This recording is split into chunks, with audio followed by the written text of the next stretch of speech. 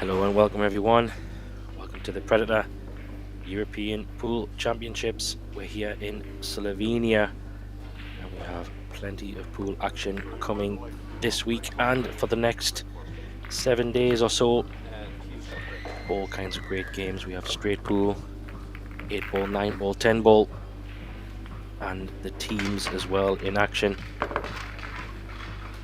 This match here, we are in the losers qualification match of straight pool under 17s.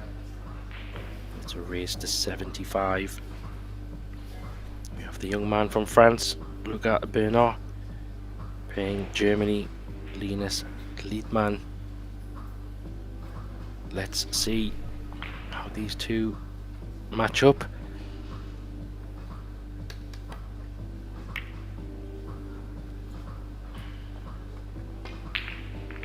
Good break off.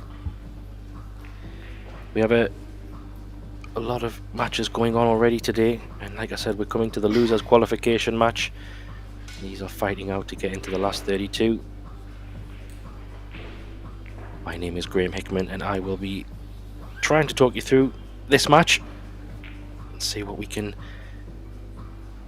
see and find, and let's have some fun. He's calling the top corner just in case. I think he was calling, but pretty short of pace. It's always the way in straight pool, generally starting out with a little bit of safety play.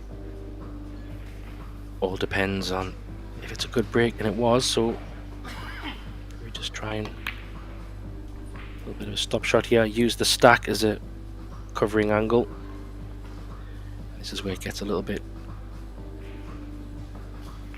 tip for tap, play off the edge, try and come below the stack. It's not bad. He has left a shot in the top, but he's not looking at it. This is a much more of an open safety. I don't know if the 6 ball goes in the bottom corner. It looks very tight.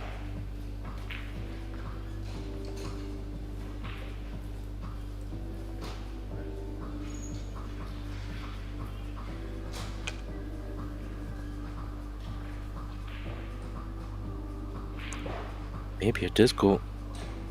It's very tight indeed, but if he does take this 6 ball, these balls will be opening up quite a bit. Well, it did go because he overcut the 6 ball, so a bit of an opportunity there. I don't think he's left Luca much at all. Don't see any obvious shot. Don't even see a pot. Maybe could have a bank, possibly.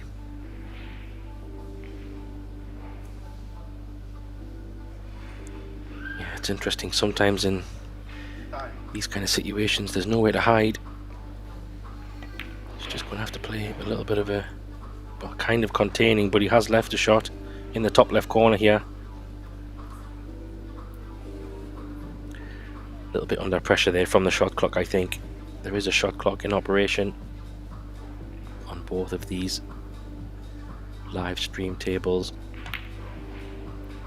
35-second shot clock with a 25-second extension. Interesting, he didn't take the solid on. I thought it was available. It looked like it was. Maybe it wasn't on. Can he drop this in the side? It's not a bad effort, and he makes it. So first point on the board to Luca. Big deep breath there.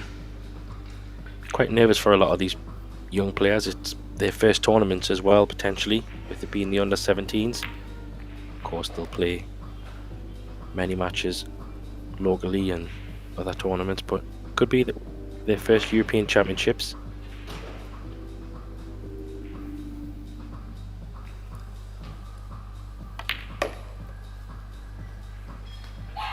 Yeah, that's a nice shot. He's got a pretty okay table down here. He's got a potential break ball on the 1 ball, so he doesn't want to move that anytime soon. Just get his Try and get comfortable on the table maybe. Just put a few balls. Get rid of a few down table and then work his way up table to clear those. I think the 8 ball is a good connecting ball to the 1 ball. That's the way he chooses to go. A little bit short of pace here. I might have to take maybe a longer one. Can you still cut this one back?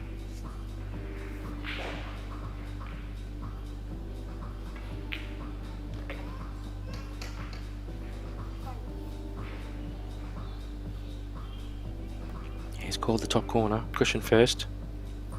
He's missed it.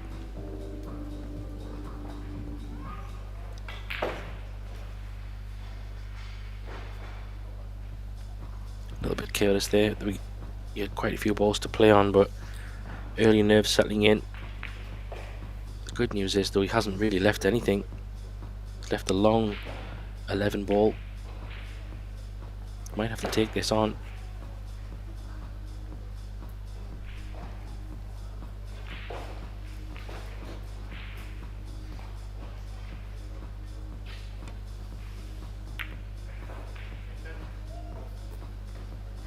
Thought he had made it.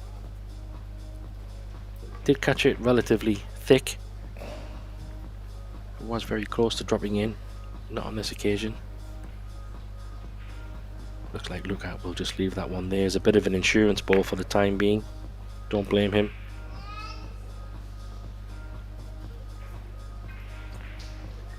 If he does play the combo, he'll have to play this very slow because he doesn't want to disturb the 1. Could avoid it. Just a little bump on the 1's fine.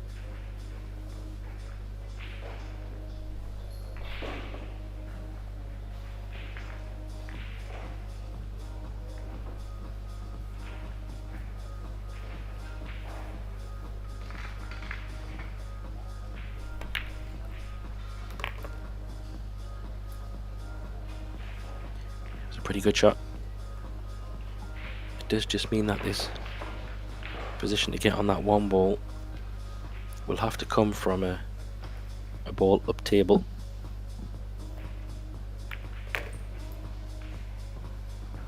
So he's going to take the 5 ball here, probably play a stop shot. 2 balls waiting, quite nice. He's just looking, doesn't want to be perfectly straight on this 2 ball, so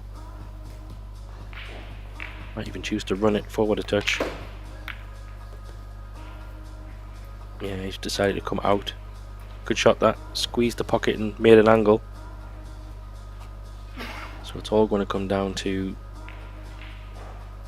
cue ball here. How can he get nice on this 1?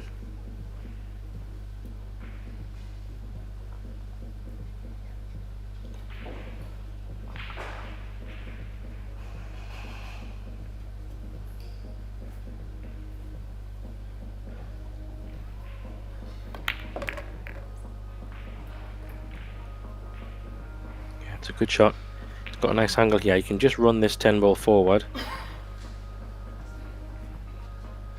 If he wants to leave an angle on the 12 ball, you can do. He's decided to stun it off, so you might have to use the rest here. I don't know if you can reach that. Or you can just reach it.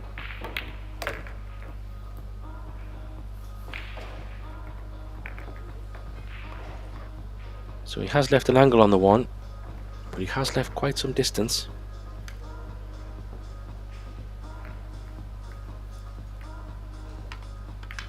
So we'll put a bit of pressure on the 1.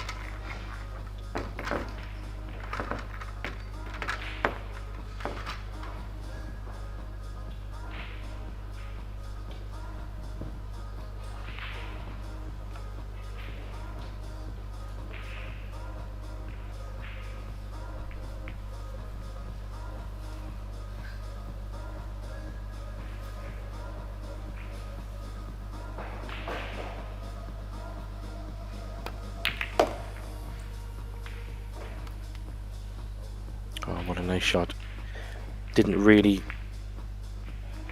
go crazy on the pace. Quite a more controlled shot. He knew he was going to push a few balls out. He's landed in quite a good spot here. If he can leave a nice angle on the 12, might be able to open something up. Have to put a bit of a draw on this though. Going into the pack this way doesn't always favour. Be great if he could just glance off, maybe open the ball. Yeah, drawing into it was always going to be a bit more unfriendly.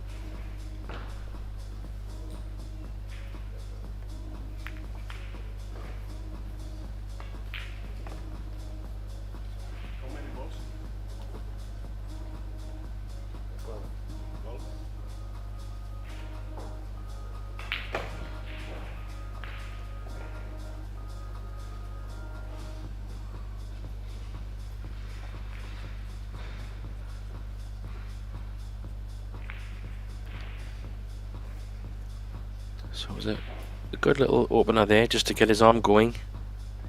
Couldn't seem to make the pack open up. He has left a bit of a tempter for Linus.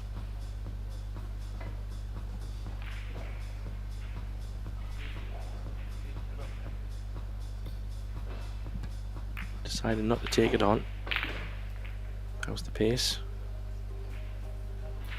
So it's not too bad. Don't think he can. I mean, if he can get through for the 10, that's been very unlucky. Might be able to, you know.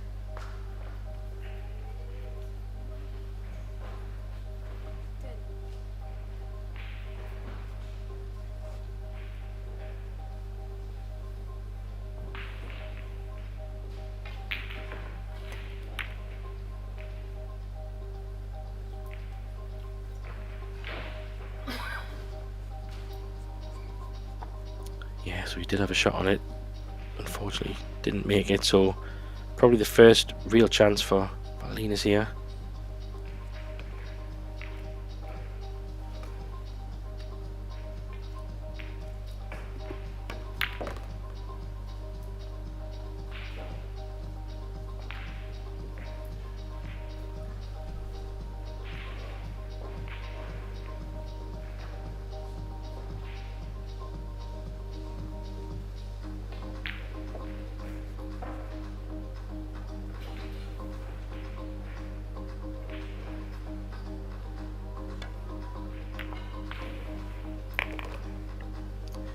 So that tells me that the stripe at the bottom of the pack must go in.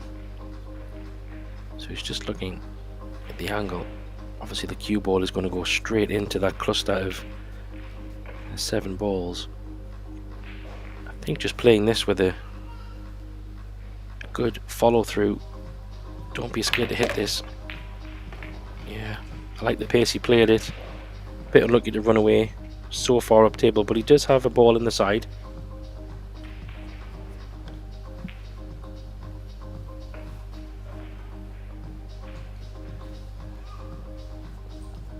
Might have to play another.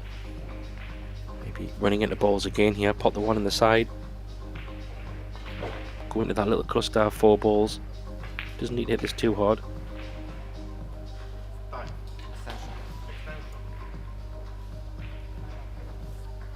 Angle looks pretty natural.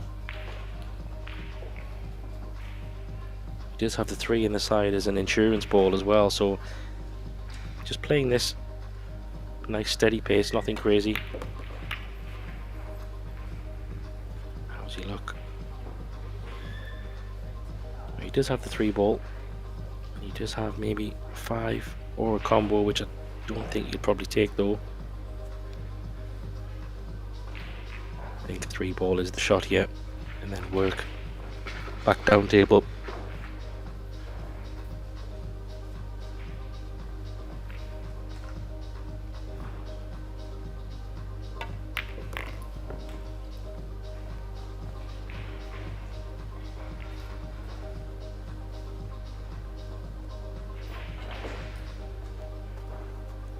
Yeah, so break ball wise, don't really see anything jumping out. The 9 ball could be a possibility. Might be a little bit low. If it's okay, then he can work on the 5 ball. Maybe play a little bump into the 8 ball here.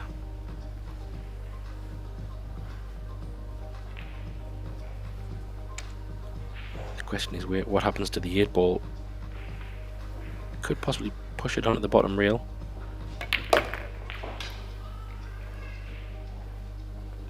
That's worked out brilliant. That'll do just nice. So it looks like the 9-ball could be the break shot here. It might just have enough to catch the bottom of the stack. So if he can work a pattern with these 3-4 balls. This looks like it's on the rail. Nice, okay. Well, nicely done. Probably come back for the 8-ball maybe here. He just decided to bump it, so that tells me he's thinking the 9-ball is the option.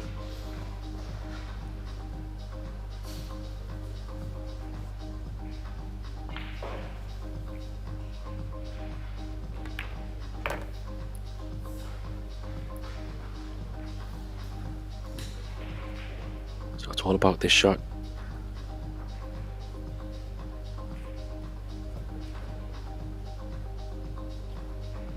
I wonder if he can just draw straight back off the long rail. Just bring it out a little bit. He just decided to bring it straight back, so that's okay. He will catch the bottom of the pack here. So he's taking them pretty nice. The balls weren't straightforward. Had to run into a few packs and bump a few balls.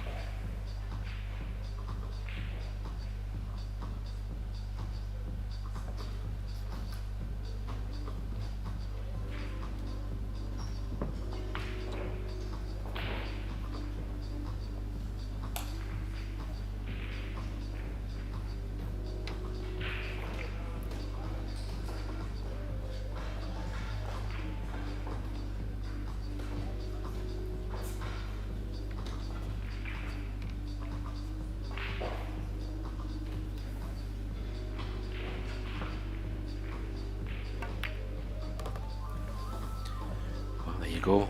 He actually couldn't catch the bottom of the pack. It's maybe a little bit of a misjudgment there. Can't leave him on the top of the stack here though. Oh, it's pushed it out. I don't think he hit that straight in the face, so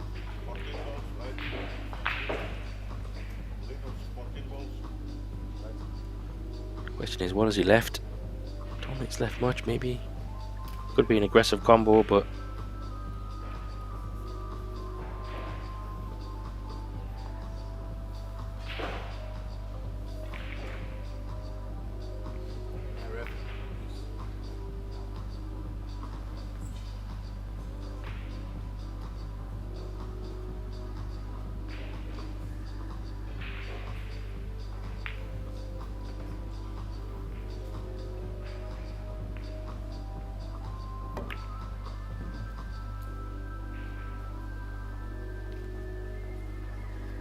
yeah, it's a pretty good shot. Puts Linus in a bit of trouble. Nothing straightforward here by any means.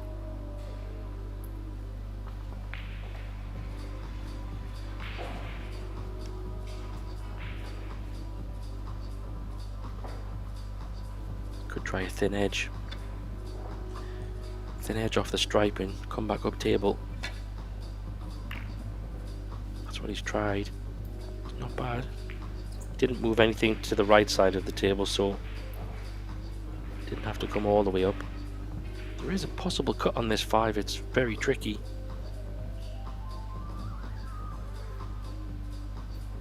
Looks like he's looking at a safety shot, maybe the same kind of shot.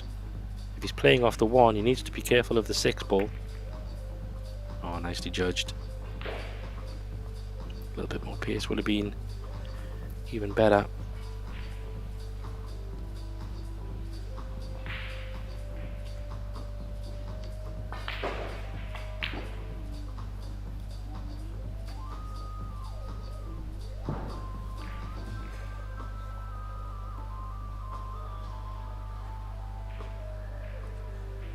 Just checking if there was a combo on, but I don't think so. Called something. Maybe he's going to try and pot this 5.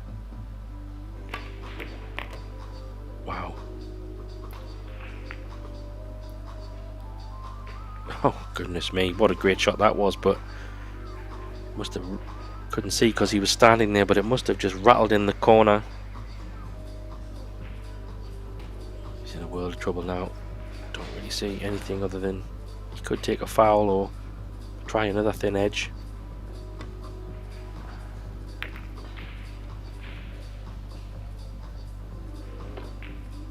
Yeah, that's gone all wrong. He's left a few options here for Lucas. So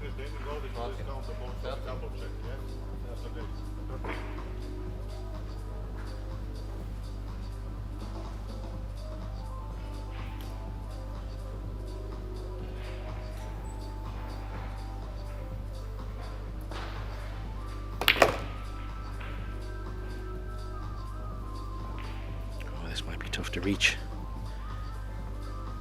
Not sure if he can actually reach this one. No, he can't. Just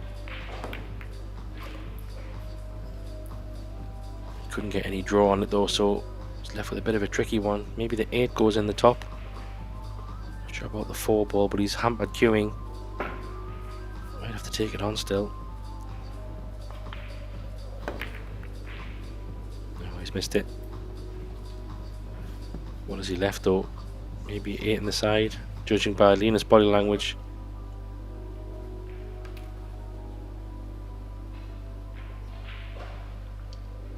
I think he's touching ball. So if that is touching, I don't think you can get the 8. The 1 doesn't go. Doesn't really have a straightforward safety either, so that's worked out quite incredible.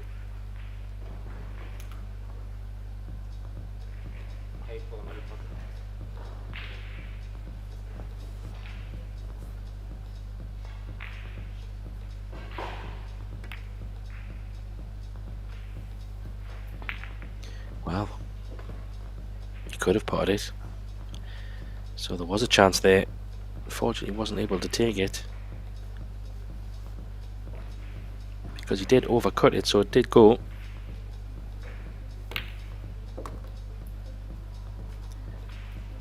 Just left a chance here for Luca to maybe pot a few balls, because the table's not too bad. There's a couple of breaking options. Balls are quite open, so good chance for Luca here to pot a few balls and extend his lead.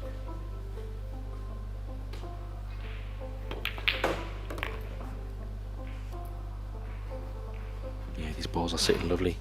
Just stop shots and little stun shots.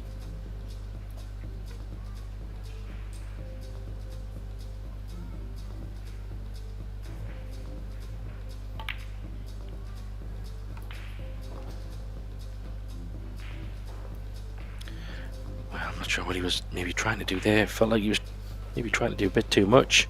Play for that 1 on the bottom. He had a few options. I think the 13 ball just to the left of the 1 there, you'll see, and the 11 will be the break ball. The 8 ball is also an option. A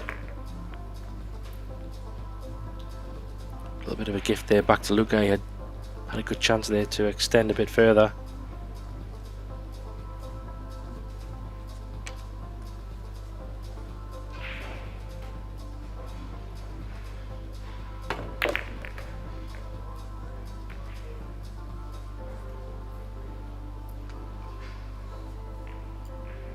If he can get the 11, he might have to take another ball first, maybe the 8, depending on what he sees as the break ball.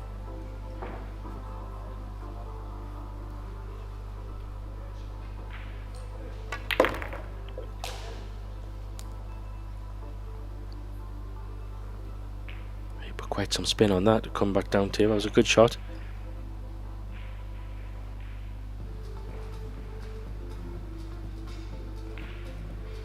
Love to land quite straight on this 1.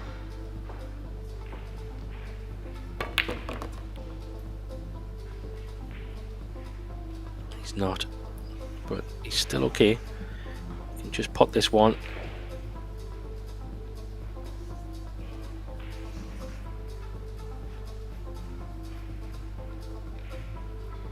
He will be on the 11. Then it's all about position from the 11 to the 13.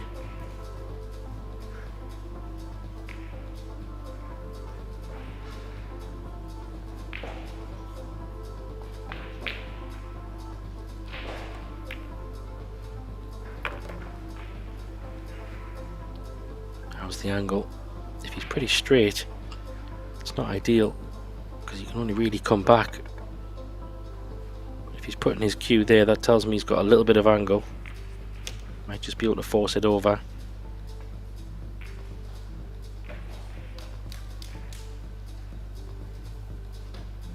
Looks like his lace is undone.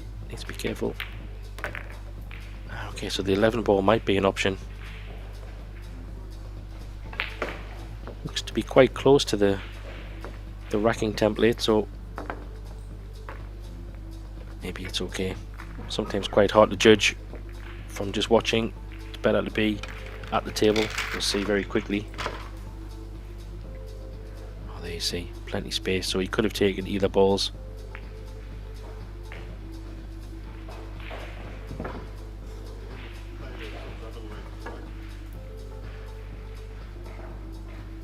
Yeah, he's just tying his lace.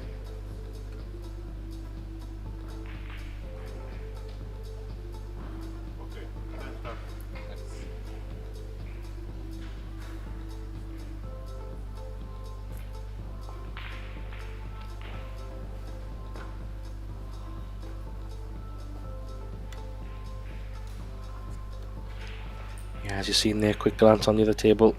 We have two tables running at the same time. We have Rafael Marth against Nikolai Ivanovic on the other stream. They're both able to watch on Pro Billiard Series TV on YouTube channel.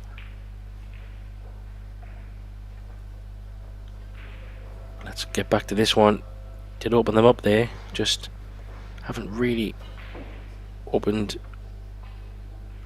wide. However, there is a couple of balls that can be used. The 9 ball there, you could roll this 10 ball in and use the 9 ball as another opportunity to open them up. Just runs it up center table. He's decided to go all the way around, so maybe he's trying another way.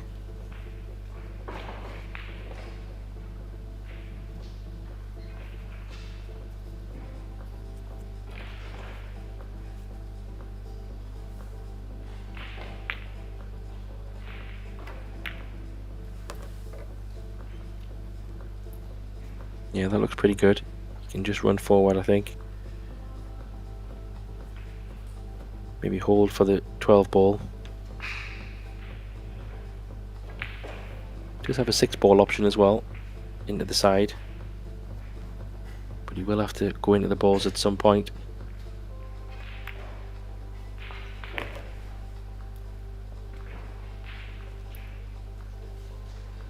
This is interesting. If he does have a bit of angle, he could play a bit of a draw shot into the 1. 5 ball will be there, so he could, depending on his angle, put a bit of a draw on this. He's maybe not even able to see it. He's having to bend it. And he can't see the 6 ball, I think, so this might be his only option. Yeah, he was able to make it. He is on this 5, but it's a cutback. And he is going to run into some balls. He could play a combo on the 6. It's a bit aggressive. That's what he's looking at though. No, he's playing safe.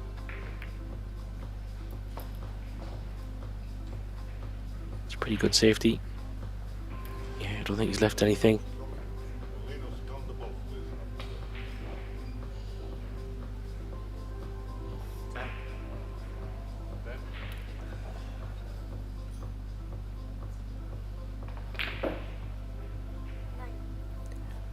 Maybe it's a 3-9 combo. He's called the 9.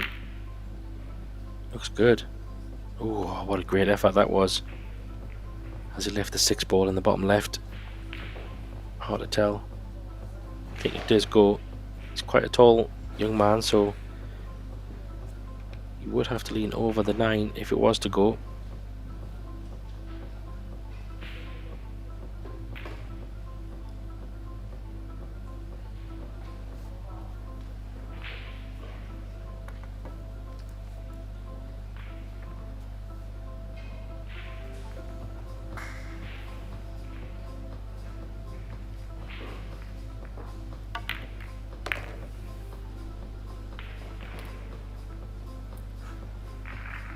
Yeah, nicely done. Pretty good angle on this 9 ball. If you can come down and leave an angle on this 5, probably try to open something up. I think even the stripe just below the 5 does go in the bottom right as well, so even if he overhits this a little bit, he could have a plan B.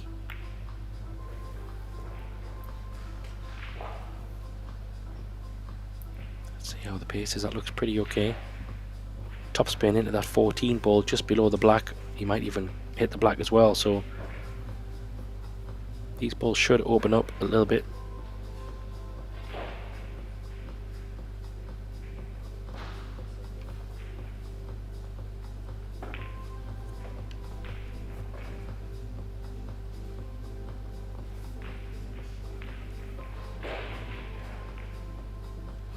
I'd be surprised if he wasn't on something here. Yeah, nicely judged. The challenge will still be the break ball. Nothing is jumping out.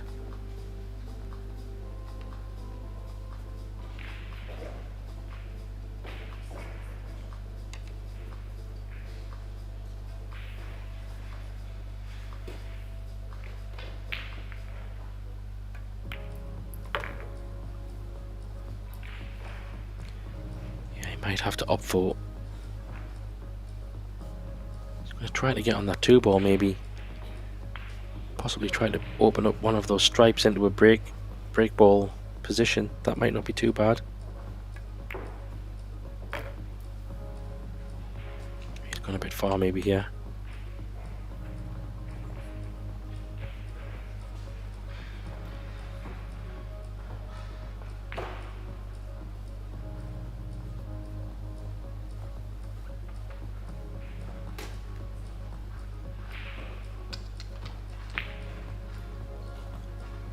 Maybe he's going to try and come back up for the 2 a different time from the 8 ball maybe.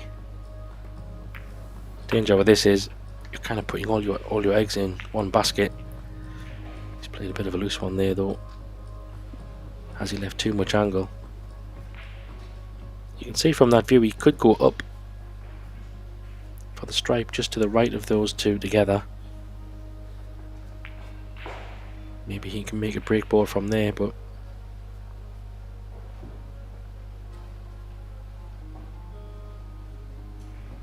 yeah, that is an option. Just drop this 3 in, try and land on that stripe to the right of the 2 ball.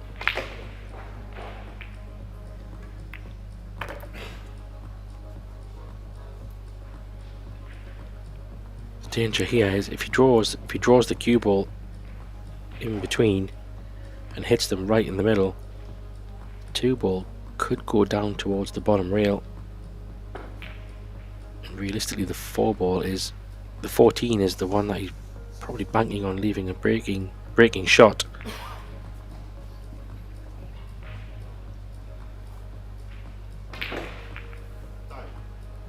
Let's see what he plays. That's why he's played it with a bit more pace. Needs the 2 ball to stop. Nope, hasn't, so I don't even know. Can he cut this 2 in the side?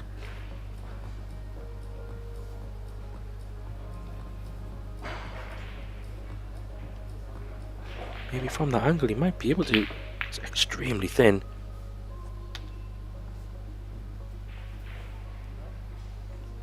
He might be able to keep the cue ball to the left side of the table. Oh, what a great shot he's played there. So he was able to cut that 2 in with a lot of right hand spin to keep that cue ball to the left side of the table. And as we see, the 14 ball has opened up into not a bad break ball. So he's done well. He's done well there to get,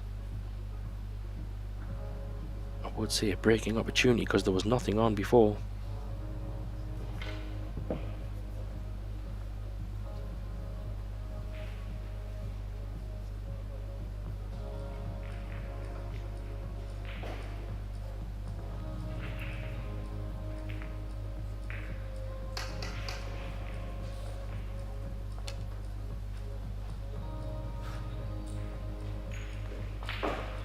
just composing himself. He's done the hard work to get to a position with a break ball, so give this shot full focus.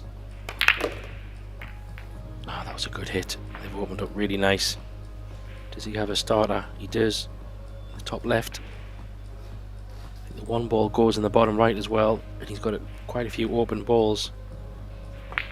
This is turning into a good opportunity to try and take a bit of a lead in this match.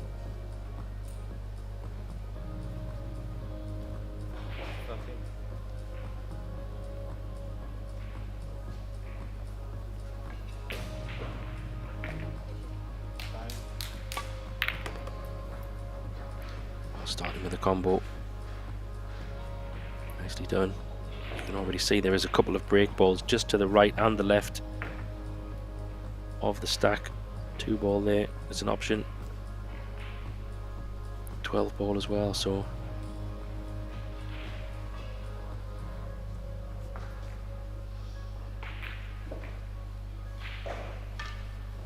deciding on taking the little more difficult 1 ball. Interesting shot. Nicely done.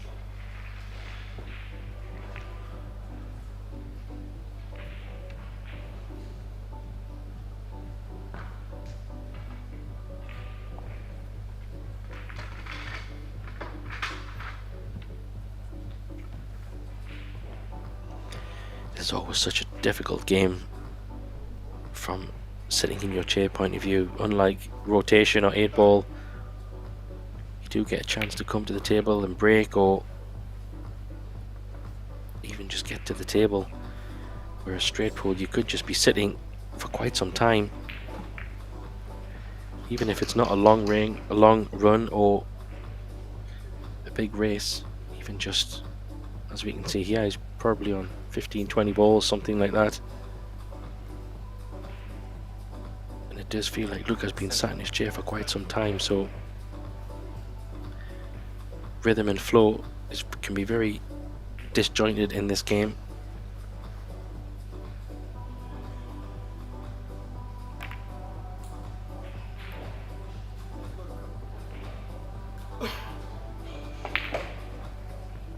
That was a bit of a miss there. He had a wide open table. I think it was a little bit self-inflicted, trying to open and get close to some work.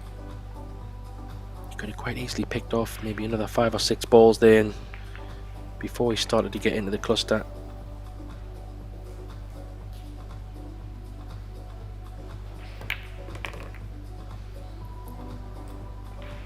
Oh dear, how is your luck? Can he get across for this one in the corner? I think he can. That nearly went wrong. Yeah, I think when you're running into balls, which you have to do quite a lot in straight pool, timing is everything.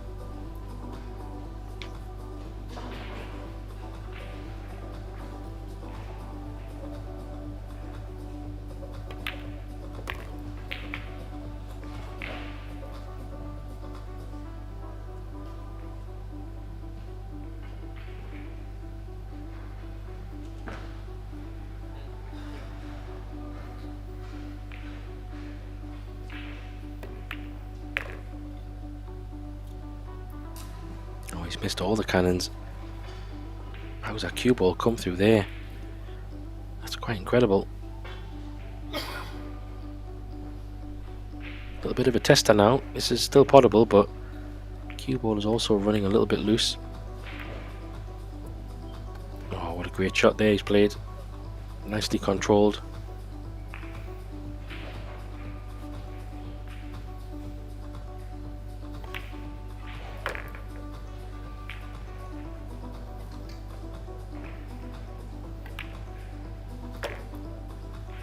Plays at a good pace, does Luca. I like his speed around the table, doesn't hang around. Kind of picks his shots, goes for it.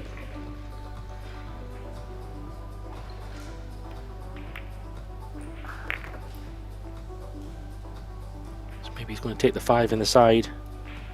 His pattern plays are pretty good as well, so drop this 2 ball in, 5 ball in the side, and leave that stripe as the break ball. Drag this in. It's not bad. So he's a right-handed player, so leaving the cue ball on this side of the table, you have to make sure you leave it where you can reach it. That looks pretty good. Nice little pick up there by Luca to get himself into a good position here.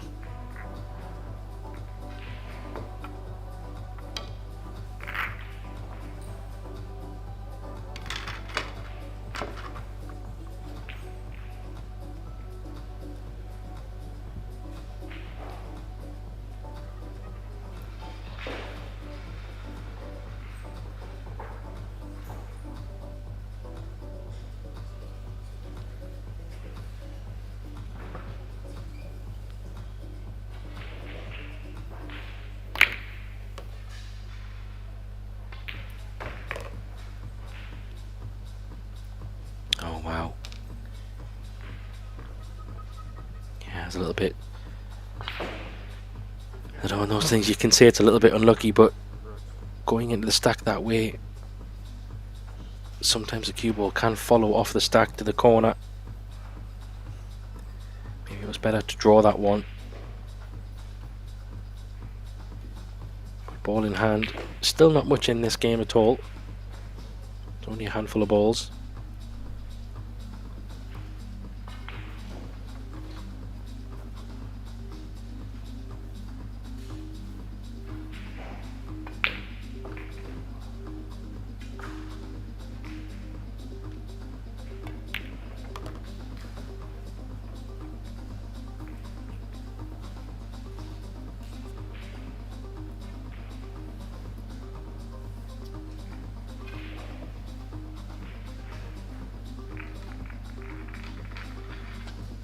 Going for his extension, I think.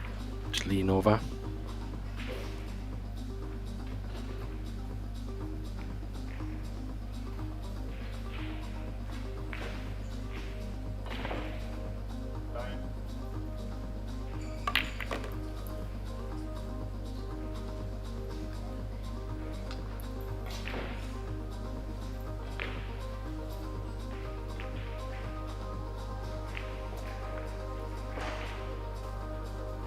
Quite tall, Linus, but he still had to use his extension there. Bring the cue ball off the top cushion and back out here.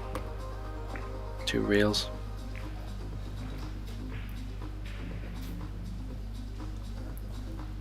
A little bit of work to do in this rack. Some balls will need to be opened up.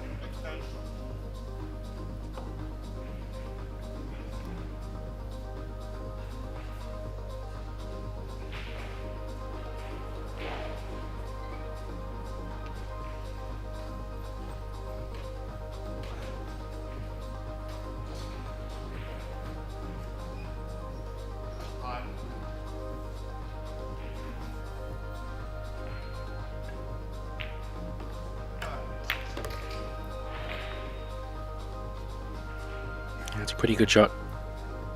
Even though he's on the rail, that's okay.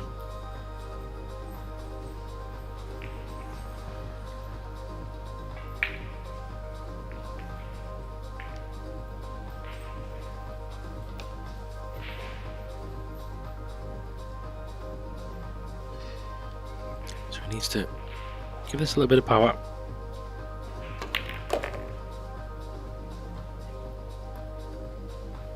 It's okay. Still needs another. Still needs to open the balls up again. He could maybe choose to go here if he wants.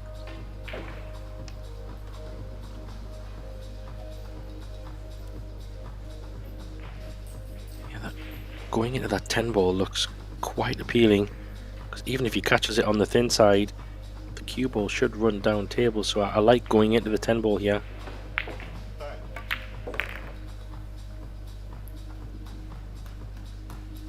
Yeah, it's okay. He's got a shot on the side as well. Break ball is probably going to be the 2 ball, I think.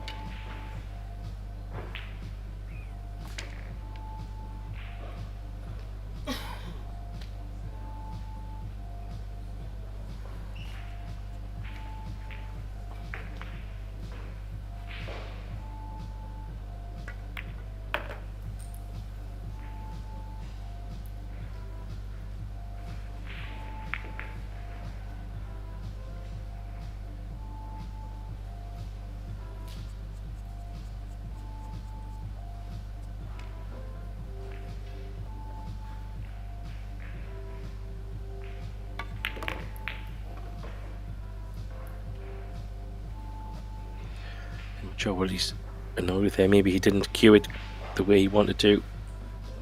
He's still got options. Does look like the 2 ball is probably going to be his breaking ball. It's not ideal, but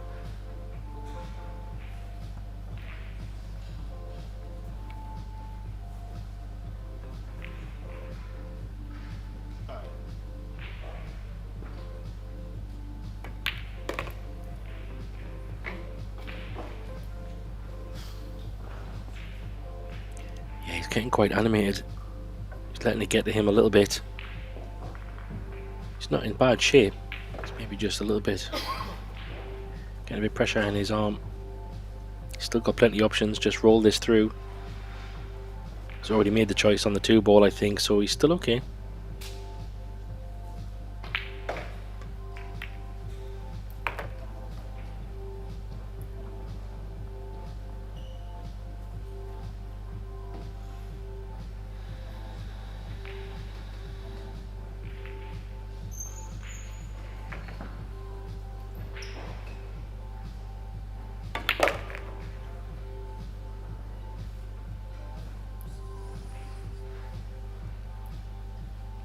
Yeah, that'll work. He can choose to come 2 rails here if he wants, or 1 rail. I think 2 rails might be the safer option.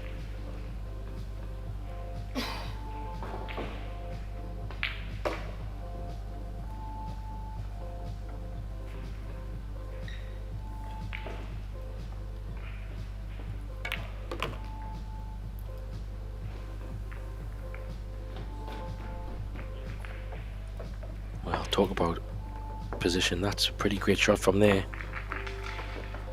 Would have liked just maybe a little bit more.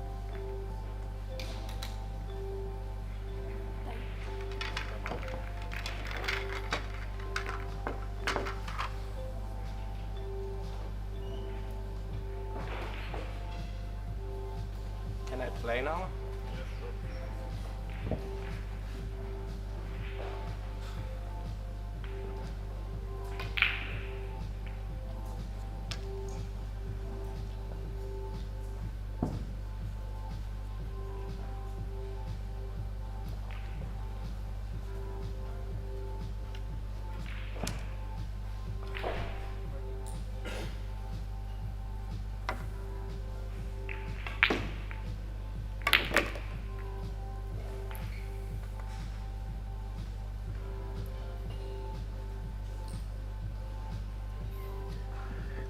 Yeah, so as you see, Luca just left the room for his timeout.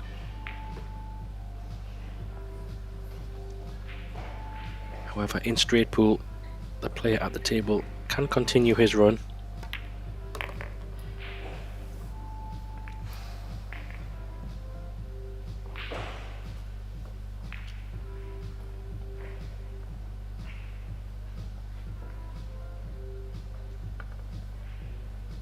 I think that's one thing I like in straight pool. The player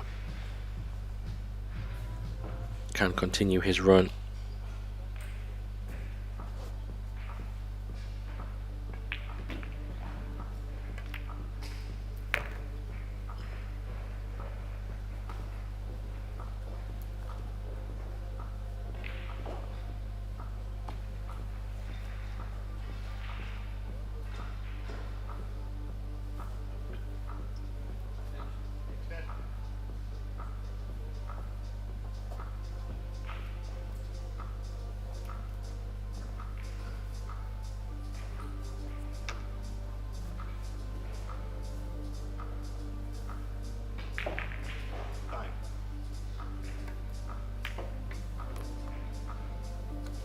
So there you see, Luca back in the arena. Must have just needed a quick break. A little bit short on that line ball. He would have loved to have had some angle.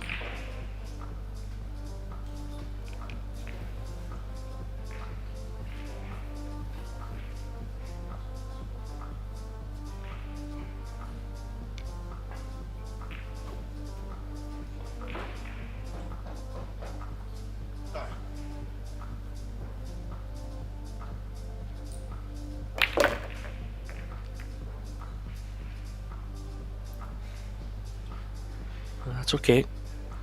Problem is going to come in a moment though. I don't think there's many balls to open this stack up, so he could try to leave a thin 8 ball.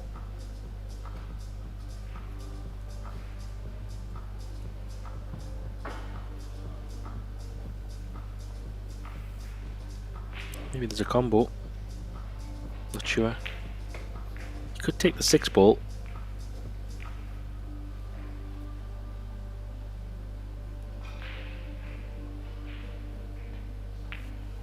Yeah, he can't keep his foot on the floor. I think the 6 ball's okay.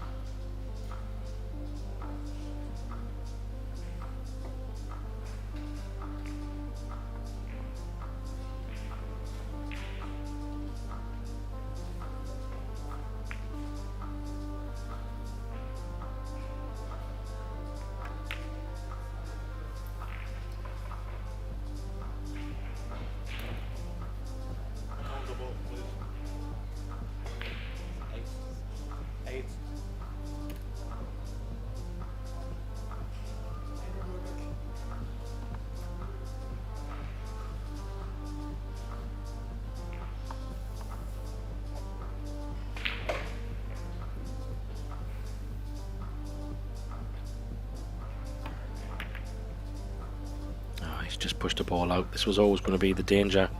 Very tricky.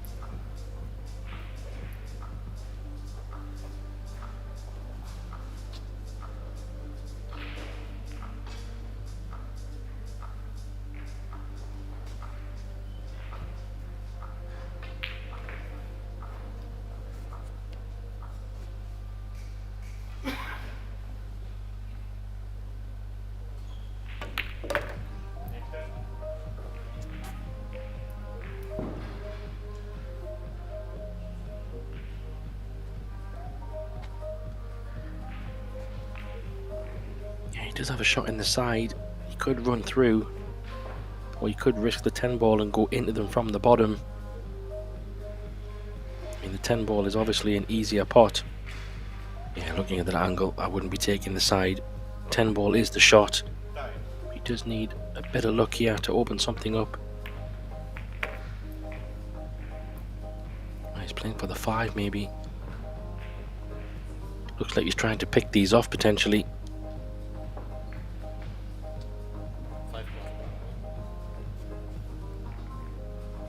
Maybe he's playing safe. Might not be on it.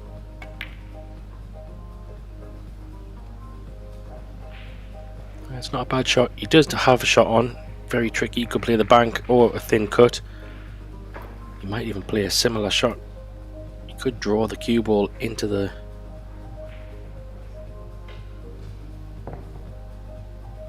stripes maybe and just bump that 10 ball away, but he could still leave something on.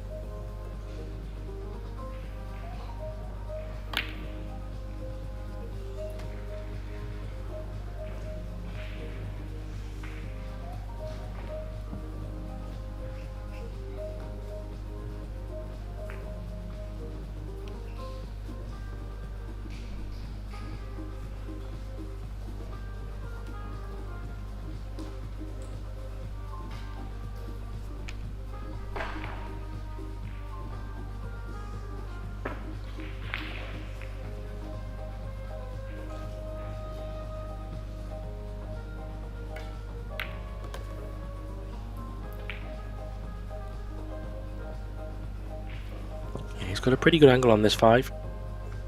Can go a couple of rails.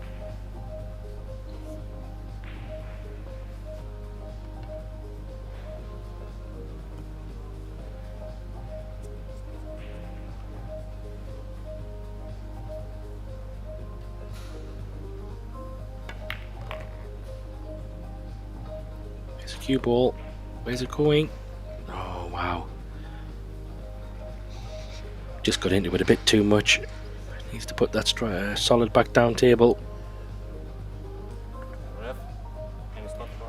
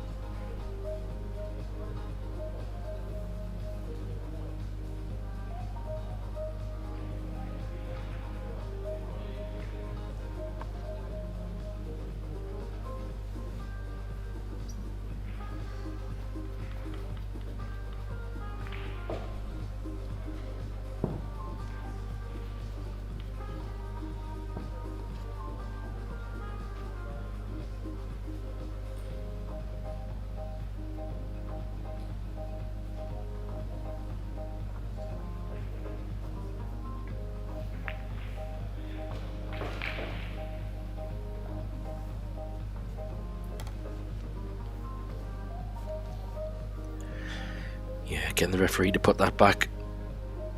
If the player can't put it on clean, maybe he just wants the referee to do it. It's kind of forced into that shot. Bit of a tricky one.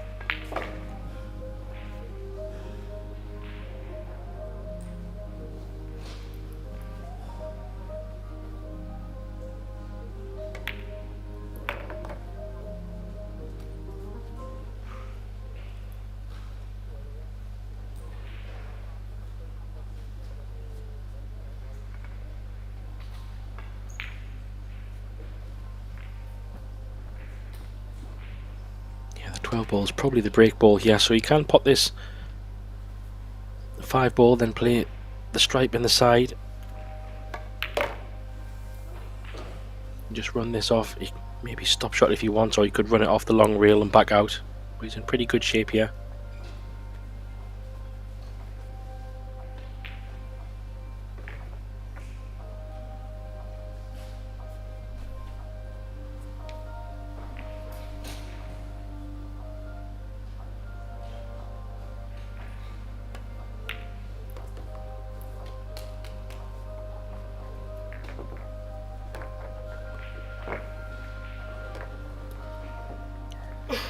Pretty good shot to leave that angle. We're getting quite close to business end of this match here.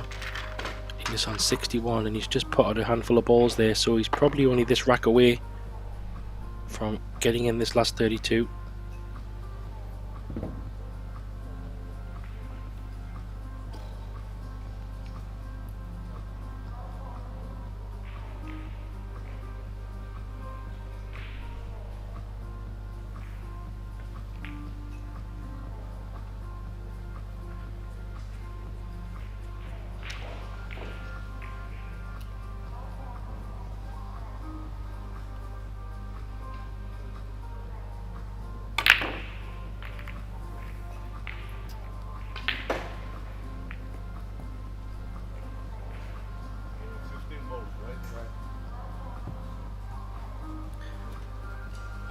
I think he really just tried to open these balls up, give himself every chance to win the match, and he's just gifted a chance back to look at.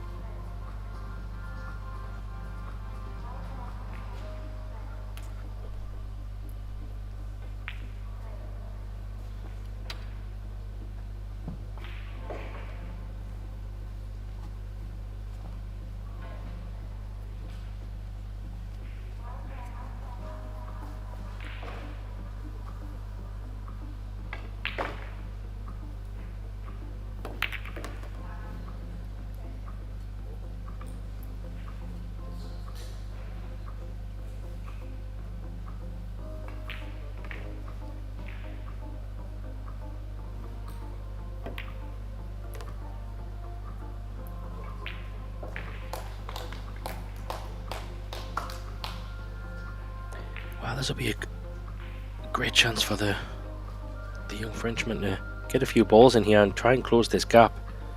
He's being frozen out a little bit over this last little moment.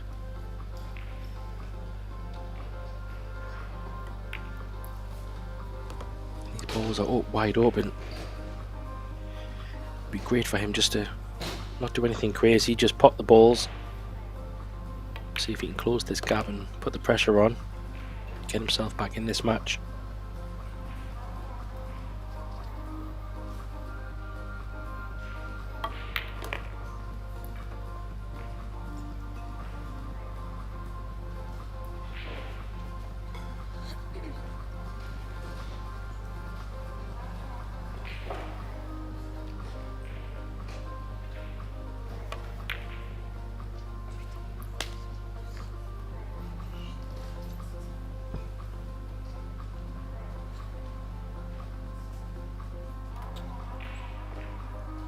Was a bit of a miss there.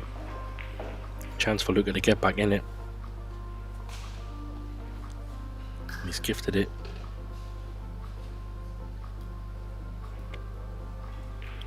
The only saving thing is there's 9 balls left on the table, and Linus needs 11, so there will be another rack to have to come to the table.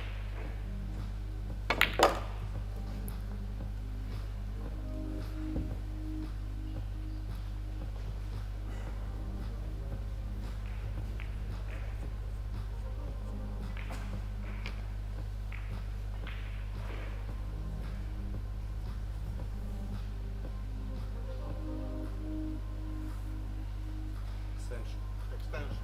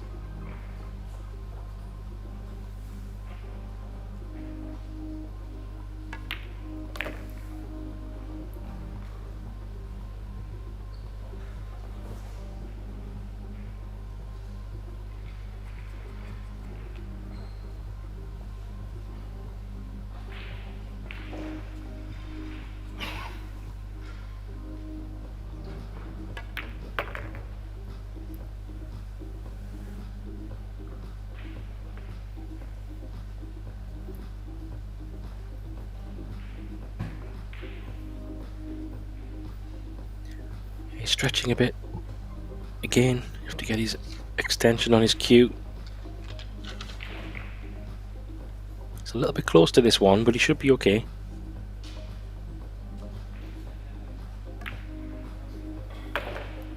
Yeah, that's okay. I like to take this stripe up table now. And then, yeah, come down. Try and leave an angle on this other stripe to go into the stack. Yeah, he's played that okay. Probably have to punch it off the rail a little bit. But he only needs a couple of balls from the stack to make it into this last 32.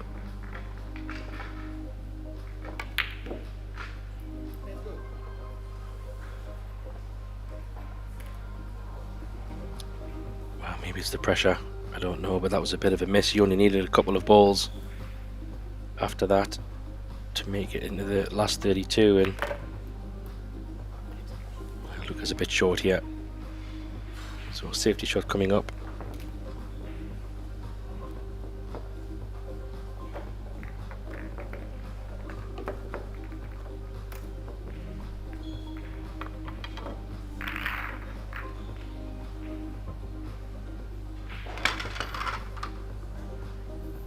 You see, we still have a few matches coming up today.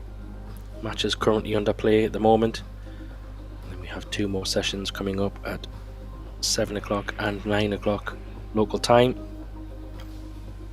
Be a last 32 match, and a last 16 match will be the last match of the day before we get to the final stages tomorrow morning, where we play the quarterfinals, semi-finals and the finals.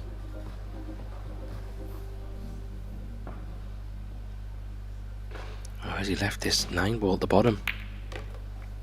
Oh, he has. Oh, but he's missed the pack. Oh, that was a good chance to just... He only needs 3 more balls, but it's going to be a safety shot.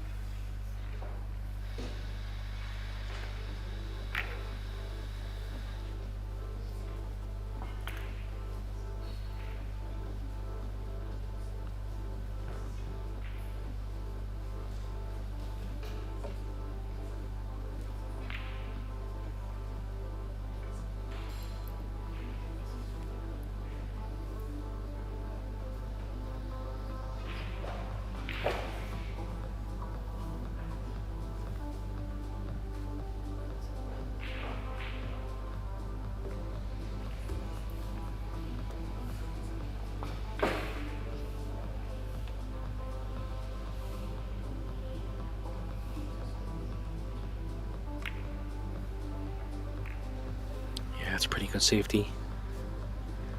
Doesn't give much options. You can either just tap it for a foul. Maybe you can play a thin edge and come back into the pack. That could be an option. No, but he has left a shot.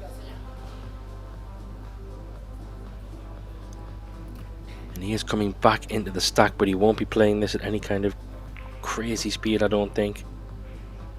Just play it pretty steady. Oh, he's missed it. Wow. And that was the 3 balls right there. He had the 8 ball and then the 1 ball and the 3 ball over the corner. So he's kind of had 2 chances to win this match, pretty much. Yes, Lucas a little way back, but funny things can happen.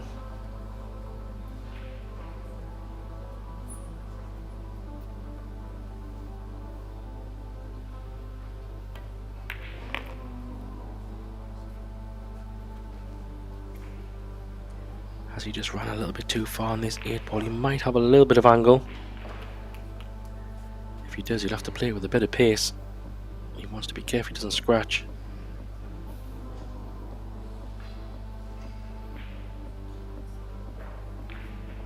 Looks like he's trying to force something.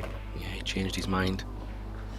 Just decided to play a slow little bump. He does have a shot on the 1. It's a possible combo there as well. Pots this, the 11 ball and the 12 ball, I think it is. Just there, just to the right of the 1. There's 2 stripes there, that could be a combo. Oh, he went for it in the top left, top right. Basically put all his eggs in one basket there. And that's the match, I think, here, because if that 6 ball goes past the 1,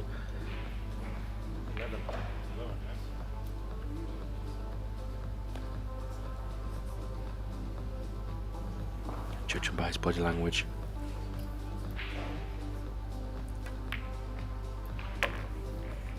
So he just needs 3 balls. I think this is 2 balls more, right? Just clarifying with the referee, he needs a couple of balls.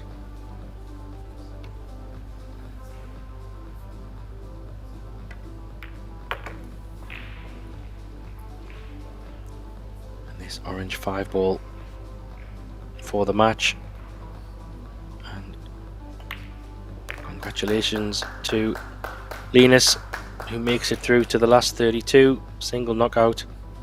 Lucky to Luca, it was a bit of a battle, both had chances, but Linus a little bit too strong there when he got going. So that's the end of this match. We'll be back very shortly for the last 32 matches. My name is Graham Hickman and I'll be back shortly for the next match. Bye for now.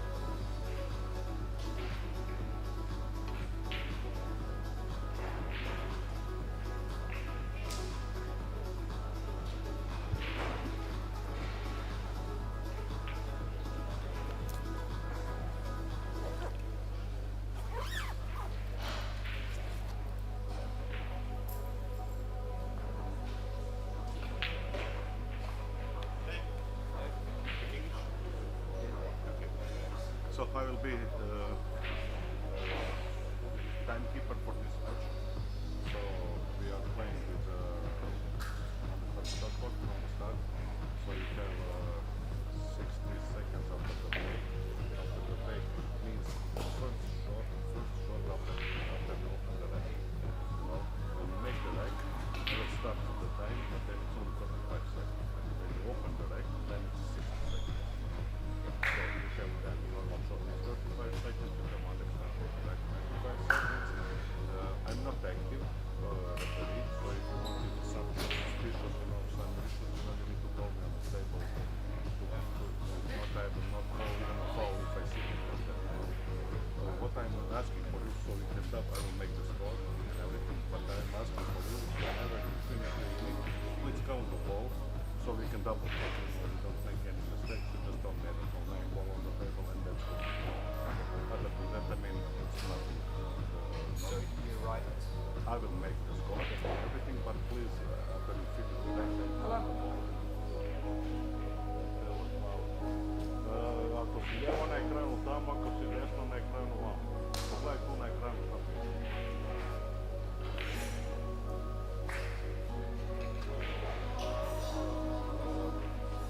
Yeah, so you also need to sit there. I sit there. Yes, you sit there.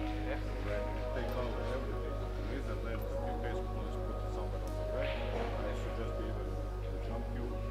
Yeah. You not use it, but you never know. Yeah. That's because I won't stop time. So you go take the jump. Yeah. So be smart about that. But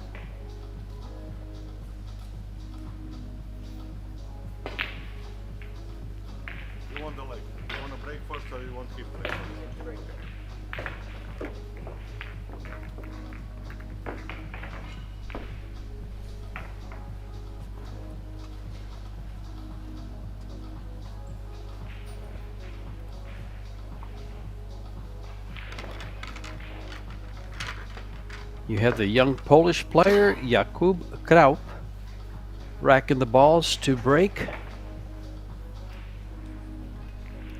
They are racing to 100 straight pool. In straight pool, every ball is a point. They will play this rack down to 14 balls and leave one ball on the table to open up the rack for the next one and continue. It's a continuous game all the way to the first one for 100 points. And his opponent is from Norway, and it's Joachim Lankas from Norway. He's going to scratch on the break. That'll be -1 on the scoreboard. They will be taken off at the end there. They just did a -2 on the scoreboard. Interesting.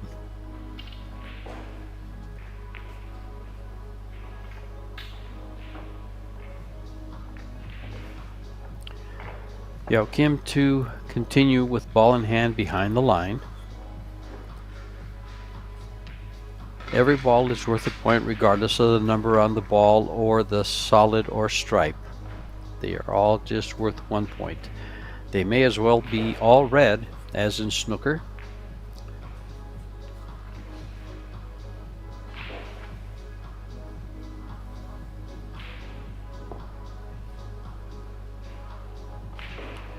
Quick stop shot here. He's going to follow a little bit for the ball underneath the rack. He rolled it and mishit it. Cut the ball to the right, missed the pocket by about 6 inches. But only left one available shot, the 2 ball. They can play safe. They don't always have to play aggressive. He is going to slide that ball in, but he does have a shot to open up the rack here, and that is the 4 ball on the left side of the stack. He'll cut it in and come into the stack. Just probably hard enough to make the ball and open up the balls on the bottom. And he's missed it. Now this leaves a big opportunity for the young Pole to come to the table with, for the young Norwegian to come to the table here and open balls now. Both of them have only played in the Euro Tours for 2 years, 2004 and then here at 2005. Joachim here has yet to finish in the top 16 in the tournaments he's played in last year and this. Jakub has 2 top 16 finishes.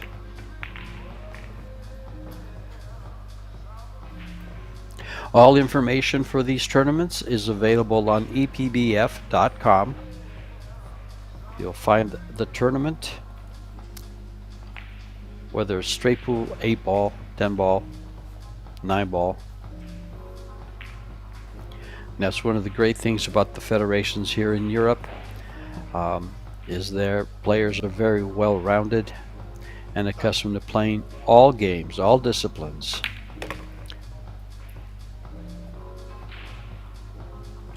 It builds for a great foundation for these young players.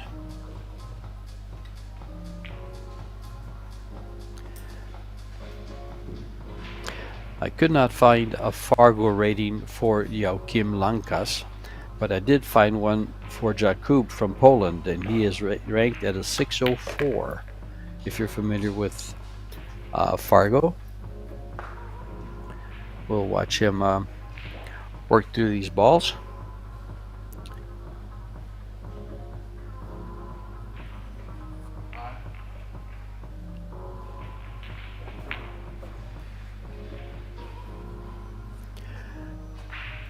Not sure if he can see the ball next to the 8 to shoot it. Apparently not, because he's going to shoot this 10 ball to the side,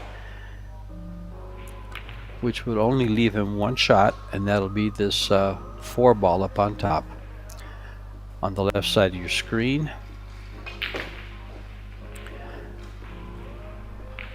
A lot of players will play position, try to play position for a shot that leaves them an angle to open up the stack ball by ball, come into it hard depending on what speed, so they can continue to run balls.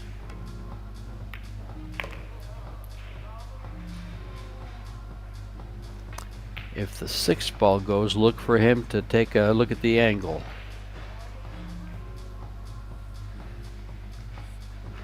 Yeah, see, now he's indicating he wants to get on this 8 ball where he can come into the stack there, come into the bottom of the balls. Coming 2 rails, he's going to hit it first. Was trying to go around the 8.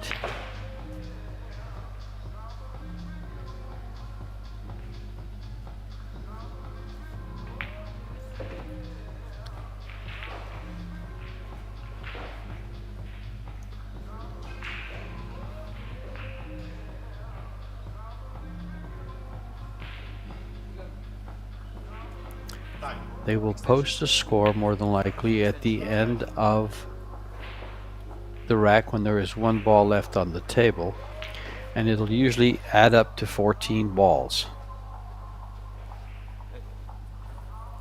The rack count will add up to 14 balls, then of course that will accumulate, and the first one to get to 100. He's cutting the ball in.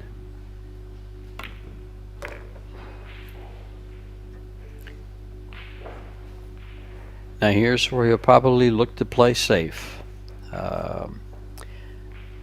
I would attempt to slide off the 6 ball, cut it as thin as possible, and take the cue ball off to the right, or just to the bottom rail. Just lay it on the bottom rail. He may go off the 3 to the bottom rail also. That provides him with a little bit thicker hit, and he won't open up any balls. There, just like that.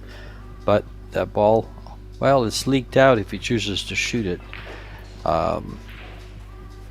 Let's see how aggressive this young Pole is.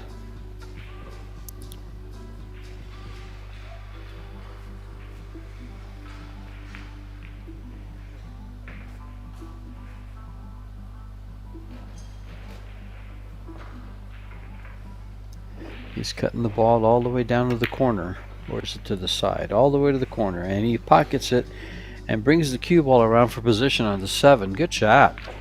Very nice shot. Let's see what else he has available.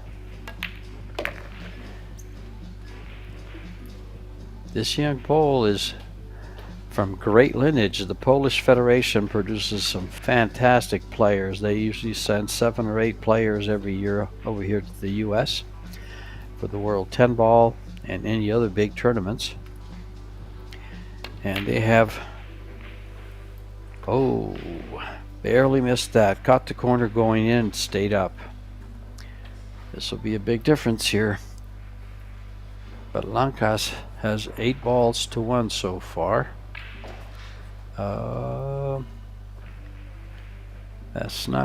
That's going to be right. Jakub made 2 balls, but remember he scratched on the opening break. No, I'm sorry, Krupp had 2 balls but scratched on the opening break, so only shows 1. Should be a 12-1 rack at the end of this.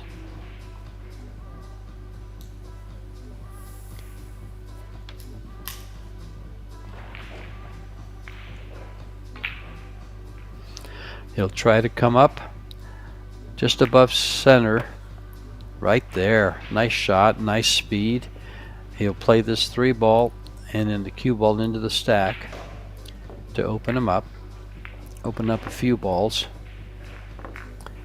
I don't think he'll hit it real hard.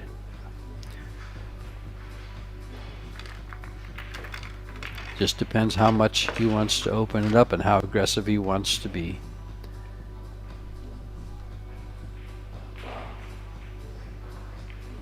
He would just stun this over and come off the rack so he doesn't get stuck in the rack. Hit this with about just below center. Actually just at center. And it should come off the rack a little bit, and the ball should open up pretty well.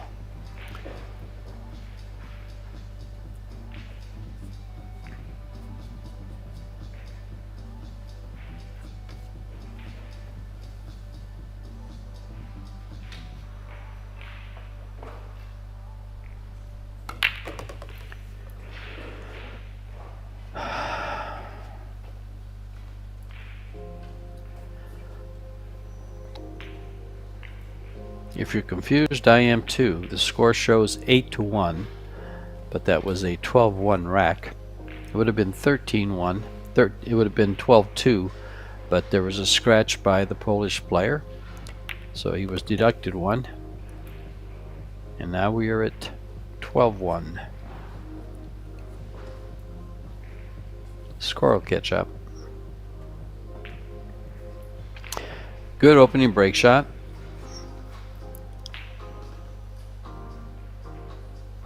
Try to get around these two balls by the corner. Nice and soft. There we go.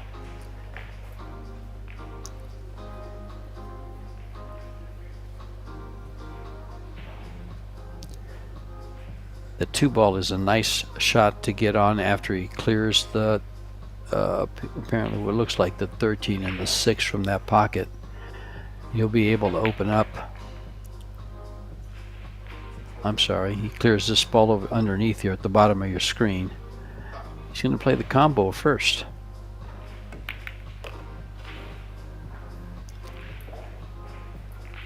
Now the only shot he really has is a cut on this 12. He's going to come up from the 7 ball.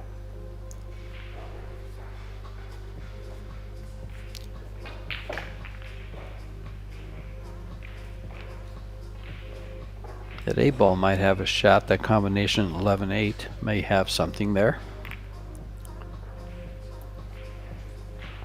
Oh, he sung it up. Just didn't cut the ball enough. Played it to the side of the pocket and it stayed up.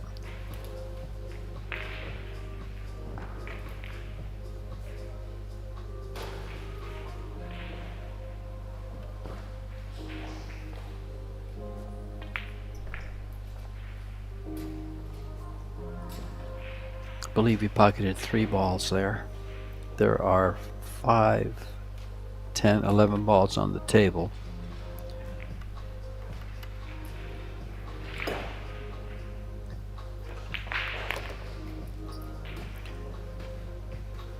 Did he go too high for the 2? He did, so he'll either be looking at shooting the 7 ball or this 5 ball to the side pocket or the corner. Chose the 7.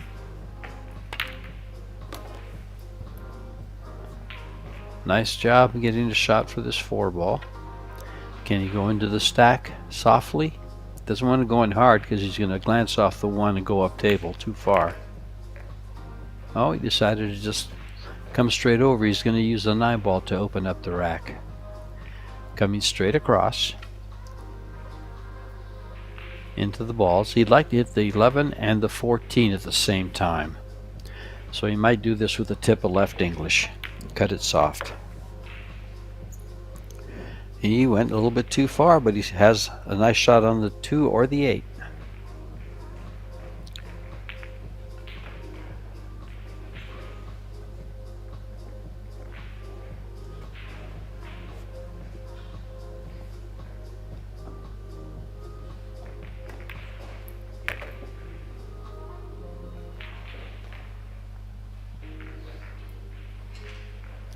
If you've just joined us, the young man from Poland at the table is Jakub Kraup. His opponent, Joachim Lankas from Norway.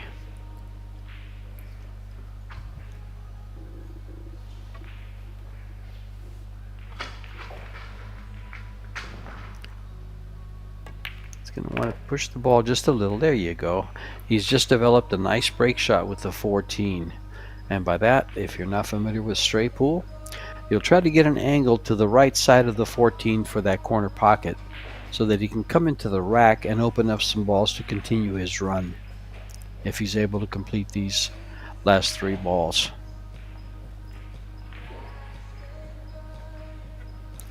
Should just go ahead and take the 13 ball and then the 2 and then get up on the 14.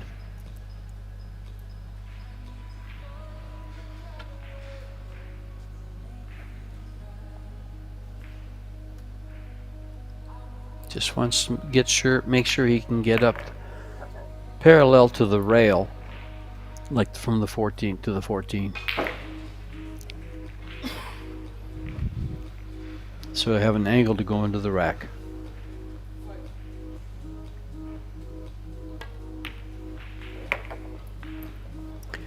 He's going to go up high.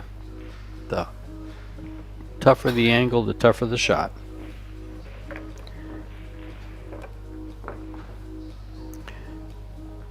And this is a very good shot to go into the rack. Can't tell just how high the ball is. A lot of times you go into the rack and the cue ball will slide down the rack and back to the corner pocket. For instance, here if he uses the wrong English, if he draws the ball, he might be able to stay in it. If he uses like high or center English, it might slide off the stack and go towards the same corner as he's pocketing the 14 ball in. So it's touchy.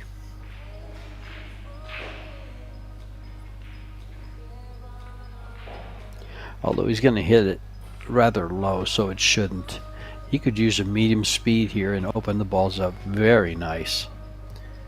He's going to draw the ball up a little bit so it comes up instead of low. It stayed there. But he opened up the balls. Some went to the rail and back. To the stack. He's got a great shot on the 1. He's got a decent shot on the 10. Of course, he'll take the 1. Probably get up to the center of the table for the 6 or up to the 10 ball for the 10 ball. I think the 6 ball with some draw. So he catches the... Oh, he's going to try to go around that. No, he's going to play the left-hander. He's going to play the 10 ball first. Now he'll be looking to play safe. He didn't want that at all. That's why I like the 6 ball from the top there if he got to the middle of the table.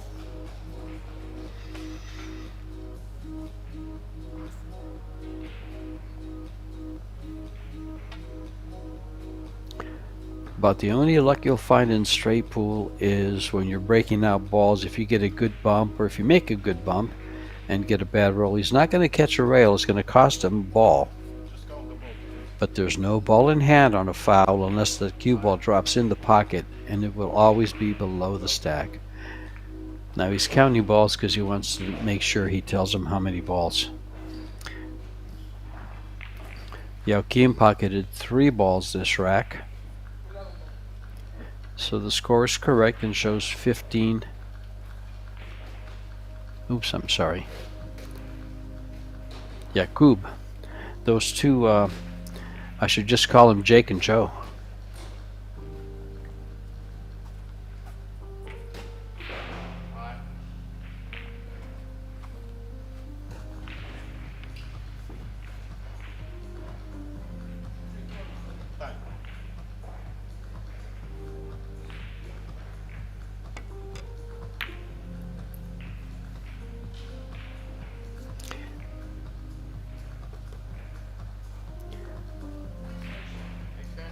Did not call the ball, so it'll be spotted.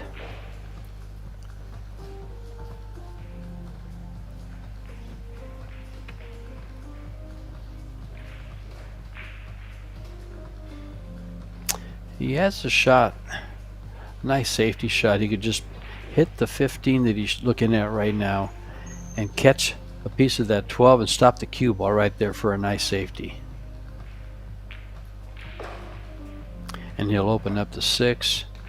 He's going to give him distance. He's going to come to the top of the table. No, he's just going to put him over there. This is too easy of a safety to come back. I like leaving distance in this situation.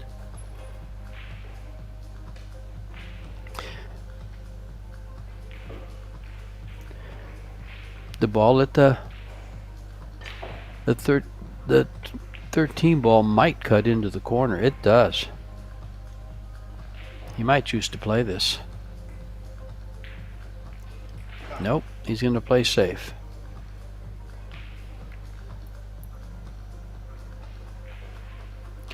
So they're going to play safeties here, back and forth, see which one ends up with an open shot or an aggressive shot to shoot at first.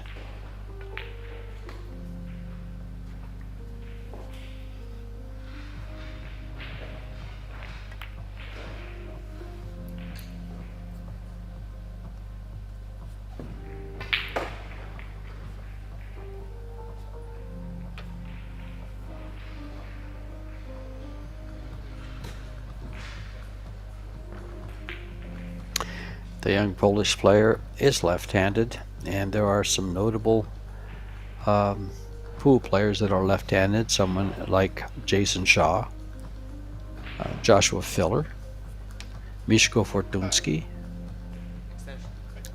are three that come to mind.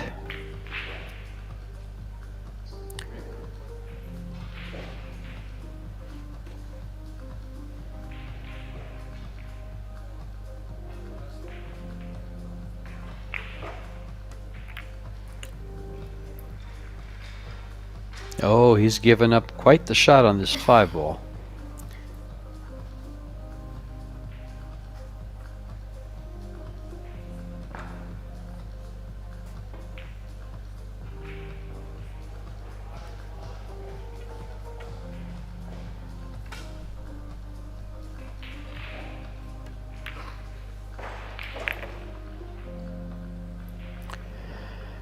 This 11 ball might, no, it doesn't go by the 9, I don't think. Does he bank it or just play it to the side? I'm not sure if it goes. He does go, and he opened up. No, he did not open up a shot.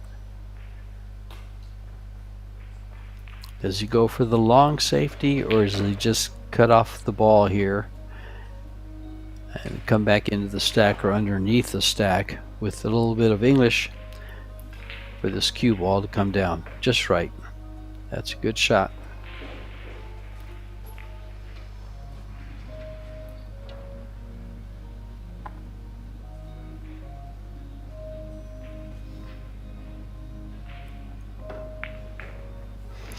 There's a lot of skill in playing straight pool, and that's in just little nip and tucks, opening up balls to continue your runs, high runs. I mean, Jason Shaw, I believe, has run, was it 714 balls?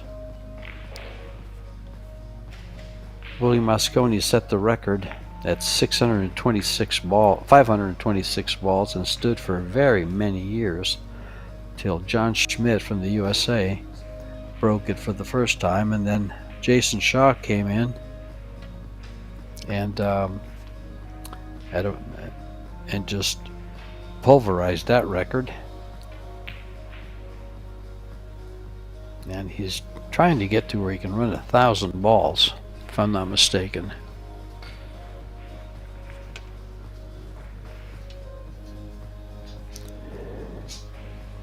This is a very fun game to play. You know, with an opponent, it can be a lot of fun because you're always shooting, always working. But not so much fun when you're in the chair.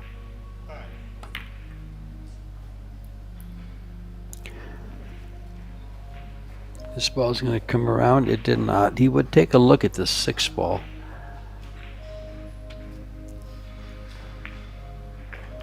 He might just open, yeah, he's going to play the 6 and stop the cue ball right there. I don't think he's being aggressive.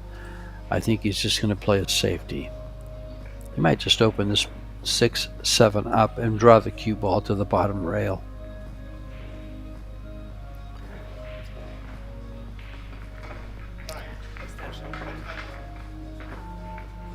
Yeah, Shaw's record is over 800. And that's why I said his goal is 1,000 balls.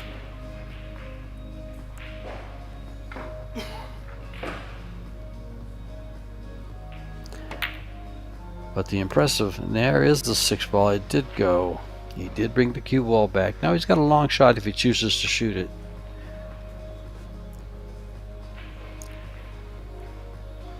The young Pole is pretty confident here. So he's going to take this ball on and play position. Now a stop shot here. Does it get in position? Perfect position for that ball on the right to open up those 4 balls. It does. Just a stop shot here. If he can stay right there, we'll get him that, open those up, and have a guaranteed shot on the ball next to, it's the 15 ball. You'll have a shot on that. Let's see which one he takes here. I would take the one on the left and put the cue ball right into the 8 to open those 4 balls up and get a shot on. There we go. And that's, oh, he let it slide down. So much for the insurance ball.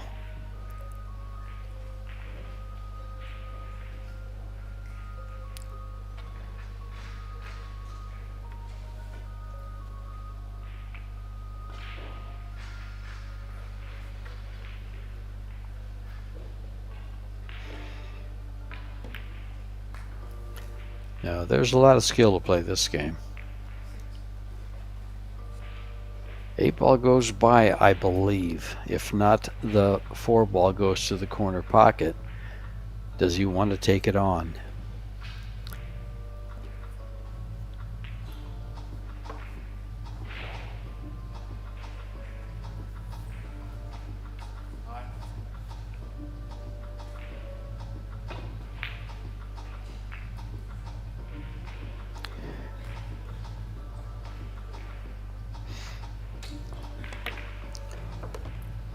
The young Norwegian is playing with a Q-Tech, Shane Van Boning Q-Tech Q. We just got a good look at it as the camera work showed it off.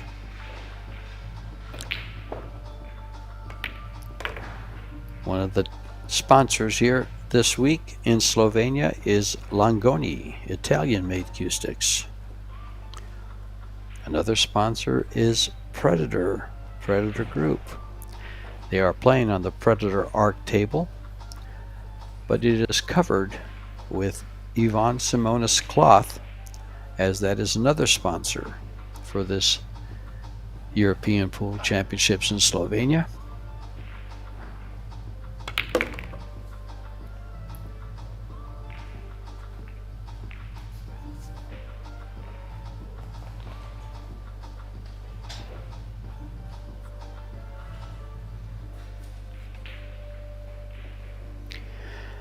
He'll probably come down and get on the 2 ball, only 2 balls left, and keep that 4 ball for a break shot. He wants to come down closer. Now it's perfect. Now he'll play the 2 and wrap the cue ball out of the right hand corner to the middle of the table. So he'll have an angle to pocket the 4 in the same pocket as the 2 and open up the stack.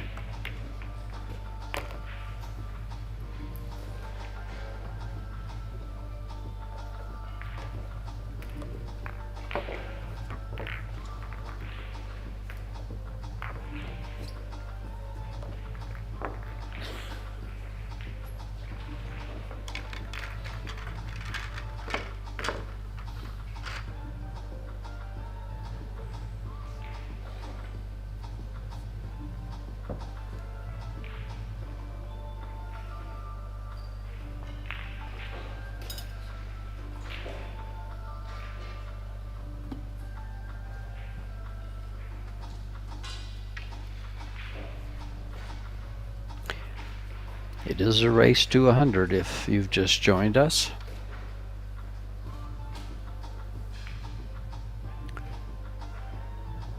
And in the booth today you have George Teachea from the USA. That would be me.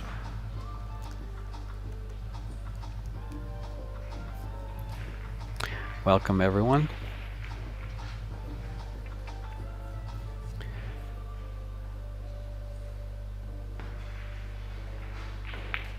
See if he goes around and gets position for the 13 ball right next to it. No, he's just going to go ahead and go down for the 3.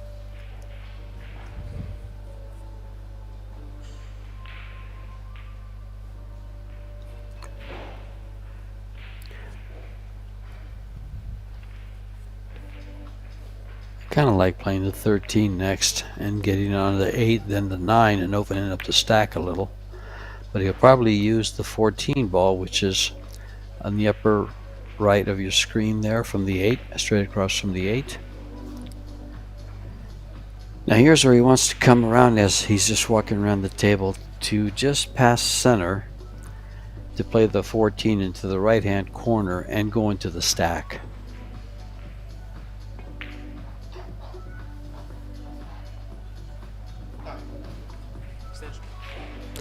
There's so many different options here.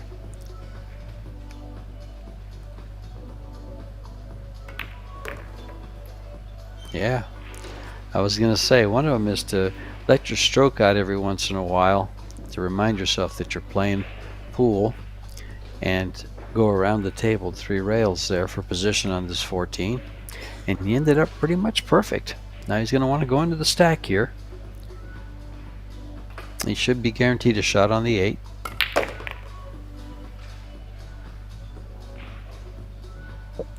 That's the only shot he got. And that's the idea of breaking the stack out. You want to have an insurance ball to keep your run going.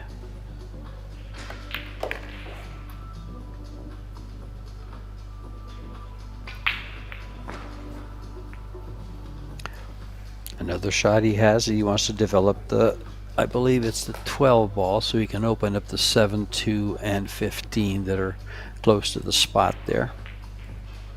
And we'll see how he gets to that. He has to clear the 4 ball out first.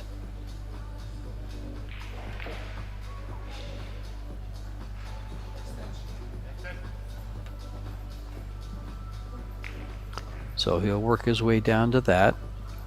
He's going to do that now.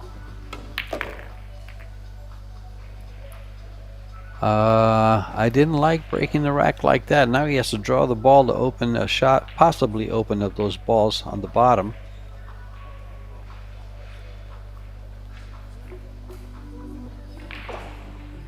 He has to play the 15 to the corner. Could play it to the side, but that's an awful tough shot. Corner's lined up real nice, and the draw might get him a shot on the 10.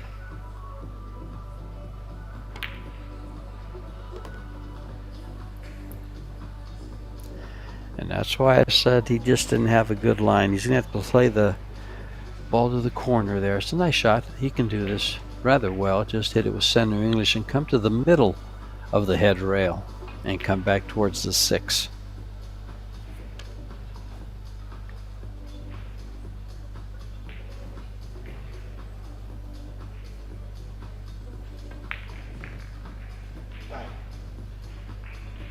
Straight pool was actually my favorite game when I was growing up. Hello, I thought I was going to find the pocket. But then I discovered 9 ball. And later in life I discovered 1 pocket. A game that's not played in Europe very much. And so I love the rotation games. I love the 1 pocket. As for straight pool, it's too much work for me nowadays. You're always at the table, and I like to take intermittent breaks. My mental focus doesn't stay with me that long. But it is a great game to develop your skills, running balls, playing position.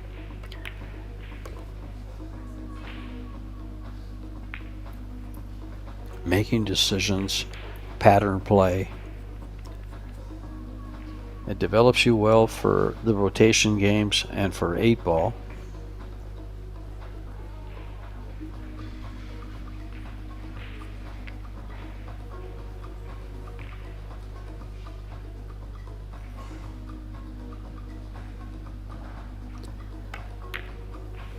And the beauty of straight pool is if you're in control, you're always playing, you're always shooting. If you're not in control, you're in the chair, and it gets pretty boring there. So you have to occupy your mind with some positive things so that when you come to the table, you are ready to go and not in a negative frame of mind.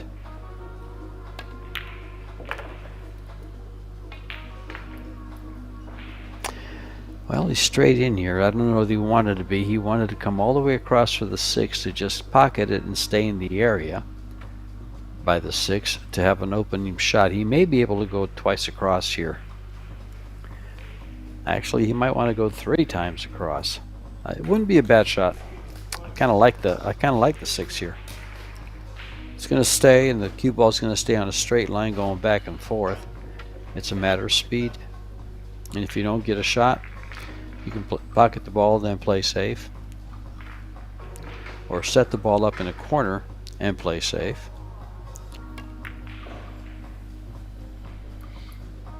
This is going to turn out rather nice. Nice speed on the ball, and he's got his break shot, except that the 6 ball didn't drop. I thought he had made the ball. When he hit that, I thought it was in.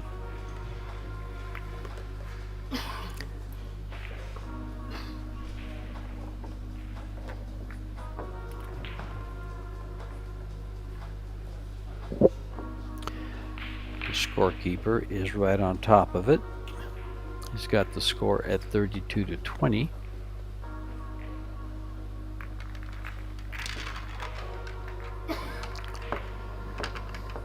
And Yao Kim, Mr. Lankas, excuse me,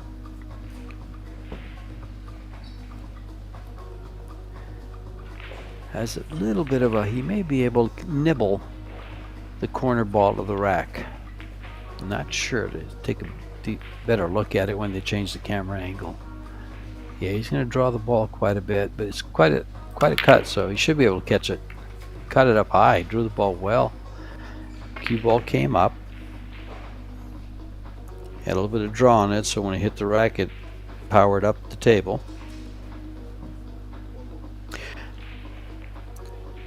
That's an art in itself, and when you hit the rack, knowing how to hit it and what English to hit it with. The stun shot would have kept him closer to the middle. The draw shot brought him up and gave him a lot of distance. These are dangerous shots in straight pool or any game.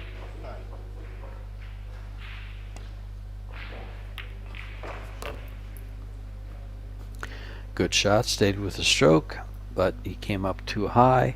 He's going to have a big cut on this 10 ball, but looks like he has a shot on the 15 ball to the corner. And I believe he can get shape for the 3, and that would start him off for the 3 or the 2, and that would start him off on this rack.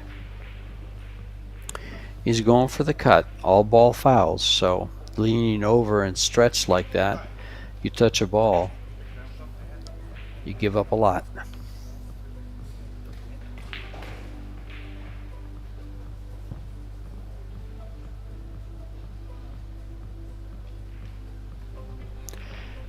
Looks like he's playing the 8 ball.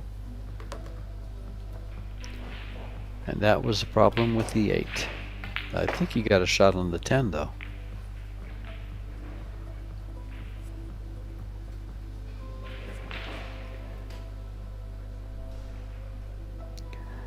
If he's looking at this combo, wow. This young man is very aggressive.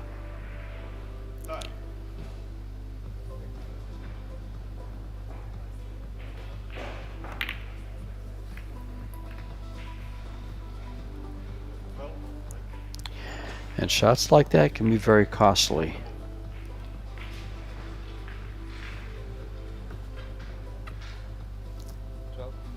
Better off just going ahead and sliding off a ball to the head of the table and safe. Because now he's given up, what, at least 4 balls very, very easily. And if he gets on that 5 or the 2 or the ball in the middle by the spot, he can run quite a few balls and close this lead very quick.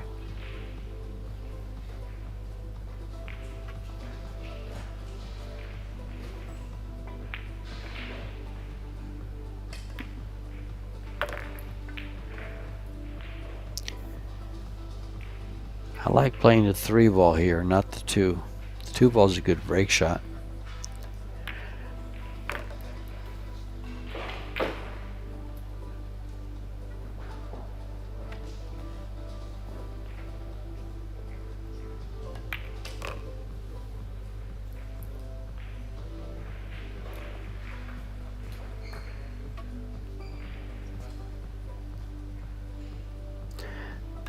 He's got 2 balls to develop for a break shot, the 5 and the 9 ball that are grouped together on the side, on the left side there of the spot.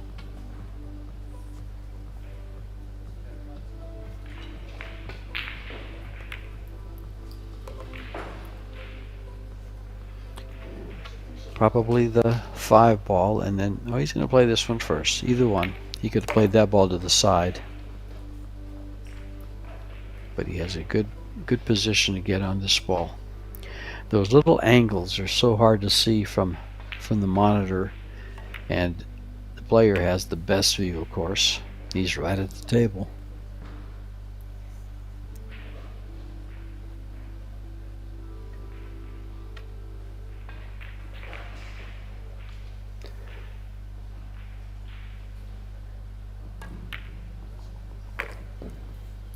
the way back out. Oh, he's not going to. He's going to be forced. Oh, he's not forced. He could cut the 5 ball in and travel the cue ball around the table.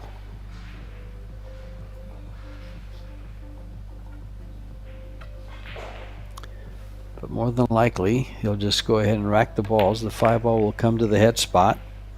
So he's played position for that. Since the 5 ball is in the rack, when they rack the balls, it will come to the head spot. And he is straight on the 50-yard line for that ball.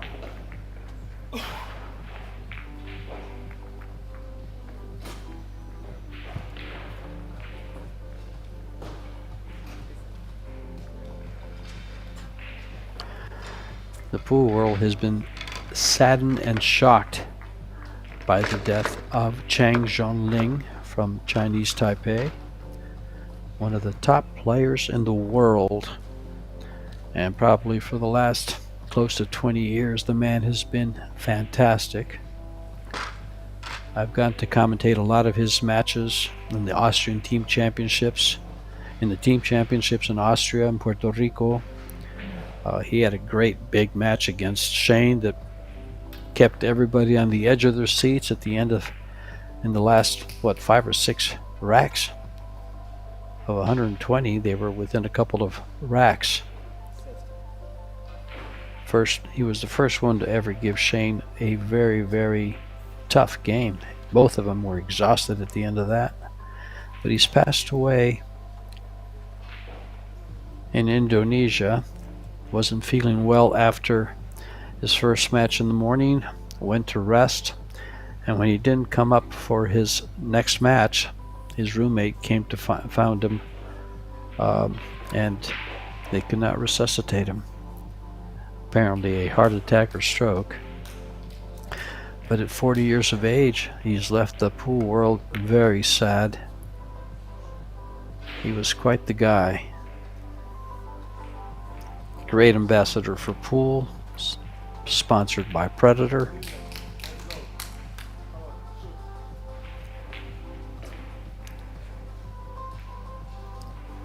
He will be missed. I look forward to seeing him every year in Las Vegas for the World 10-Ball Championships, although this year will be in Vietnam. But back to this game. You have 2 youths. They're under 19. 41 players started out, and these are down to the I think last 16, or is this a loser qualification?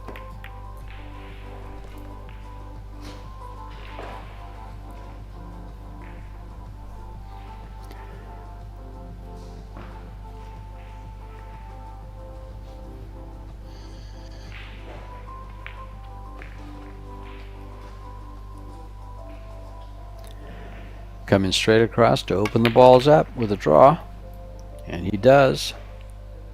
Gets a shot on the 3.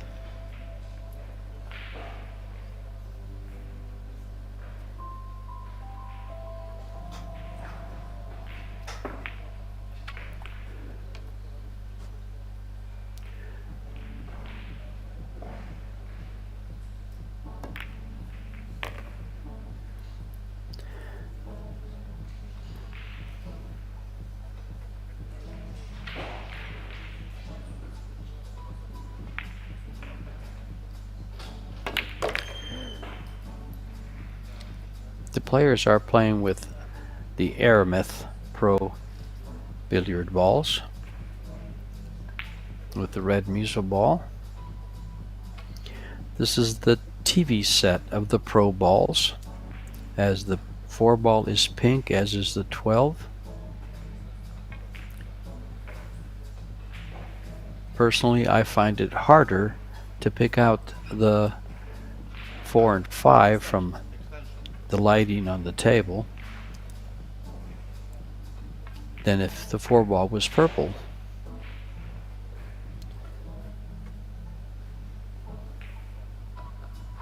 But that's personal choice, of course, which does not matter here since I'm not playing. I'm just trying to call the game for you, but You'll probably see me stumble quite a bit with the colors of the balls. The 12 and the 13 look very close, depending on lighting or camera angle, as do the 4 and the 5.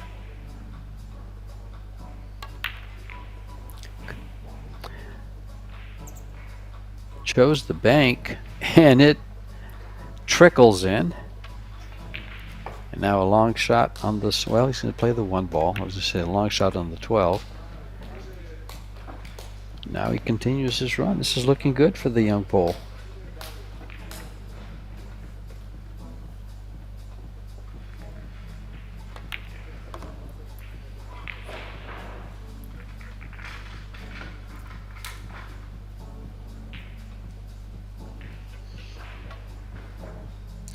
Ten or 7.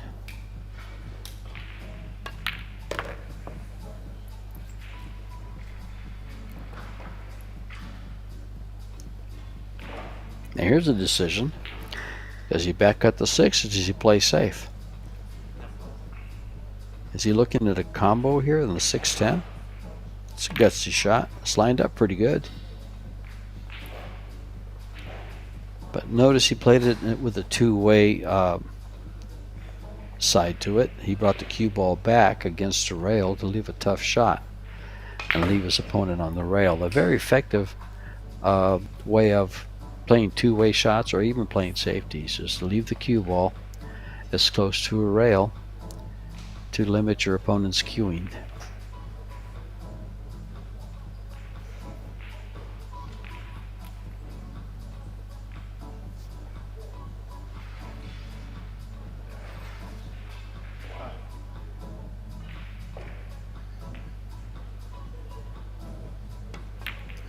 Long shot on the 6.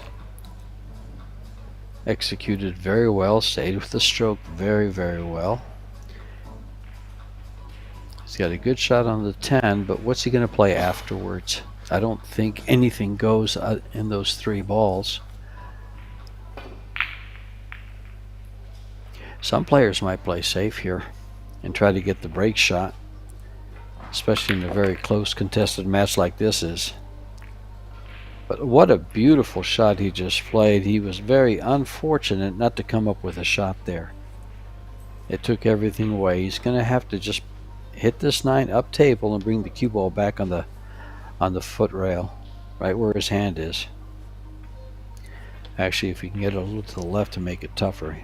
Unless it goes in the side.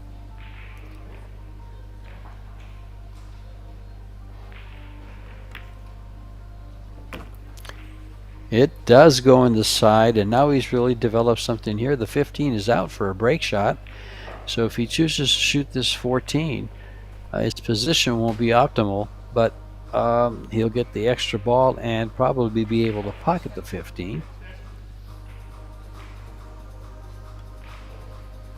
Unless he goes all out and plays position for a break shot to get the right angle. Even though this tournament is under 19, there are some very, very strong players in this tournament. You've got a player by the name of Riku Rompan and Felix Vogel. Ropanen is from Finland, I believe, and Vogel from Germany, who's having an excellent week here in Slovenia as he played well. I believe he was final 32 in the men's open division, maybe even final 16. I do think he was final 32 though. And he's playing with the big boys and showing he can stay with them.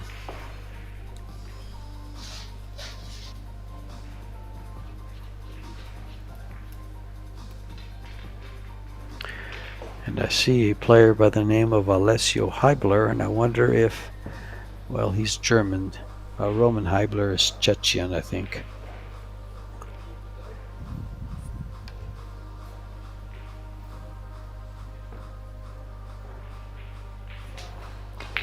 And he does come up with a great shot for this ball, and he's opened them up pretty well. Does he get a shot on that ball that goes by the pocket, the 4 ball? He doesn't. Good shot here would be to come off that ball, try to send it to the middle of the table and bring the cue ball all the way down to the head rail. 2 rails to the head rail. Or just bank the 6 at that ball and stop the cue ball right where the 6 is. He's going to have to elevate considerably, but it puts a ball out in the open and the cue ball perfectly stuck against the stack.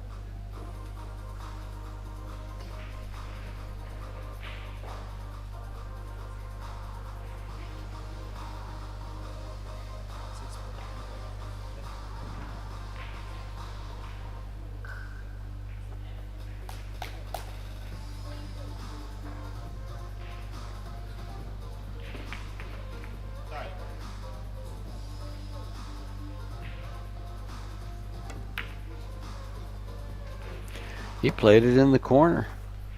Aggressive, very aggressive. Good shot.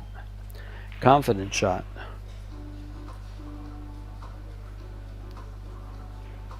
You know, there's 5 balls difference in this match, and shots like that can make a huge difference in the scoring.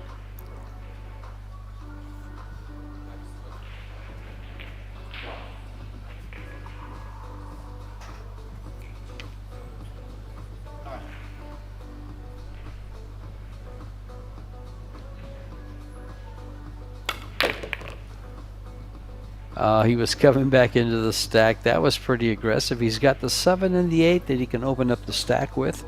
He could also get position for the 1 ball to open up the stack instead of trying to force it from that angle. Now he really doesn't have much. Unless he chooses to play this 1 ball, and as aggressive as he's playing, he may just do that.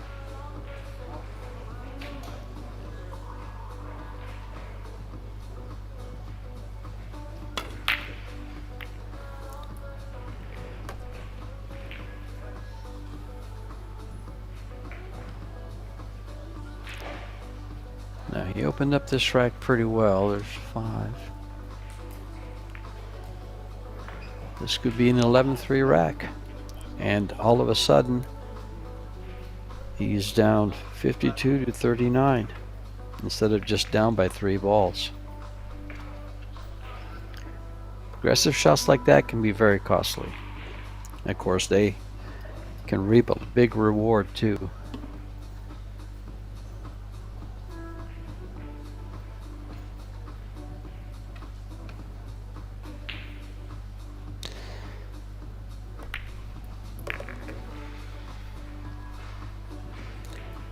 Looking to play the 10 and find a positional shot to maybe open up those. I don't think he has to open up the 3-13. I think they're open. Or 3-12.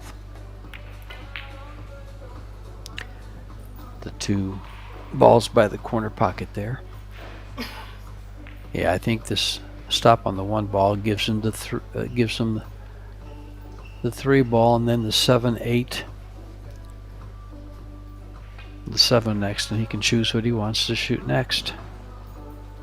So watch him work his way through.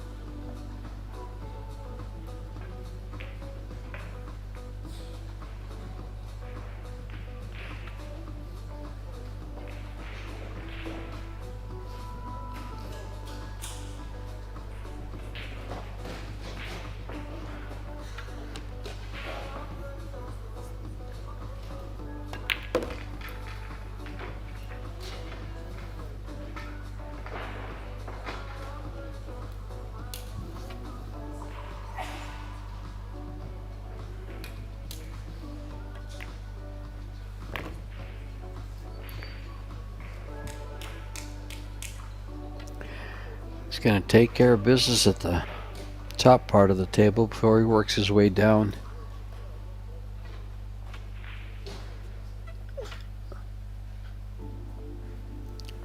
ball by the spot is a great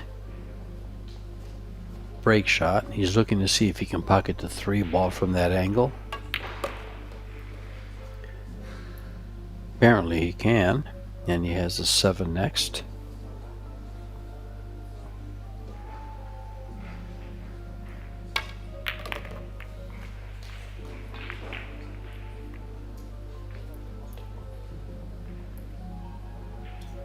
He disturbed his break shot by moving the ball he's shooting now.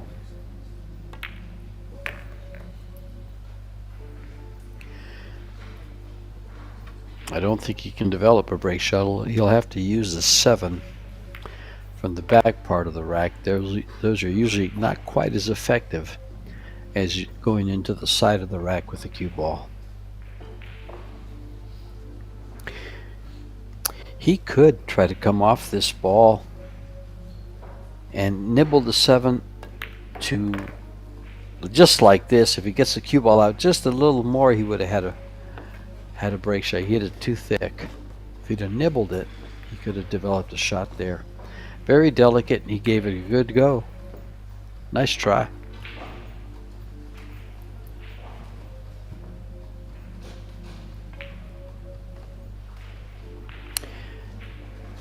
These matches are all refereed by referees from the European Pocket Billiard Federation.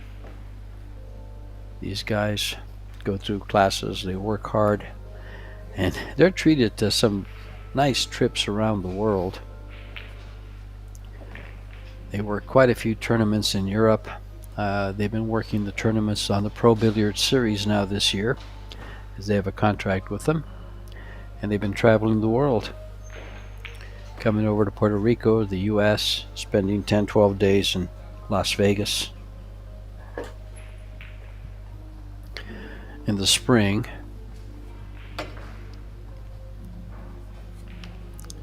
we have the referees are over in Indonesia right now, I believe. And of course they'll be there for the World 10 Ball in Vietnam, Ho Chi Minh City. That will be in September, latter part of September.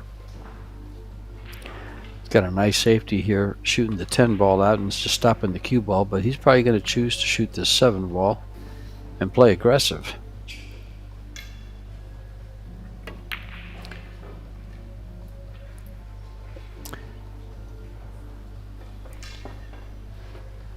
The choices are very important. The choices you make are very important in all pool games. Which shot to shoot, when to play safe.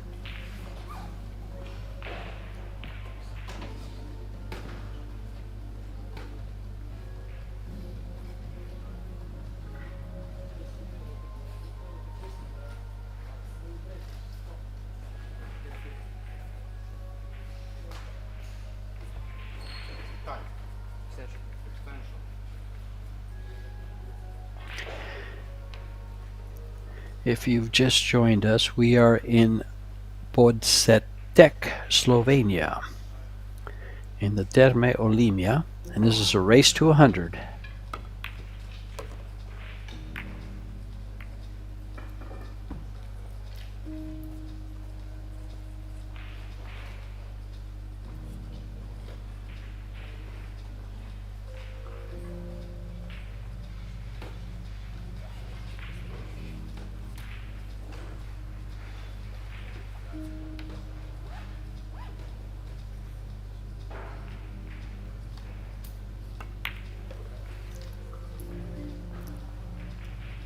Going to come all the way around. Does the 15 go? It does, but he's straight in. If he had an angle, he'd go into the stack and open him up some more.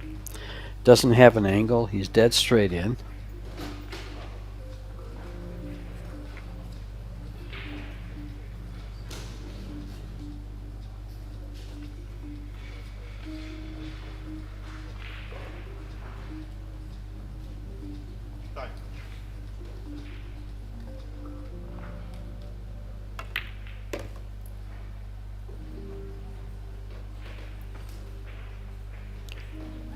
He'll try to get a shot on this 10 ball next if possible. from the 7. Let's see how he chooses to go around it. Looks like he can go 2 rails forward.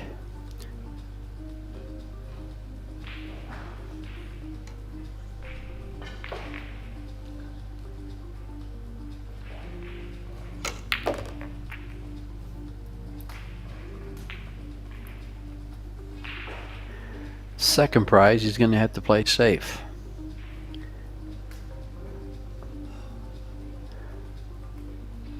Might just be able to hit that 2 ball full and stop the cue ball against the ball next to it.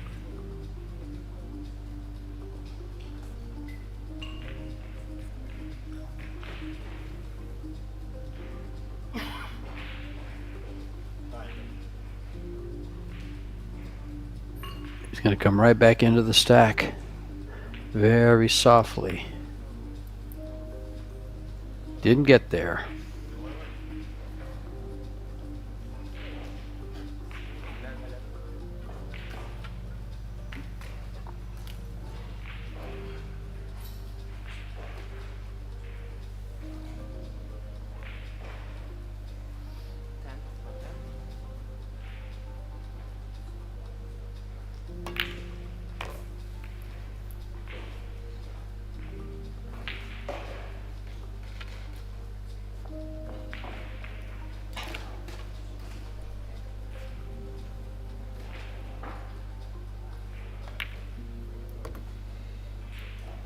Now he's developed a great shot for the 6 ball to open up the stack. Should be able to close this out.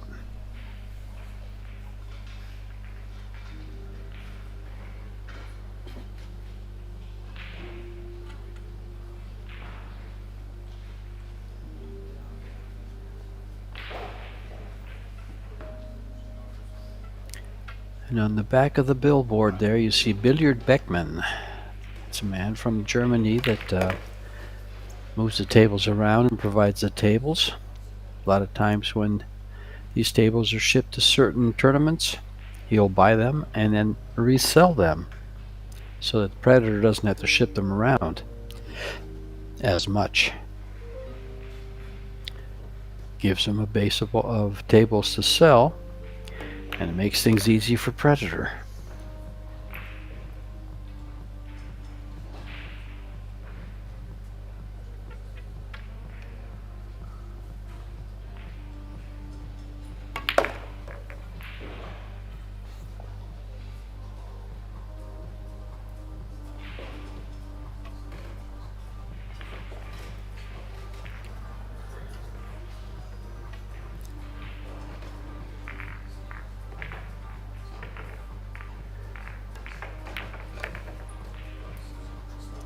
He's done a great job with this rack. Continues his run.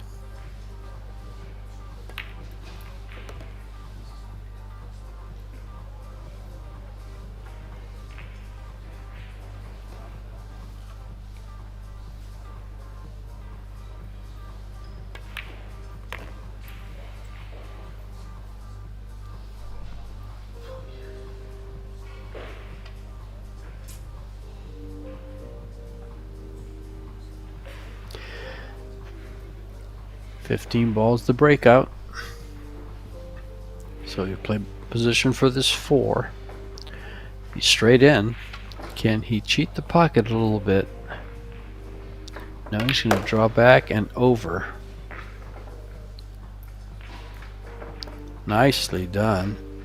And he's got a great approach shot here for the middle of the table to be able to break, use the 11 ball for a break shot.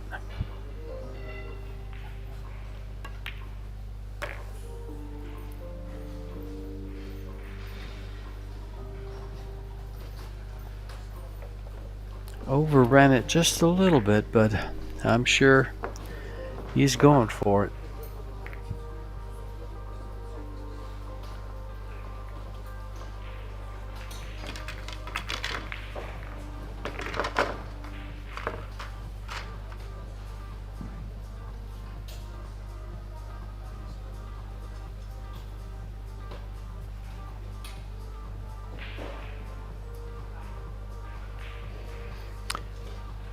Just have to make sure you make this ball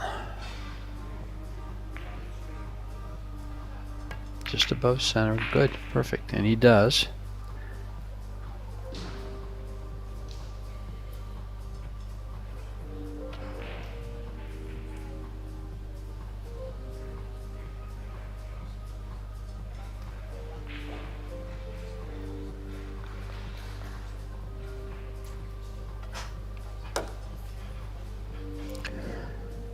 See if he can come into the balls, or will he shoot it soft? Oh, he was trying to come in. Missed it entirely. That needed a lot of inside English to try to hold it for the 14 ball, which he's going to shoot now.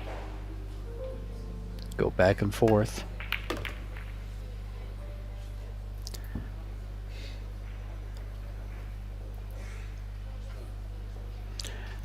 It's lined up on the 15.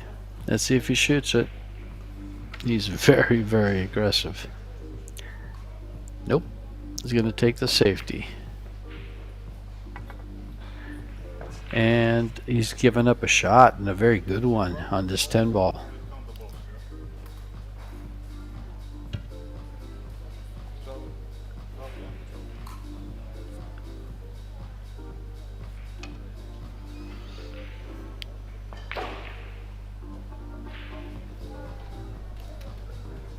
Got 3 balls out of that rack, which means Joe Kim can get 11. 11-3 rack, if possible.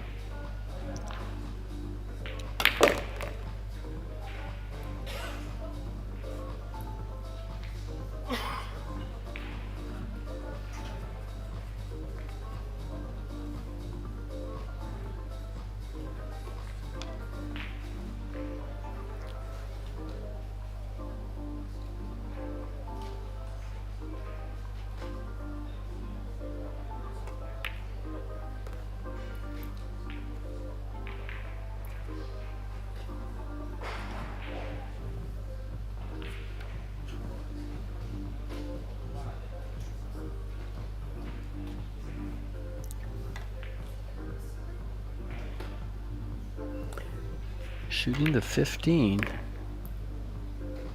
and oh, he came close to losing the cue ball. Can he shoot the 3? No, it looks like the point of the side pocket has him. He's gonna have to shoot the 5 ball over by the left-hand corner pocket. Sorry, that's the 4, it looks like.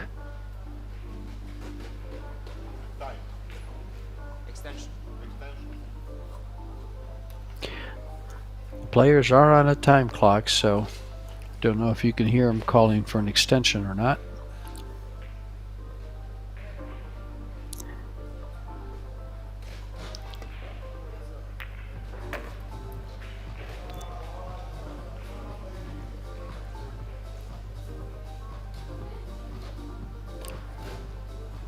Big shot on this 1 ball. Goes to the corner.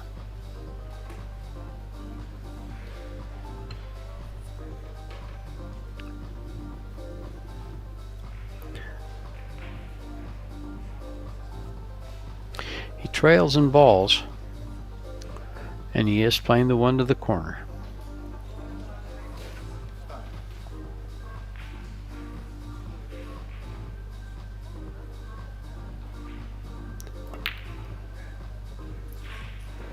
It's going to be costly because you're getting close to, you know, that 100-point mark. He's 35 balls. His opponent's 35 balls away.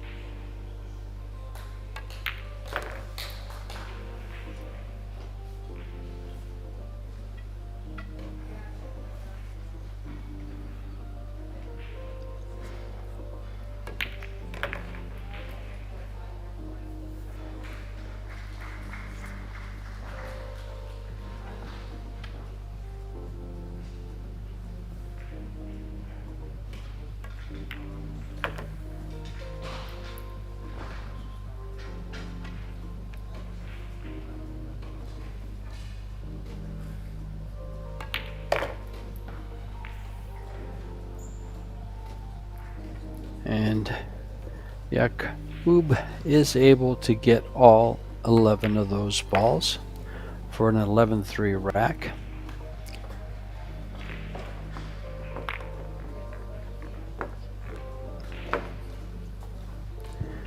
And has opened up a pretty good lead here.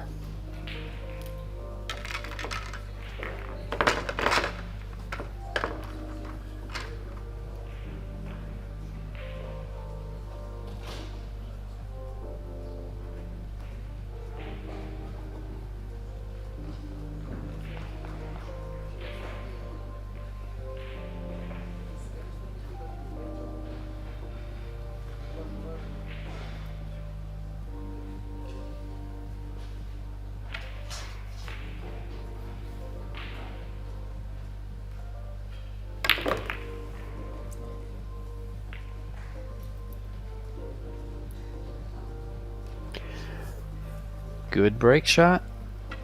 Didn't get much out of it except for the 10. Now he can come up and back towards the 4 ball on the left side.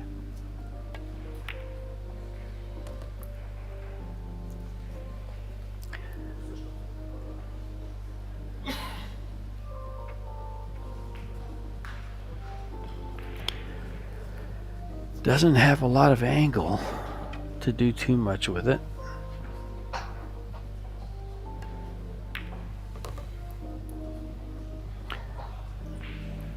But he found himself a nice angle to go into the 3 to pocket and maybe open up some balls. Pretty much guaranteed a shot on the ball right next to it, which is a 15. And that's, oh, but he misses the 3.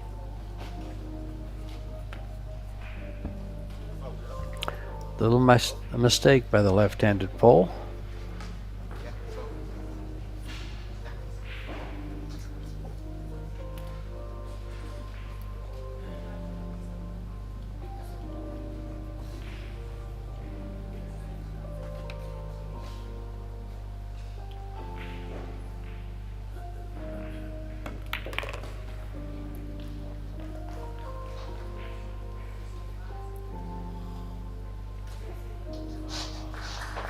Yes, stop.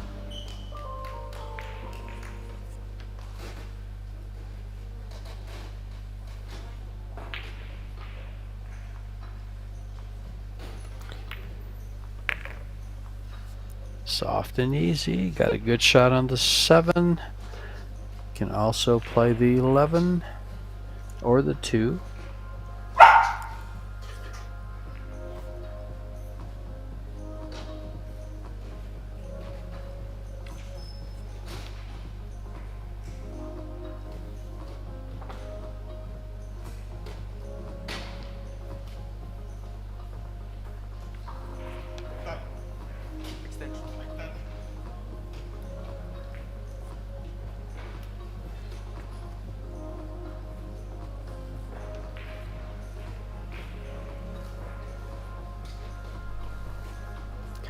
Let's see where he goes for position here. The 2 ball.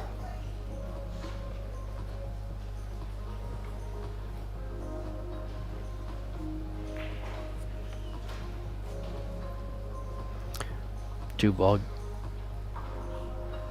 ball gets him the 7 next if he stops it right there, or he could have the 4 ball next.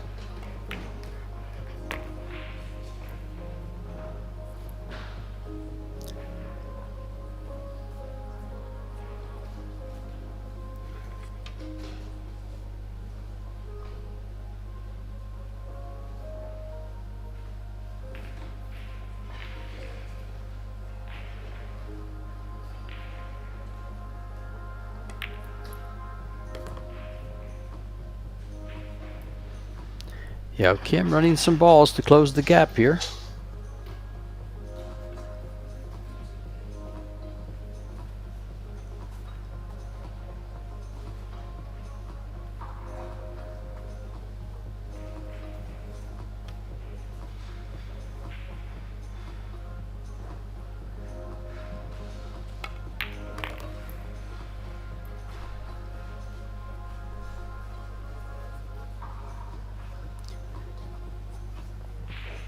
A long shot on the 15 or the 6.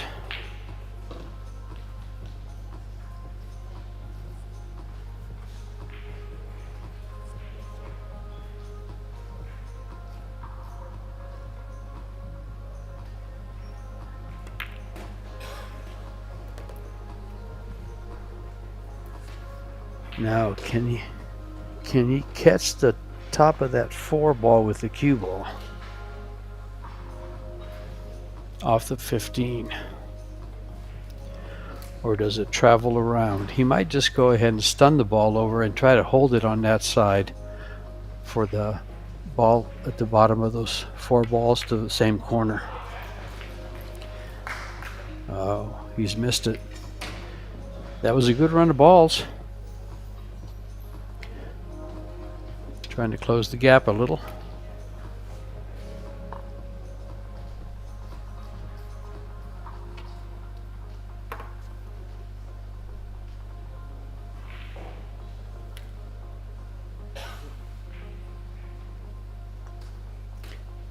Is he playing the combo, or is he going to try to sneak it by the 15?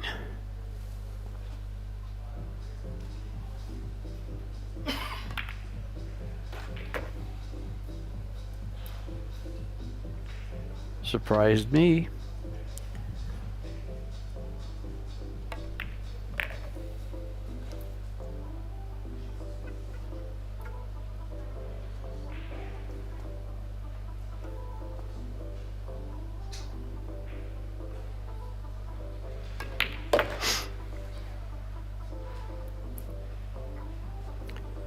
Play the ball to the side pocket, go around the table for position on this 14 ball into the corner, and try to get an angle for a break shot.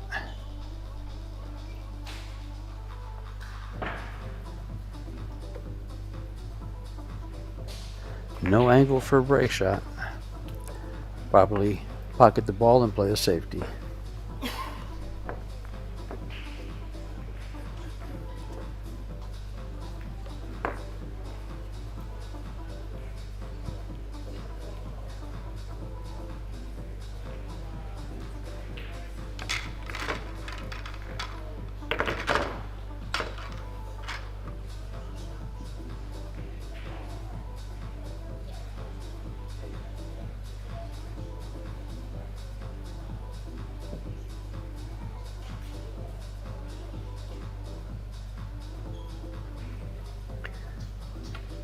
Jakub Krab from Poland, left-hander, young left-hander. This is the under 19 division.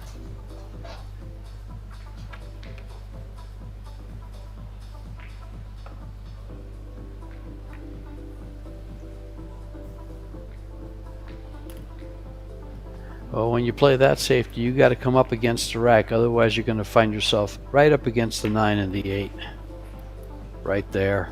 That's going to be a tough place to play from.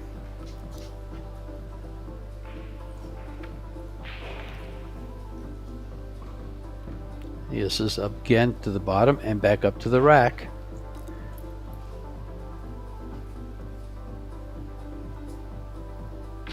Nibble the 8. Came right back again. Keep in mind that in a straight pool, 3 consecutive fouls will cost you 15 balls.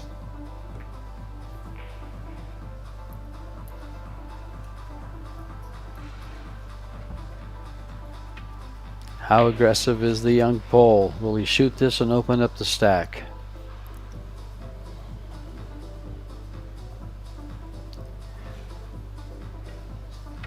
These gentlemen are playing straight pool. Race to 100, the score stands at 80 to 58.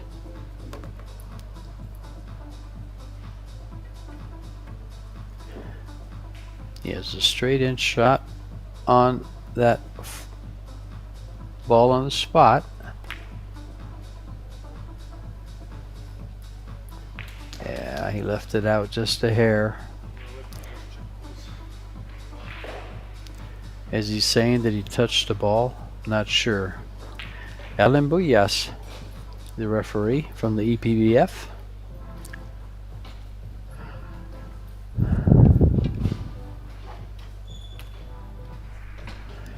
Straight in shot here. Position for the 15 next, or the 2 ball. Oh, the 2 ball sits so nice. I didn't even see it sitting out there. Sitting duck. He'll open up the stack. Here's a good opportunity to run a rack and close the gap.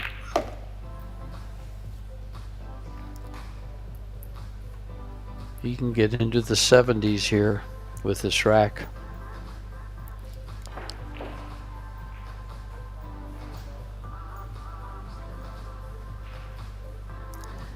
Yeah, you want to keep the score down below 85 so that it's going to cost him 2 racks to win and give yourself a shot to come back. But once your opponent is in the high 80s, you have to be extremely careful because one mistake will cost you the whole thing.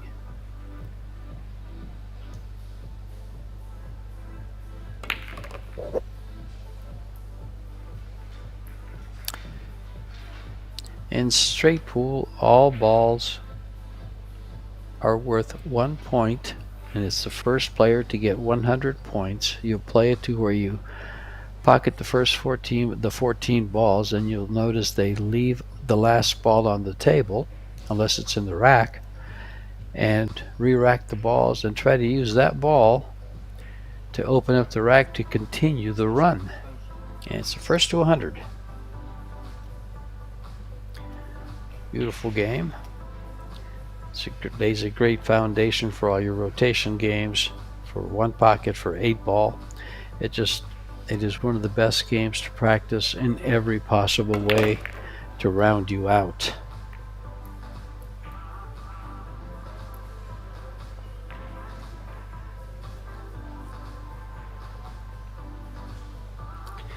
And you're watching Joachim Langas from Norway.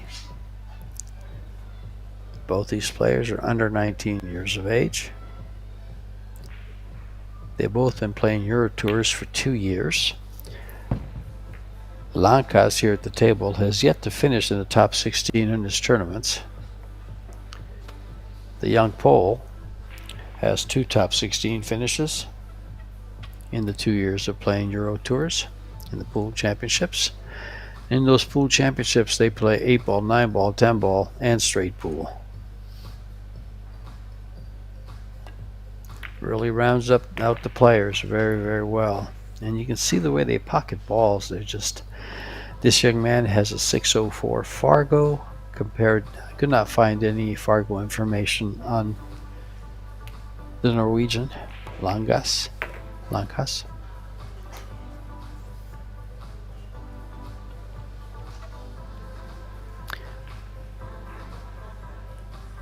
Probably going to come into the 4 ball to have a shot on the 8. Oh, he tried to go into the 3 balls. If he comes into the 4 ball, he can use the 4 to get those 3 balls, or to get position of the 13 ball, which opens up the 2 on the bottom. Because the 13 goes to the right hand corner, and that opens up the balls naturally. So he was a little premature in trying to get to those balls. I think he was better served to go off and get the 4, open up the 8 for a shot, and now he is giving his opponent quite an opportunity to catch him.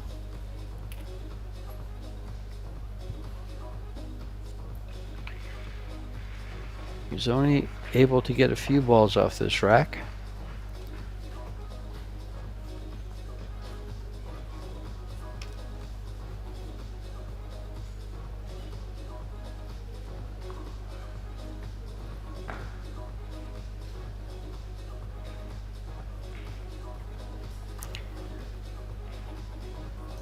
May not have an angle to open those 2 balls up, but I don't think he has to. The 11 ball may go. Ouch. Opportunity squandered. He could have gotten a few more balls there. 4 to be exact.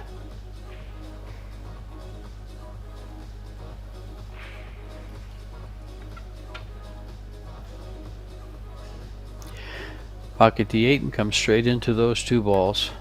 Straight up. Perfect. He's pushed the 3 ball too far past the side. That means he has either the 11 to the side or this long shot on the 4 ball.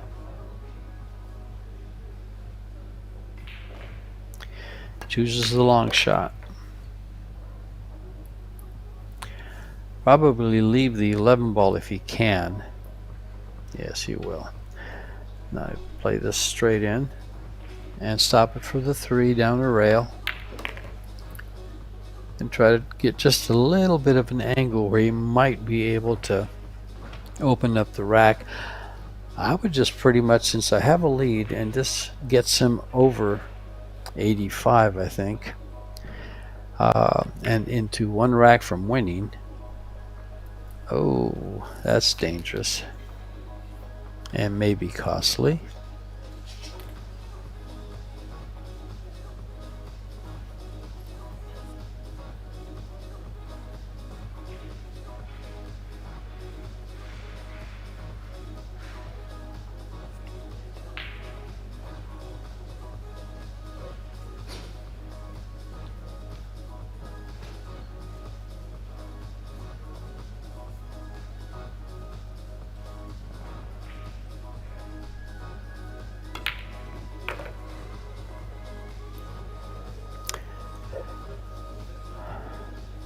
Now it looks like the rack may interfere here. He may have, no, I think the rack, he can't get the rail first off that ball.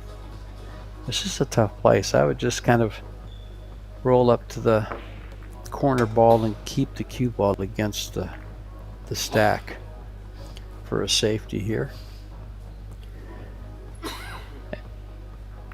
Yeah, Kim can't let his opponent come back to the table with a full rack. He can beat him with a, he can lose the match with a full rack if he, you know, leaves it open for the pole.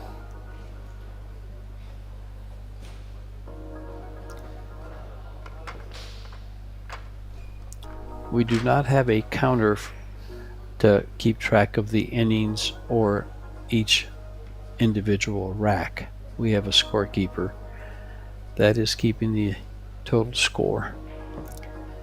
He may be able to go rail first. How aggressive does he want to be?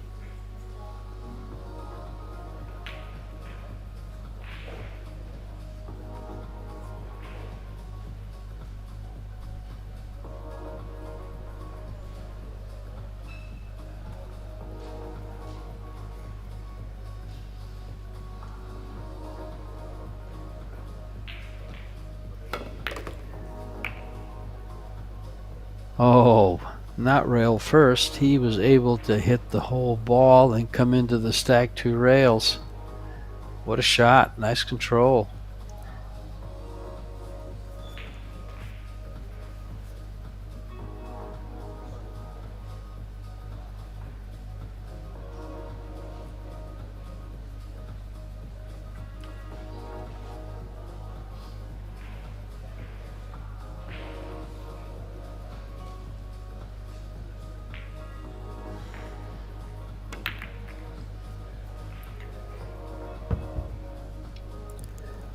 Well, there is a shot to the side pocket.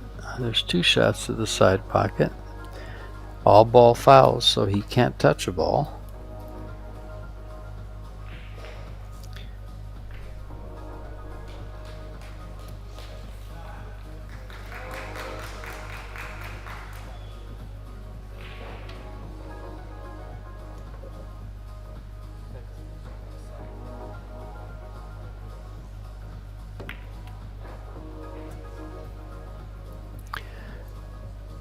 Shot for the 14. I'd like to play this ball, get shape on the 6 ball. He's gotten shape on the 15. I don't. He's too straight on the 6. If he could work his way over by where that 1 ball is, a little bit lower, he could use the 7 ball for a breakout. Pocket the 7 and come up and hit the stack and open them all up and take the whole rack. And this 15 ball may not go past the 1.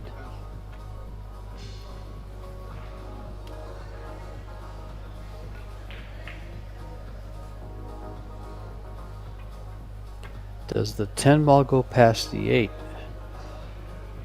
Or is he going to stretch over for this shot here? I didn't think he had to use that. He's going to draw the 15 into that 12-1.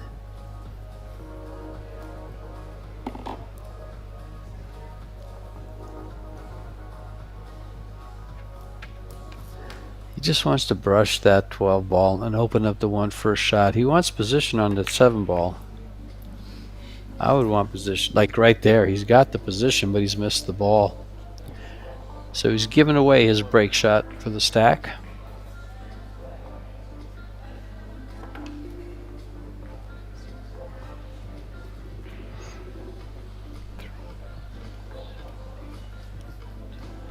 Pocketed 4 balls.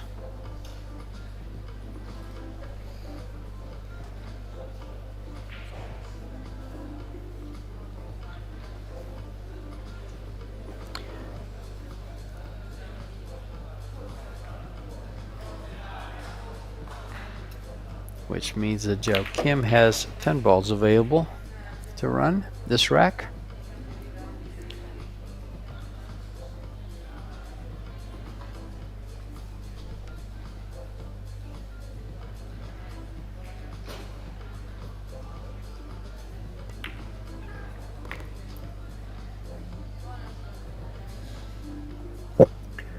One ball's a good break shot, as is the 4 on the left side. He can choose a break shot for either side of the rack.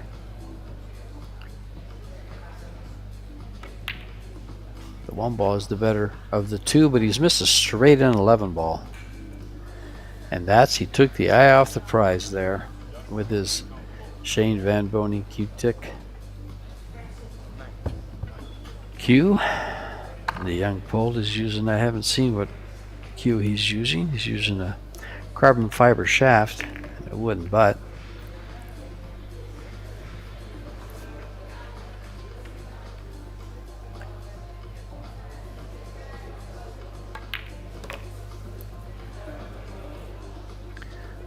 I don't see a Predator logo on his shirt, so I'm assuming he is not sponsored by Predator.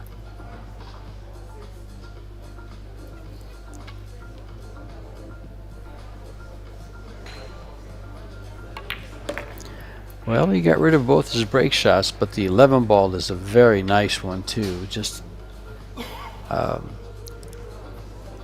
he might just run these balls out, open everything up with the 11, and close out this match.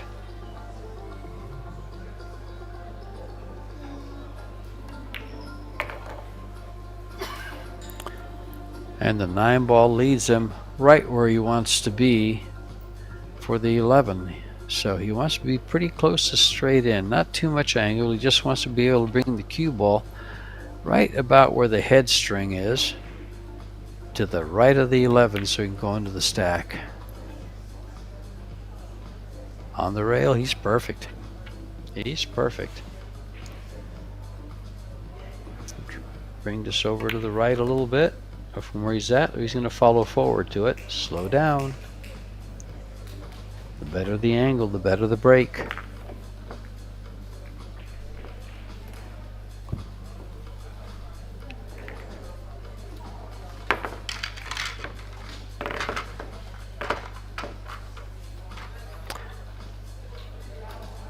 The young Norwegian, not too happy about being in the chair, because he knows he is just 7 or 8 balls from losing the match. Score shows 10. Not sure they're all added in yet.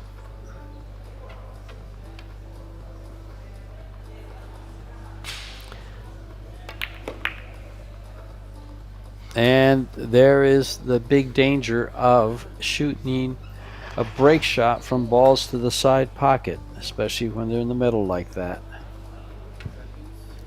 You have to be careful to make sure you catch the 2 balls on top full, because if you come off the side, that is a very likely result.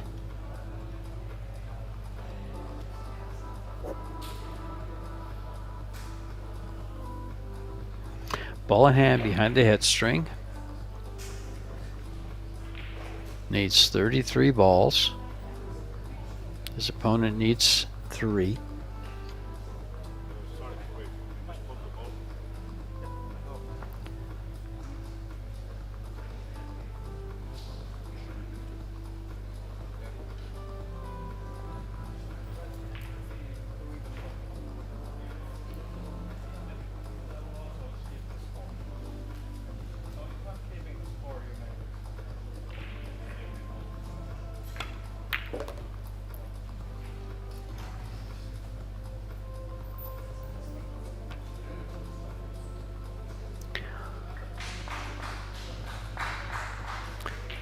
1 or the 13.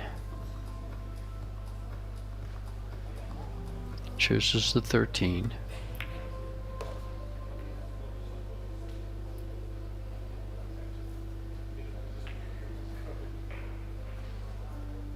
Eight ball or the 10.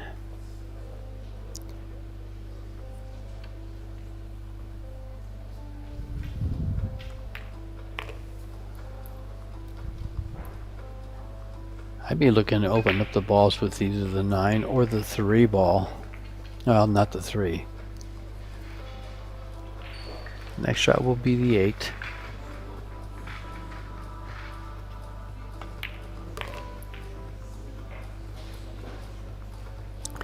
He's going to use the 1 ball to try to come into the stack or to get position for the 9. Might leave the 9 ball for a breakout. If he's planning on running, he needs to run 33 balls. Because I think if Jakub gets a shot, he'll get his 3.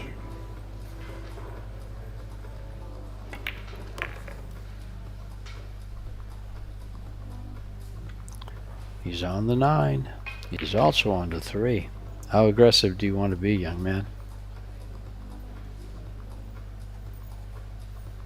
No, he's not on the 3. It won't cut. Can't get by the ball.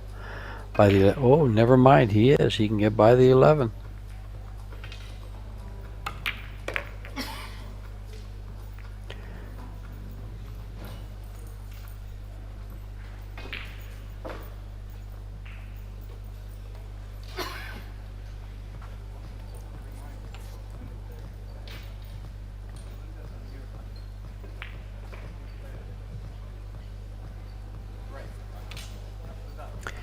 He's got to keep his opponent off of making more than 2 balls if he misses.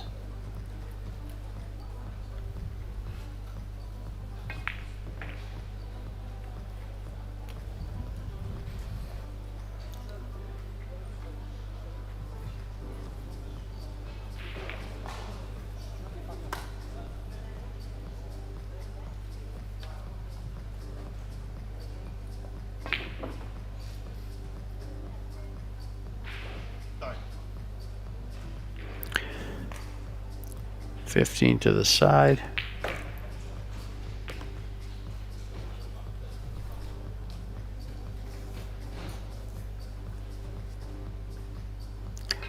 The 4 ball is also a good break shot, especially if he shoots the 9 ball now.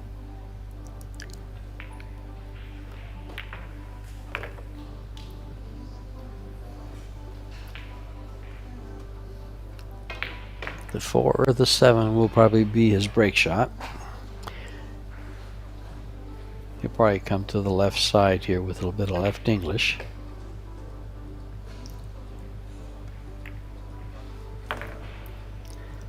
For the 7.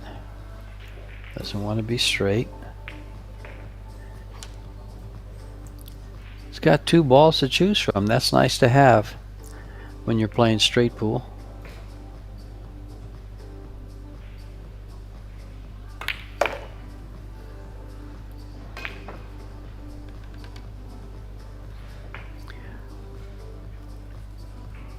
He'll probably play the ball on the right side. What he doesn't like about this shot is he doesn't want to shoot the 14 next. He'd like to shoot the 14 last. He'd like an angle to shoot the solid on the left and then the stripe right below it to the right, and get on the 14 to break out the rack.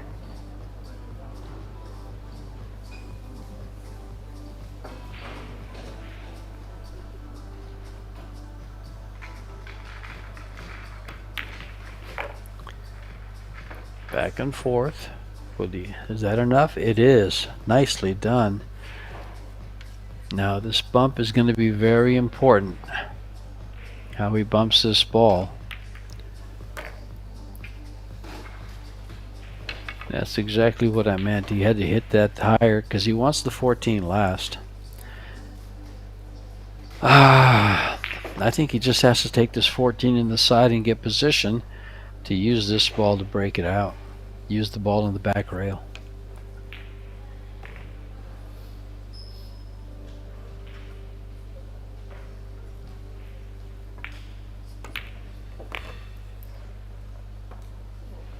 Bounce. Might be able to get a ball free.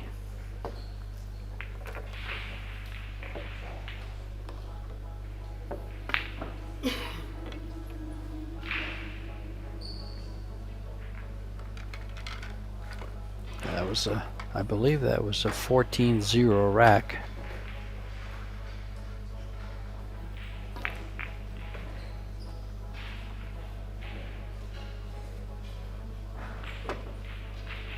I may be mistaken there. I might have gotten a little confused on the where he started from.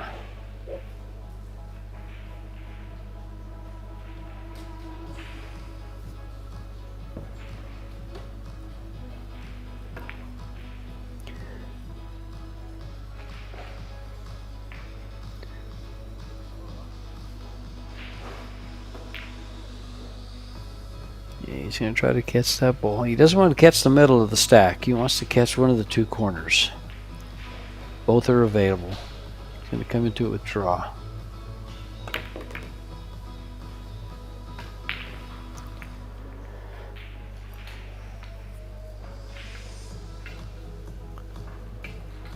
Not sure that ball goes to the corner. The 8 ball will cut, but he's going to turn his cue ball loose.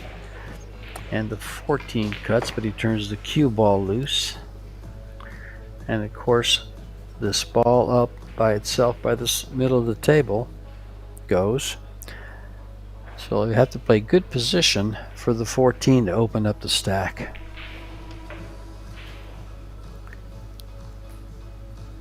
Playing the 11 for position on the 14. He'd like to have the cue ball right where the 11 ball is right now. He's missed the ball. His opponent needs 3 balls. He's hoping this goes in. That's a good thing. That means there's 2 loose balls. You'll have to break one out. Oh, the ball is loose. You can get that now. I would play the 14 first, the 4 ball, and then the 8. If he goes too far, he won't have an angle. He's awfully close there. Yeah, see, now he doesn't have a straightforward shot. If he plays those 2 balls first, he comes over for the 8. He doesn't have to open up the stack. But he makes the ball and gets it anyway, and that closes it out. Jakub Kraup from Poland goes on. And Joachim Lankas will be out, I believe. And we'll be back shortly with another match of this straight pool here in Podcetrtek, Slovenia, in this Predator European Pool Championship. It was the under-19, 41 players in this division. There are 62 in the under-17 division. And we'll be back shortly. This is George Teja. Thanks for joining us, guys. Stay tuned for lots of great pool.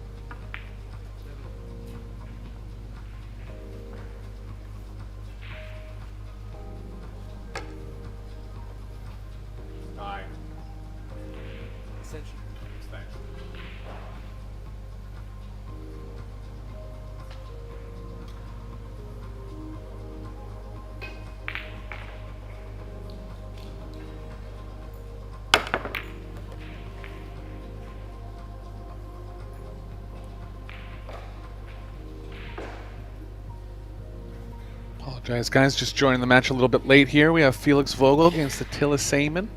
Last 16 of the under 19 European Junior Championships in the straight pool division. Vogel's coming in as the prohibitive favorite here. Really one of the favorites in the overall tournament. He's had some good results in the men's division, finishing second in a Euro Tour in the past. There's a mistake from Vogel.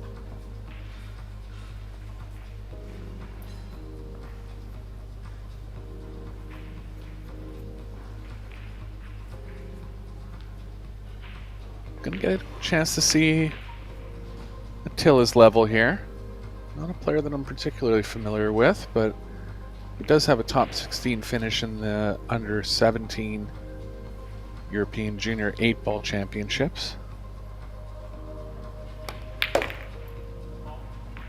Good stroke pace. Getting down near the end of these tournaments, so the quality of play is going to be going up a fair bit here. Playing a race to 100.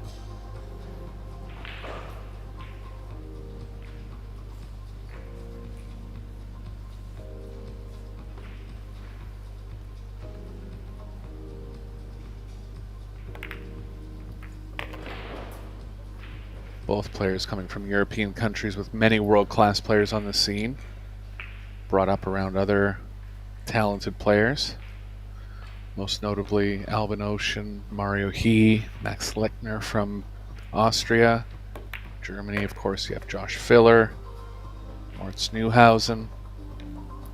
Great players for these two young players to emulate. Just from the first couple shots here, I'm going to say that Attila is going to be competitive in this match.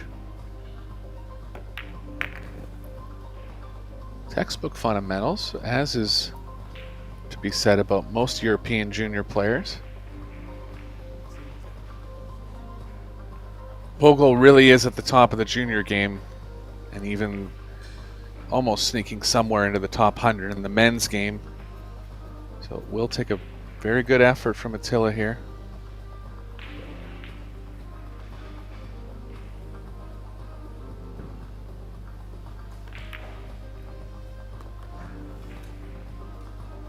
Getting through the first part of this rack nicely. 4-ball can play for a breakout ball.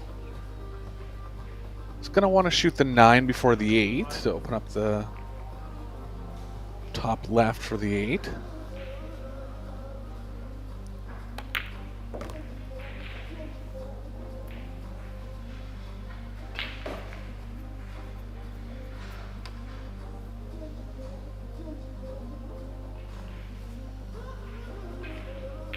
Looking at getting on the 9 now. The 4-ball is going to have to be the breakout ball. If he can get the cue ball around where it is right now on the 4, that'll play well. But again, just getting rid of this 9, opening up the pocket for the 8 here. He's done okay here.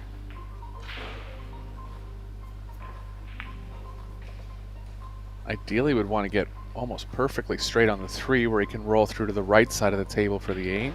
Going to take good speed control on this one.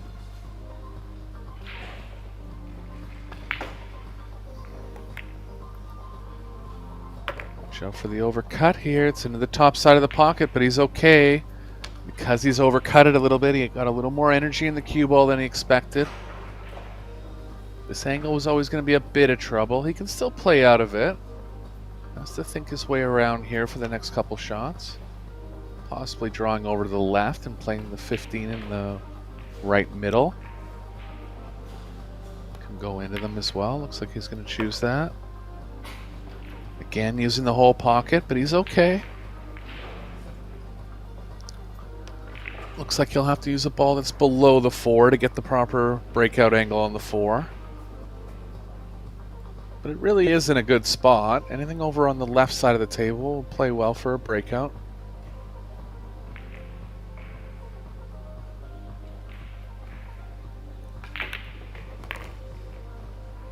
Yeah, just judging from the first rack here, I think we're going to have a match. I think Vogel's going to be put to the test. He did make an error About 4 balls in here in rack number 1. But Attila coming up very strong. Got 2 straight here. He's going to really need a lot of power to get back on top of the 4. That's what he's considering now.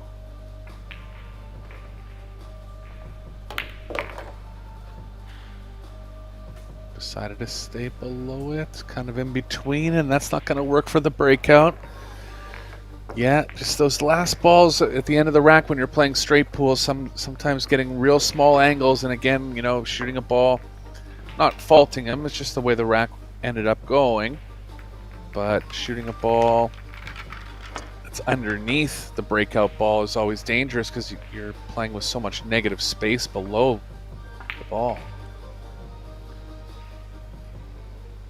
So we're going to see a save here from Attila.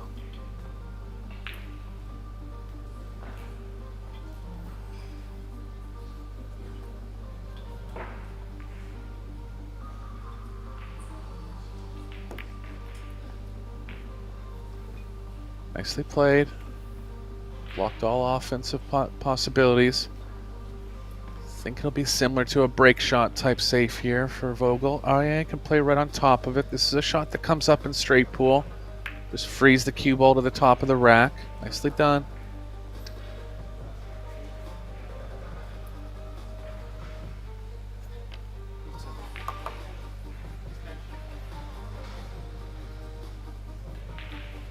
Attila's looking for the offense here. I don't mind it. I think he has to go right after Vogel, put some pressure on him. Of course, the flip side is if he doesn't make this, he's likely to leave something. Big shot coming early in the set here. Yeah, just kind of shortened up on him. Caught a little bit of left spin on the cue ball there. Shortened the bank a lot. And we'll see what Vogel can do with this open opportunity. Long pocketing to start. But again, look for Vogel to do good things, whatever game he's playing. I mean, he's right in there competitively, even with the men.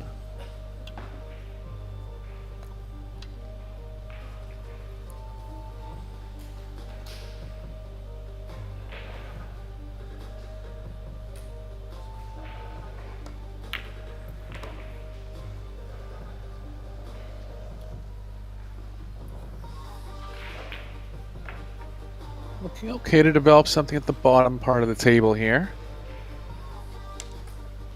Can use the 6 to come into the stack, create some separation. Nice play, a little bit of movement. Still got the 2 ball. Probably going to be a couple similar plays, attacking the breakout stack from below.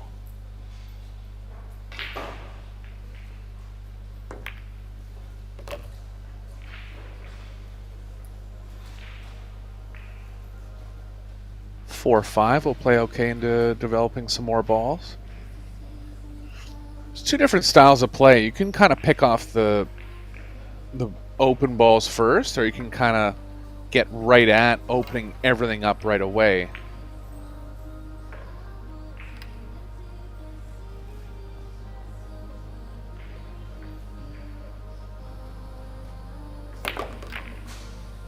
Looks like Vogel's ready to open the balls up right away. I like this style. I think the earlier you go into the rack, you know, anyone is going to be a little bit out of control when they go into the rack, and the more balls you have on the table, the more likely you are to land on something. 1 ball plays well to break out the 4 ball cluster, but he'd also like to leave that one as the last ball on the table. So he's thinking about using the 8. Good patterns here from Vogel. This is going to be a good match. Don't be surprised if we see some 40 to 50 ball runs in this match from either player.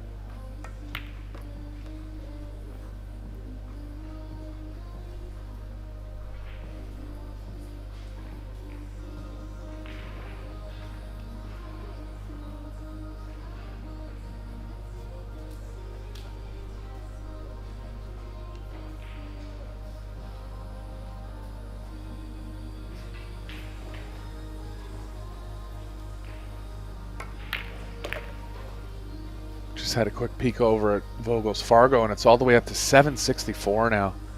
So anyone, you know, bordering into that 770 plus Fargo range, you're going to consider a world-class player.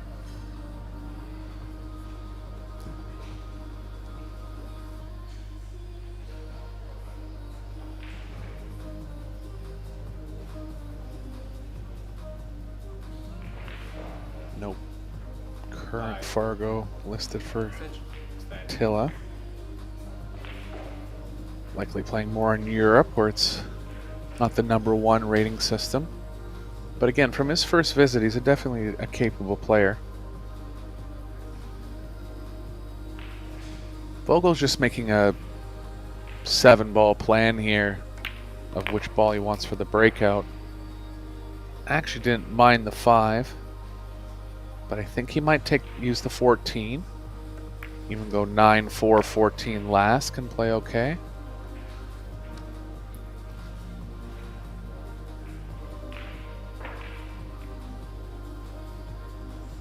Gonna get rid of the 9 here. Actually needed to get rid of that one because he needed to open up the pocket for the 1 and 10. But yeah, looks like he has a plan to go 4-14 last. It's a good play.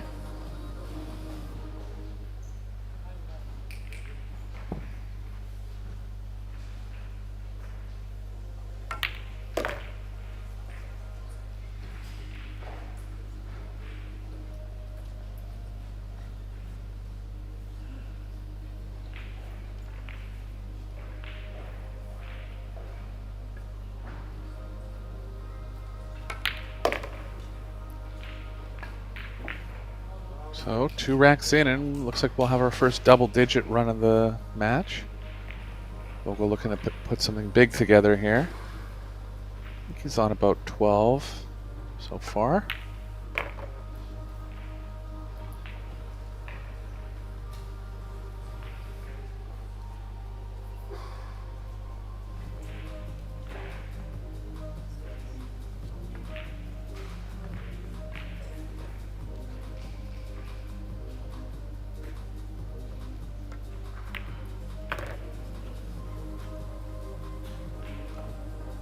Really nice stroke length from Vogel. Not too long, not too short. Always positive on the acceleration. Kind of has that like slappy acceleration a little bit, kind of like the new school Filipino players. It's a positive way to hit the ball, you know. You're avoiding decelerating. Still maintains good timing, even though his forward stroke's a little bit on the faster side.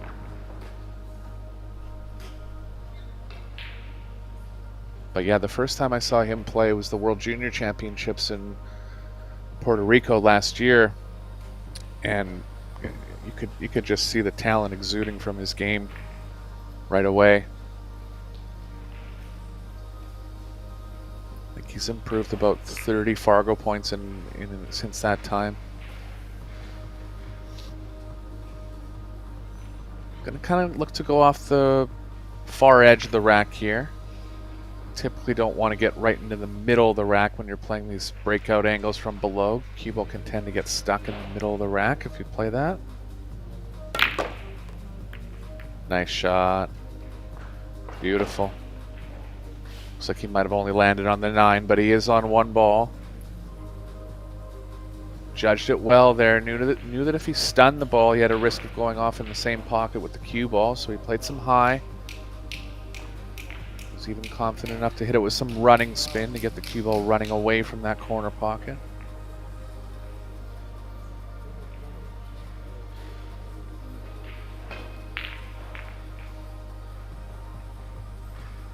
These are the kind of racks, these are the kind of breakout scenarios you want to see after the first shot. Really, almost every ball on the table having a pocket to go to. 4 is going to have to go before the 6, but he's taking it within 2 shots here. Almost missed that one. A little bit tricky on the cueing, but he's okay.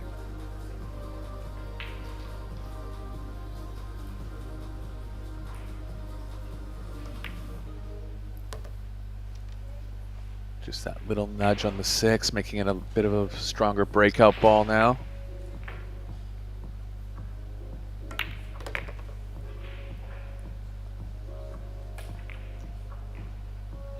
Doesn't want to run into the 6 here ideally because he doesn't want to push it into the racking area.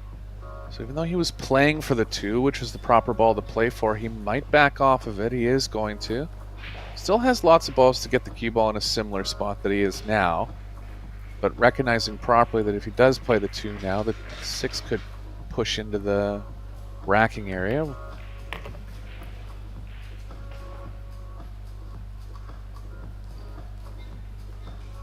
Just wanted to be straight here to get back into his angle for the 2, but just got angled off to the right a little bit. So a couple more balls to get back over to that key position for the 2 on the left side of the table. Just gonna have another go at it now.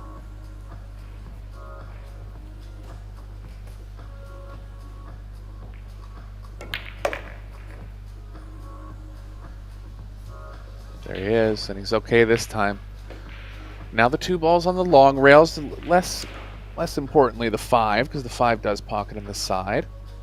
But the 1 needs to be addressed because it's pretty far from the pocket and toughest ball on the table as far as pocketing.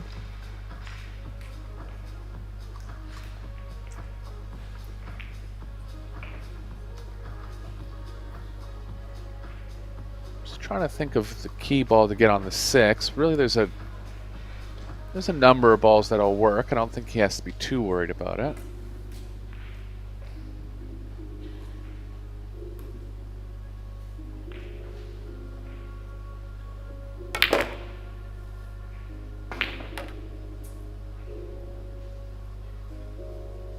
Surprise there. Might have been trying to get on the 1. Might have just misjudged the speed a little bit. It's kind of in between on a few shots. Worst case, he can take the 5. You'd want to avoid bridging over another ball. 8 plays okay as well.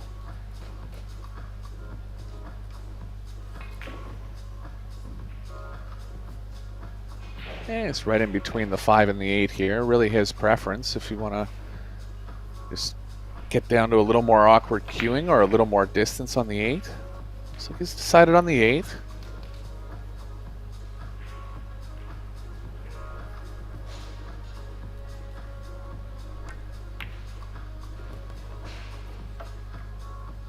That's a smart shot there. It's ended up unlucky where he actually pushed it in a worse spot.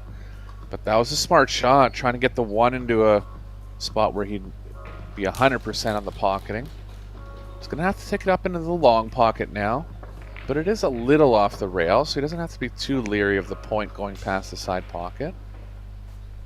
Just a little more scrambly at the end of the rack here than he would have wanted, but that was a good shot to try to get himself in a real good position.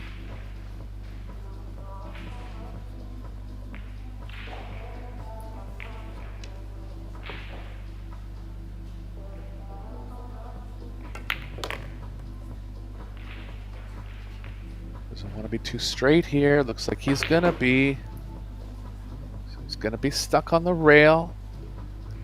Still is a way to recover, pretty much just stopping the cue ball and then coming across 2 rails with the 10, but that's a very tough shot, so he's in tougher here than he would have expected. But again, Vogel is, you know, really up there in skill level. I could see him getting out of this trap here.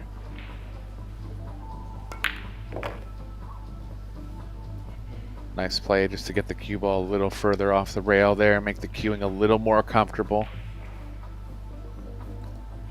Might have to play this with some left spin, which really isn't ideal when you're shooting off the rail. Looks just okay to play it with straight high. Just a touch of left maybe to make sure. Speed's got to be good here.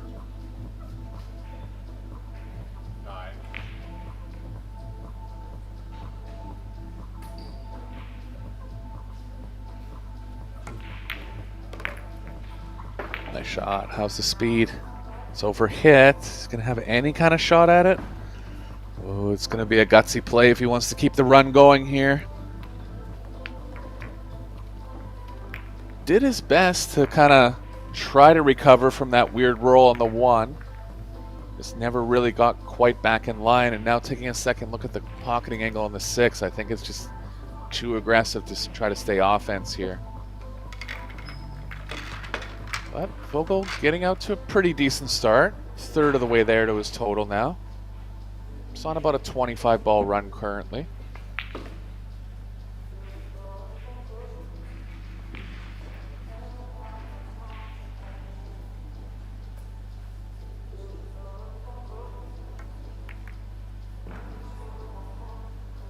That's going to be it for Vogel at this turn, this visit at the table, but he's left Attila very safe on this shot. Good inning from Vogel.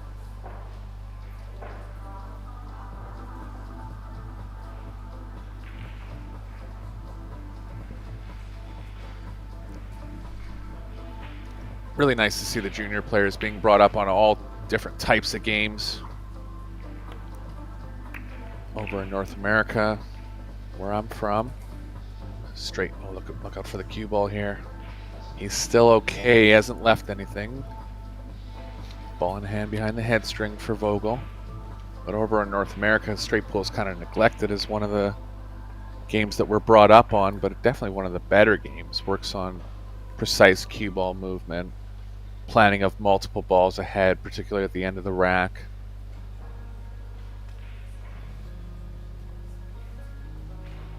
One of the games that the best players in the world make look easy, but definitely isn't.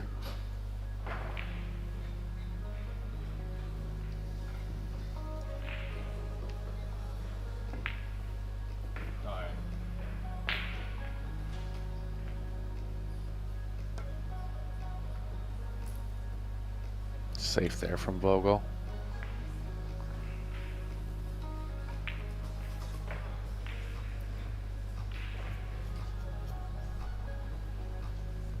Not much here for Attila. First intuition would be go thinly off the right side of the 1, but that's playing the cue ball into a big scratch. It looks like he might try it, doesn't have much else. Great shot. Did leave 1 ball for Vogel. Cue ball decently tight to the rail. So long pocketing test here for Vogel. Let's see if he can get another run going. Just having a look at the 3 goes. Gonna try to get closer to it, I think. I think he's gonna shoot the 6 first and play the cue ball back up to the middle of the table where he can get closer on the 3.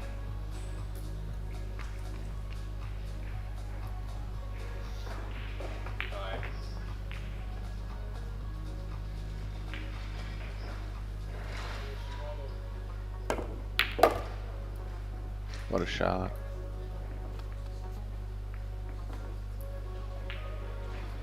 This Vogel, no doubt, is the real deal.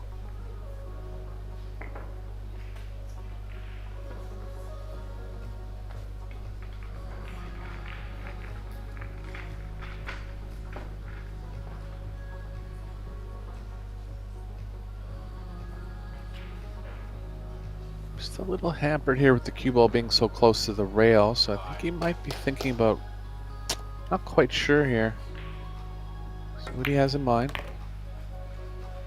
Yeah, get around the rack, up into the breakout area. And look at this, not only thinking about how he's going to pocket the 3, thinking about where he's going to go into the rack to create the optimal separation. Just a very intelligent player. There it is.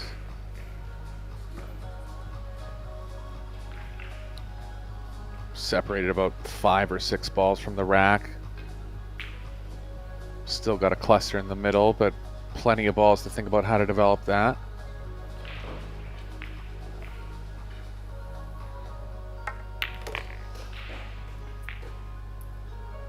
And here he goes with more breakout play. Get into the breakouts early.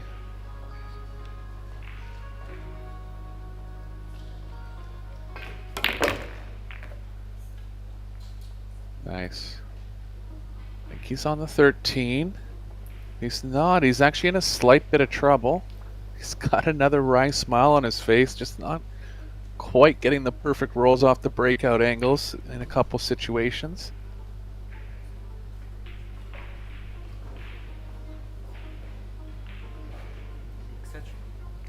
Thing is, even if he is on the 13, the way he has to cue at it, it's kind of tough to free the cue ball up to any other good kind of position. And I don't think he has it regardless, so resigned to taking the 2 on here. Always a bit unnerving when you're cueing, when you can only see like half the cue ball because another ball's kind of blocking where you want to hit. So. Yeah, this is tricky. Players are on a 30-second shot clock, and you can hear the ref calling 10 seconds there. Nice play.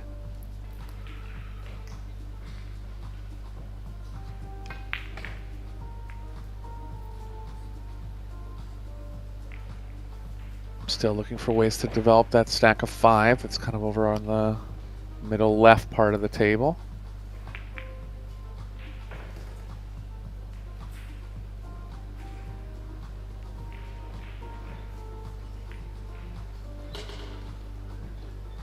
He can power into them off the 2 here. I think he needs to. Yeah, the 4 and the 11 are available in the top right.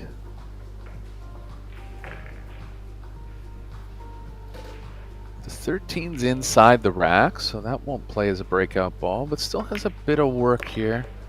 Might try to just nudge into one of the balls kind of near the racking area to develop a better break ball.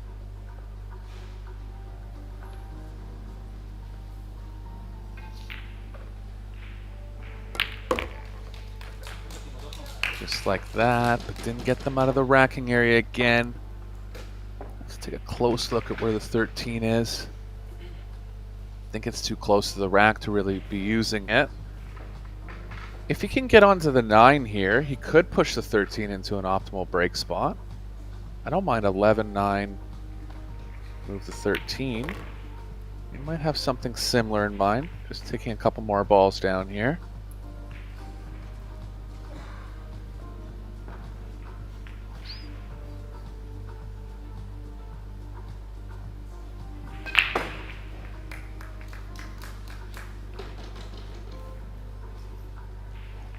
Yeah, I can still use that 11-9 track. 4-11-9. Bump the 13, get on the 7.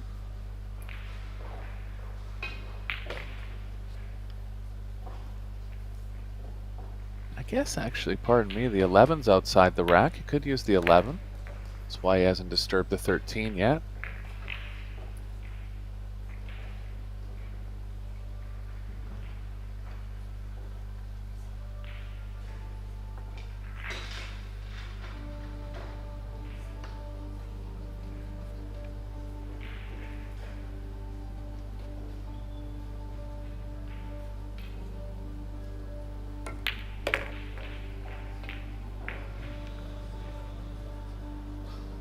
Good stuff from Vogel. 25 ball run in inning number 2.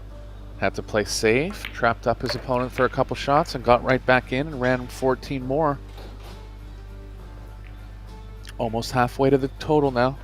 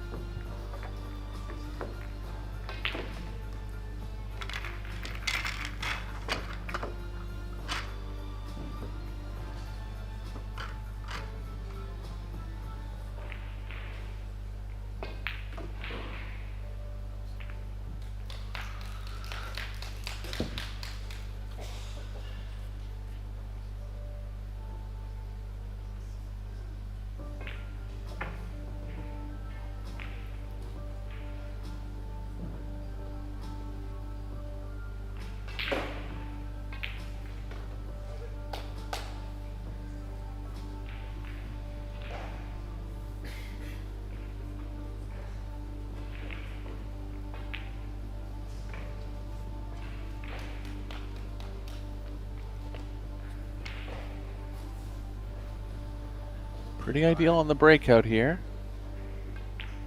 Stun cue ball, bring the cue ball in the middle of the rack. Oh, he's missed it. Just got into that weird spot in straight pool where the edge of the rack is kind of messing with your perception of where to cut the ball. I'm almost worried about hitting the rack, even though you won't. It's just not a common shot that comes up. So second miss from Vogel, but definite strong play here, opening up a 34 ball lead. See how Attila can respond here.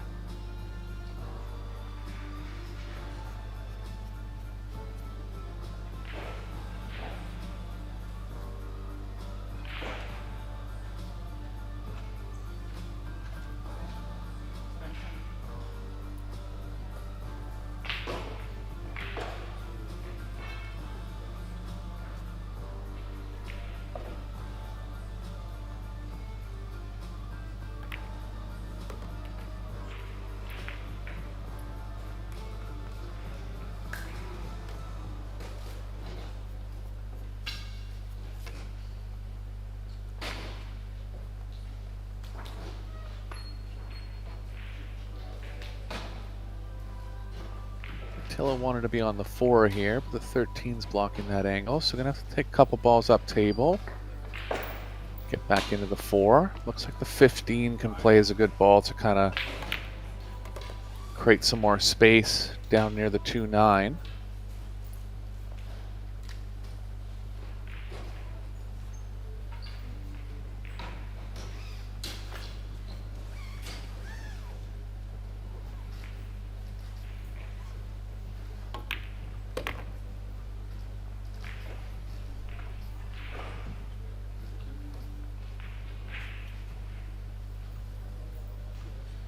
Yeah, without knowing much background on Attila, I would say he has a ton of potential. You know, he's just by the way he hits the ball, he's a current threat. But good composure around the table. Plays his patterns well.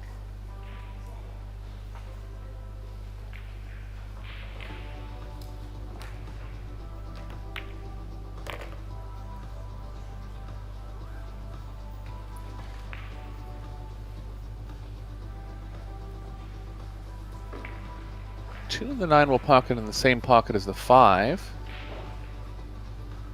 Even though those 4 balls there are kind of positioned oddly, they can all pocket without moving them. It's time to start thinking about which ball he wants for the breakout here. Oh, didn't want to hit the 2 there. How bad's it going to get him? Pretty bad, I think. Yeah, he's safe on every ball on the table. This wasn't trying to run into the 2, was trying to draw back to the left of it. Not the easiest spot to play safe from here either. He could go real thin off the edge of the 10 and try to land the cue ball behind the 10. A little bit risky on blocking the 12 on that play.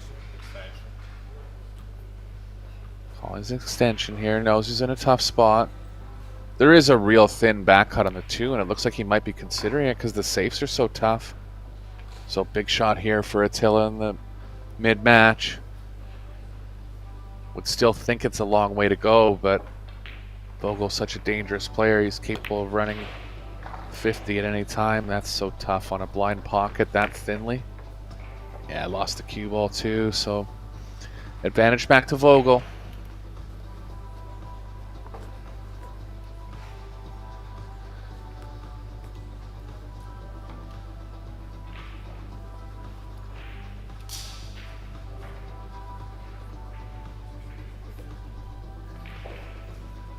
Slovenia's been host to some world-class pool for the last 5 days so far at the Eurotour Slovenian Championships.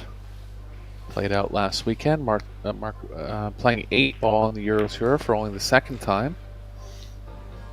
Marko Spitsky coming out with the win there. Mario He finished in the final.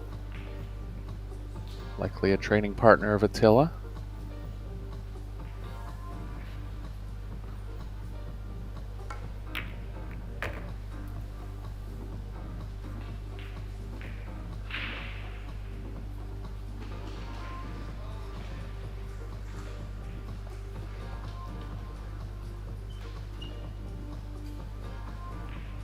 Tilla's going to have to see if he has the angle on the 13 here. Doesn't seem too happy with anything, so the 1 might be blocking the 13. I think he's okay standing behind that shot line, just more making a plan of how to develop the last 5 balls into a positive breakout scenario.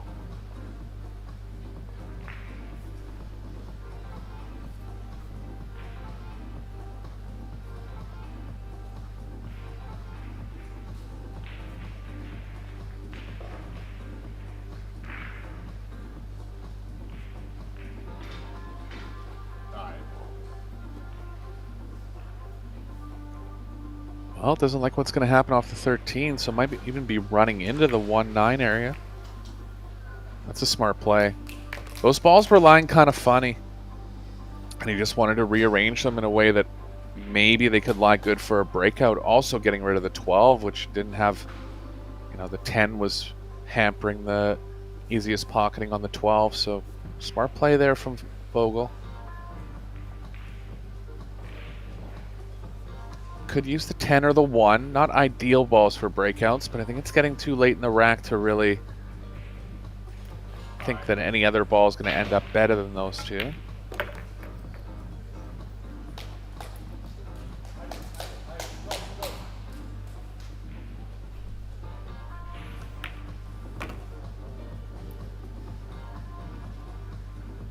Yeah, just going to get a natural angle, 1-3, and then try to get inside the 10 near the left long rail.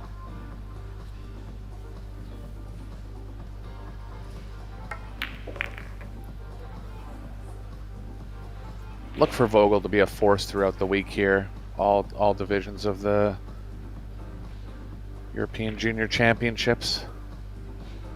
Max Benko's had some, is also in the tournament. He's had some success on the international stage.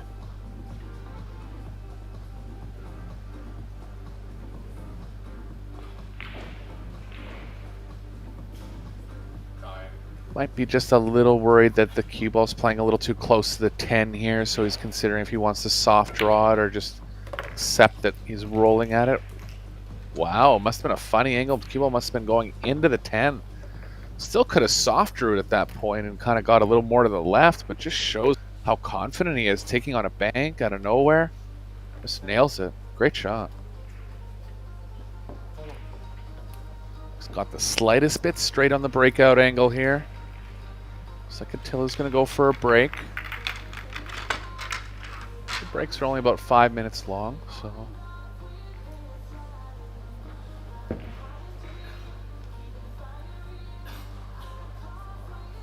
might even be the case that if one player's at the table, they can continue shooting when the other player's on the break, but no, it looks like it's going to take a little break here, so we'll stay with you.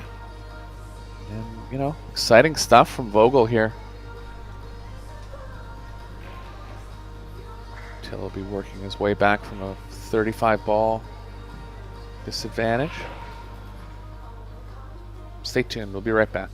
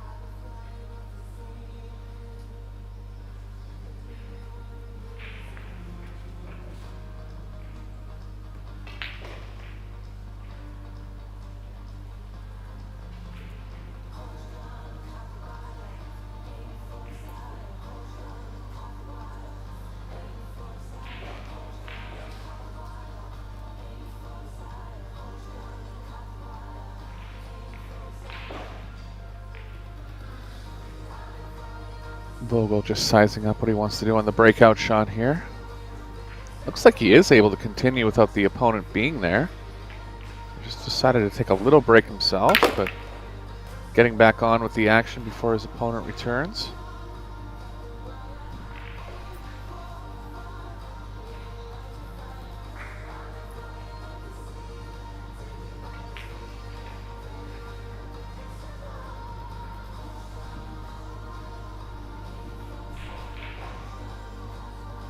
Just having a look if he's actually on the 14 here.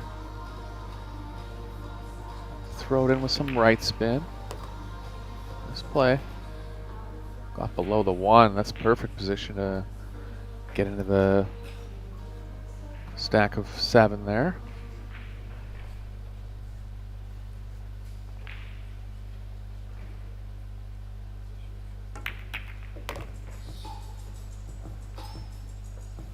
Only really separated 1 ball there.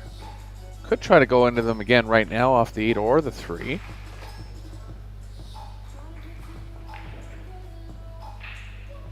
He's got 3 balls loose up on top of the rack, so I think if he did try to go into them now, he's pretty likely to get a shot.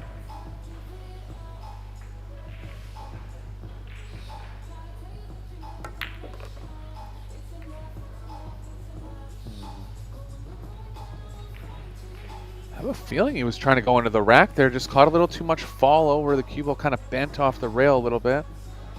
That kind of action on the cue ball can happen a lot on the new cloth. Predator cloth reacting as really it should.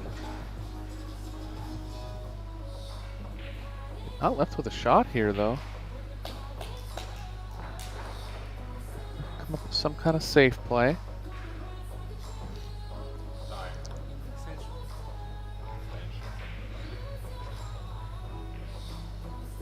Still looks like he's considering something offensive. Might be just looking how the balls are going to play out of the rack. Don't really see much. Anytime you're in trouble in straight pull, you want to consider, there's so many balls on the table, you want to consider if there's any combos that are available. I think he was just looking at that. It's called something.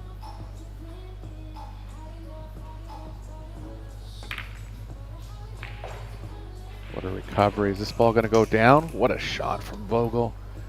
And he's too thin on the 8, and it's going to be tough to get his cue out of the way of the cue ball. But looks like he's going to take it on, even tougher with a bridge.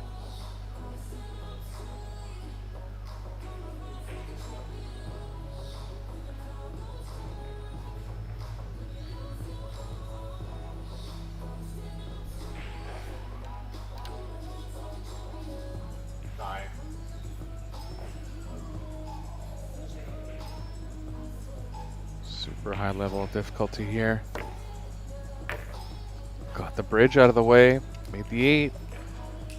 Not even too worried about cue ball control there. He knew he had those 4 balls available above the racking area. Looks like the 15 can play into a good breakout for the 4 balls below it. If he's on the 5 right now, that'd be perfect. Looks like he is. Here comes Vogel again with a good offensive chance. He's going to be looking to separate the stack of 4 below the 15 here.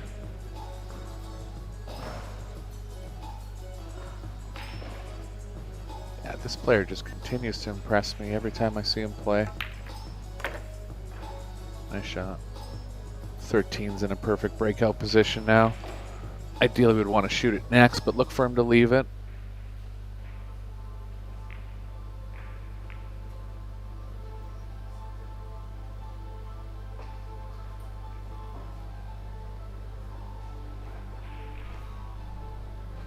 Find a way to get the cue ball over to the left side of the table.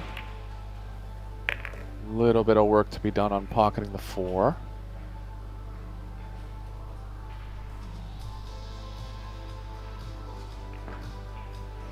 Seven will play nicely onto the 4 in the top left.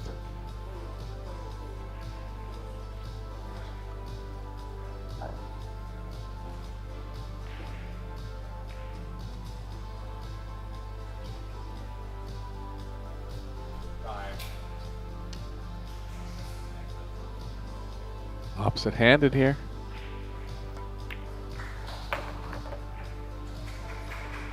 he's trying to get into the 7. Watch out for the cue ball. He's okay.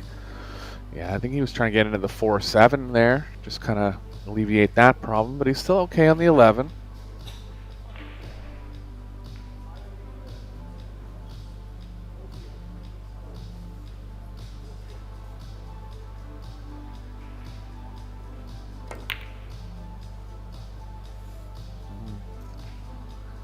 Anytime you're cueing off a rail, just makes the angle of contact a little different. Might have been trying to spin that one a little bit for position. So, making more progress towards his total.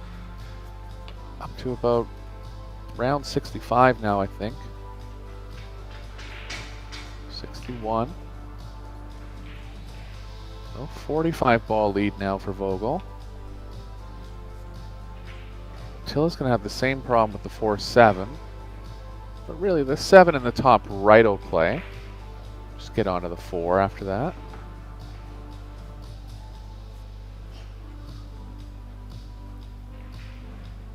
Yeah, this is okay too. Really, just make sure you don't end up with a bad angle on the 7 near the end of the rack that wouldn't allow you to get on the 4. Good play there.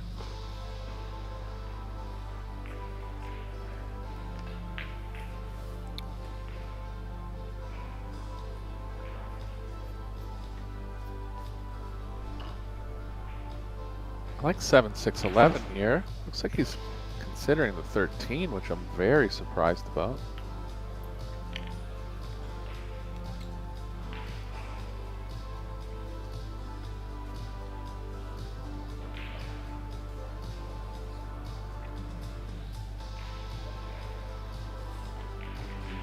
I mean, the 13 was just like so good for the breakout. I would have really tried to do all I could to leave that as the breakout ball. He's going to go with the 7 now.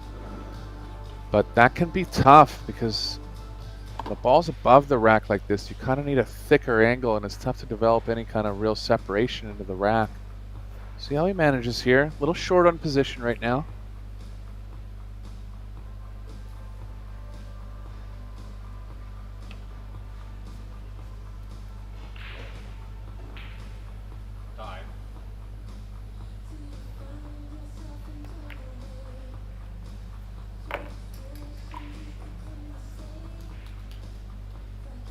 Like he's straight enough to hold it.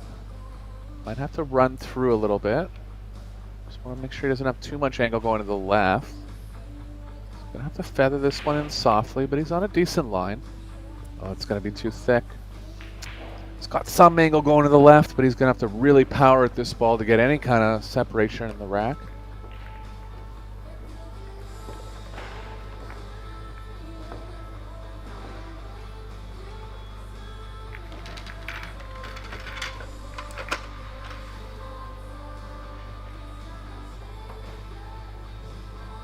Match being played at a very good pace here.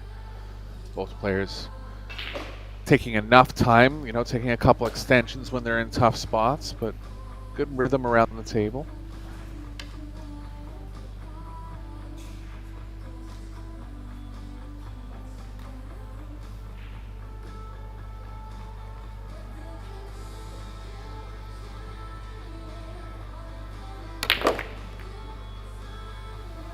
Not bad.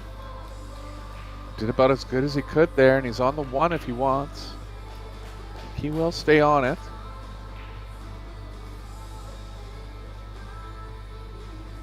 Does he have something to the top left, like the 14 maybe? That would make things a lot easier. No, that pocket's blocked. It's going to have to be the 1. It's okay.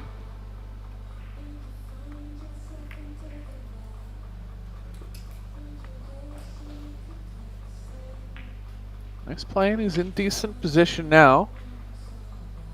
Again, with that kind of decision to either break the balls out earlier or later in the rack. I personally like going into them quickly. If he wants to open them up, he can shoot the 4 here.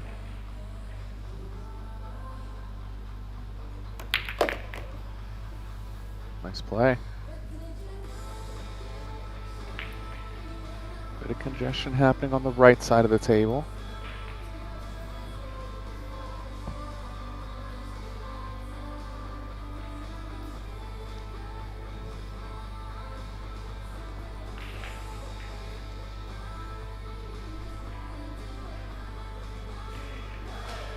he's having a good think here. And so he should. There's the way the balls are positioned over on the right side there is going to take some good maneuvering to kind of open them up. Most obvious pocket, which is for the, say, the 9, 15, 14, all those balls, is the top right, and it's blocked by the 3, 13.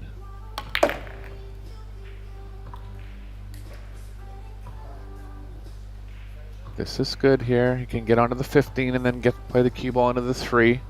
Good planning there from Attila. Little too much angle. Could possibly take the 6 onto the 3.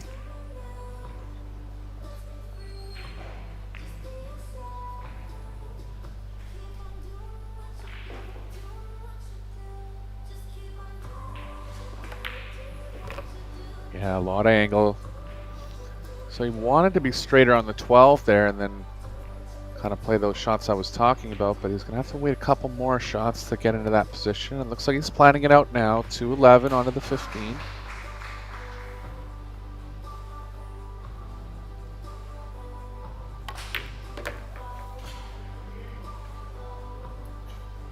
A little too much angle going to the right again, but again, it doesn't have to be the 15. It could be the 6.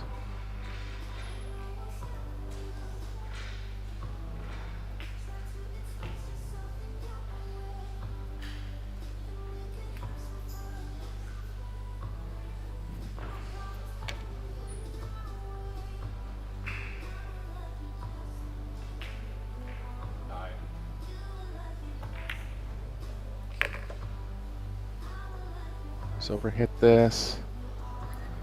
Still has options to get back over into that kind of breakout zone there.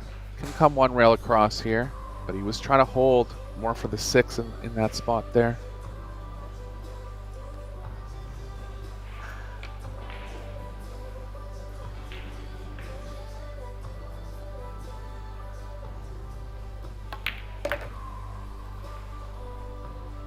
He's finally there about 3 shots later. Okay, on the rail. Well, unlucky here. Looks like he has some kind of plan. Get into the 14 maybe.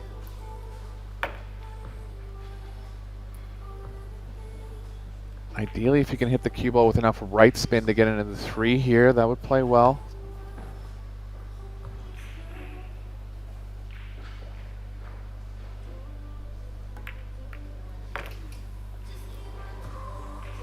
Shot. So we solved the 313 problem. Now it comes down to getting a proper breakout. Might have to end up being the 3. Best case scenario, you could get an angle on the 6 where he develops the 9 into a good breakout ball.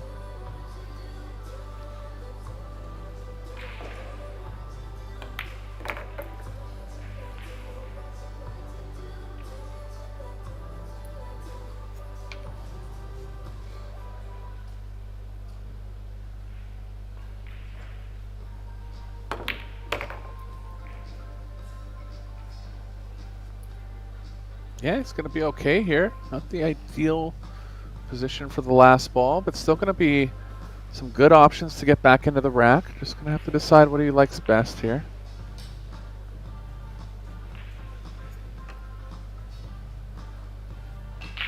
Bogo was expected to make it this far in the tournament, but you can also see why Attila's made it this far. Strong player. Really, the separation in the match happened when Bogo ran the 25, played safe, and then got about 20 more. Didn't really leave Attila a chance for about 50 balls. But he's trying to narrow the gap here.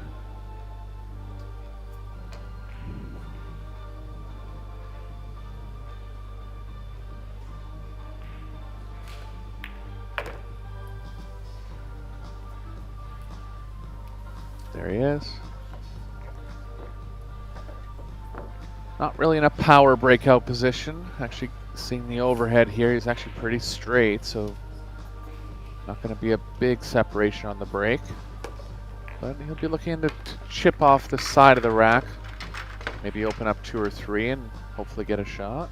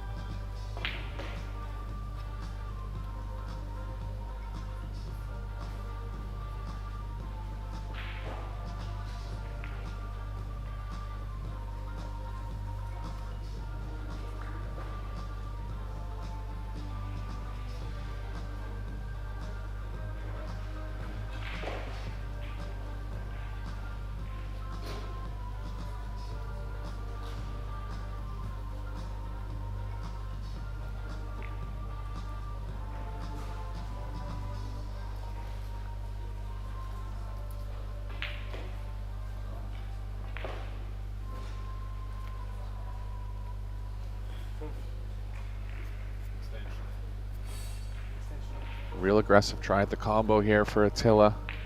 Vogel playing well out of that safe spot he was in.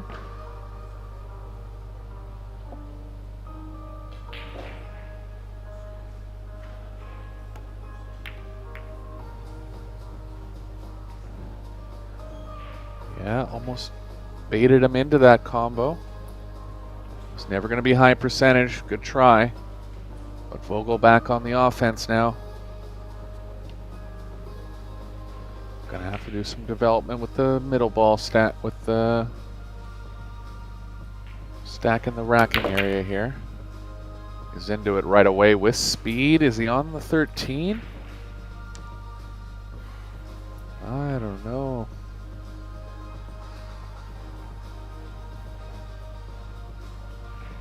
I like how he attacks those breakouts. Really, I don't know if he's been in a spot where he's had no shot like this very often, and he still does have the 2 in the side. The 2 can play off the 12 as well. But considering how well he's hit the breakouts, he's actually got himself in a couple bad spots. Just unluckily, really. So recovery time here for Vogel. Lead down to 26 balls.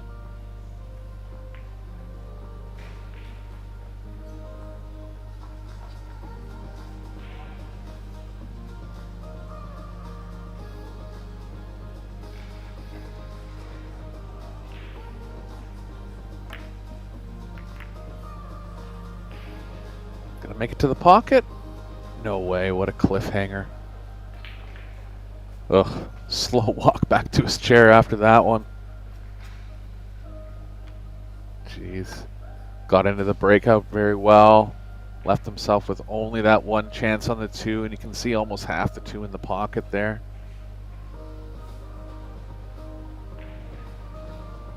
So another chance for Attila. He's done decently well with his chances. Hasn't broke the 25 ball barrier as far as runs so far, but not making bad mistakes. Just got out of line on the breakout ball one time at the end of the rack.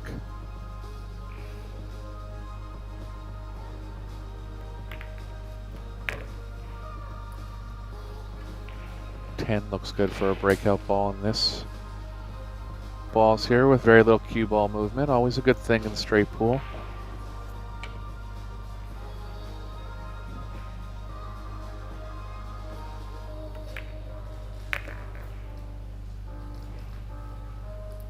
Moving his way down towards the 7 now.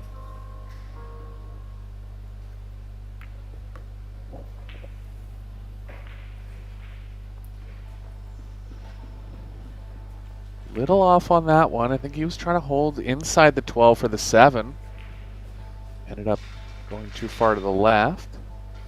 Just not in a great spot here, really. Really don't believe the 12 passes the 7. If it does, that'll save him.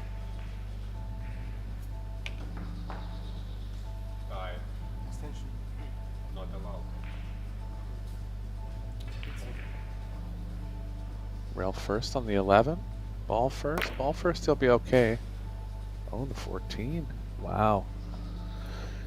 Yeah, just a couple small positional errors from Attila. This is trouble with a player as strong as Vogel. 10 ball still lies good for the breakout ball here.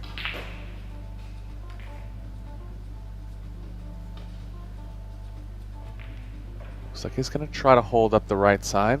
It's pretty tough to do that. Have to play the thicker part of the pocket at speed. Other option is to just run the cue ball into the 6-13. Lots of balls that you could get on. He's going to go forward, get out of that area.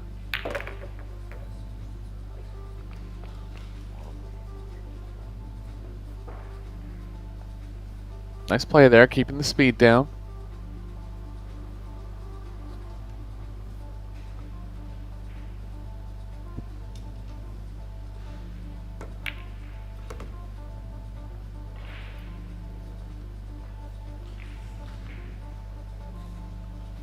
Gonna look to draw back over where he's standing now.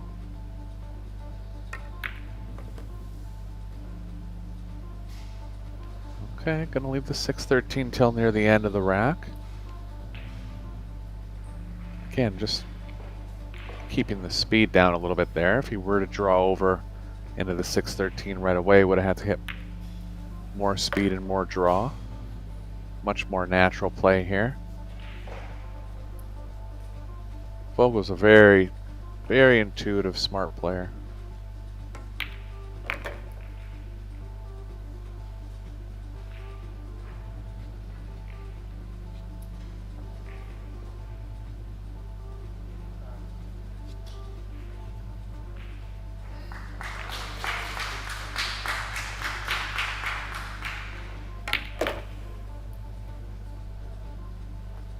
Doesn't want to be straight here. It's okay, he's got some angle going to the left off the 12.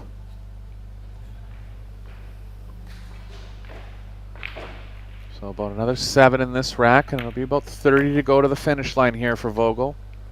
Ideal breakout angle.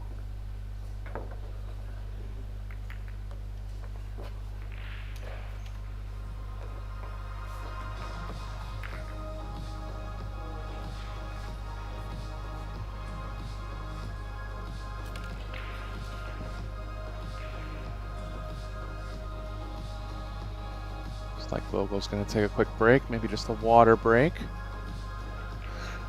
Till has already had his break in this match.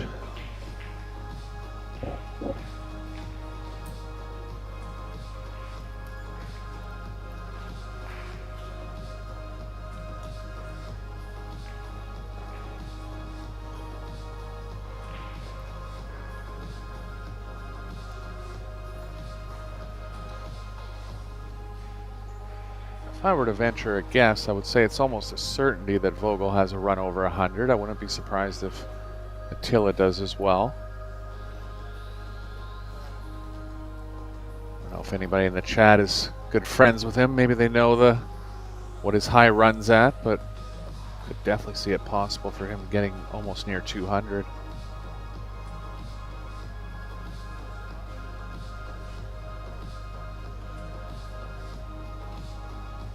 Coming from a long line of strong straight pool players from Germany, Ralph Souquet, Oliver Ortmann, both world champions, former world champions. Josh Filler doesn't play the game as much, more into the rotation, but whenever he has played, he's done well.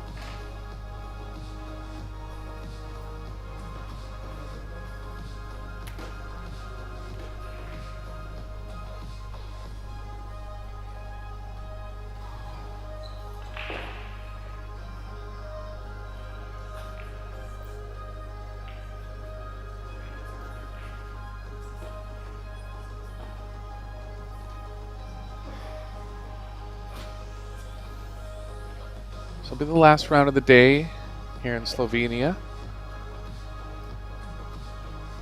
Going to have the quarterfinals onwards of the straight pool division starting tomorrow and a full day of action.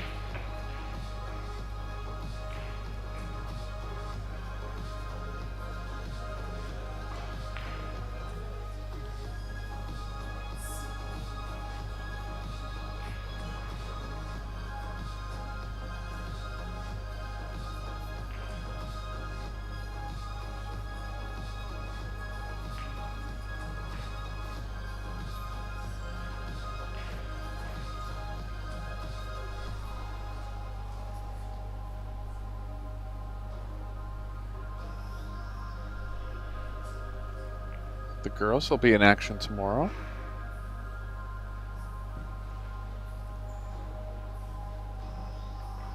Starting off at 9 a.m. Slovenian time.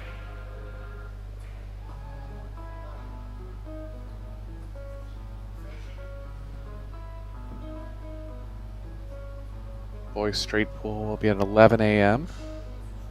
Continuing on with the finals at 1 p.m.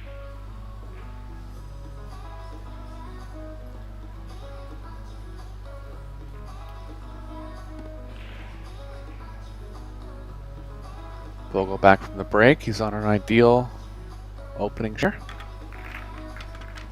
Always got to be mindful of the cue ball when you're playing these breakout shots in straight pool, especially one like this. You can tend to really amp up on it and just kind of lose the exact contact point on the cue ball. Could be looking to get into the middle of the stack here. Possibly purposely playing the cue ball back up table, kind of drawing it back into the short rail.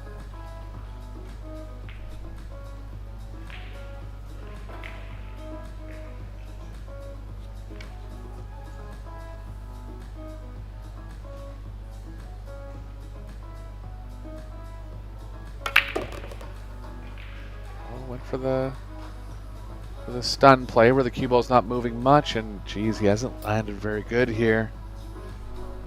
No fault of his own, avoided the scratch, opened up the rack nicely. 6 or 7 balls out of the rack, but just nothing easy. See if he decides to take on the 13 here. It'd be a very aggressive try. His first thought will be safe, no doubt, and he's actually looks like he might call the combo. No. Gonna kick the ball in. Look at this shot. Look at the creativity he's thinking about here. This would be a highlight reel shot.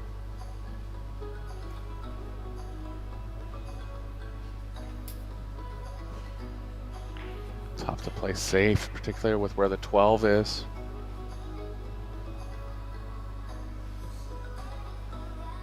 Aye. Extension.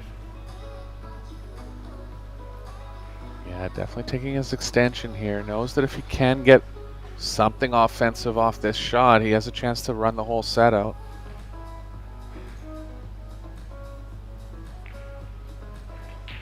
Not in super danger with his lead, but knows his opponent's capable, so big shot coming here from Vogel. Tried the 12. That'll count. Oh, it won't count. It goes in. Yeah, tough spot there.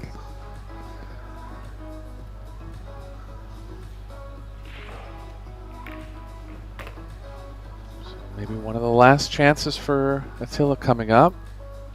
13 can play well to open up the tied up stack in the middle. Watch out for the cue ball here. He's still okay on the 9, I think, but got a little risky there.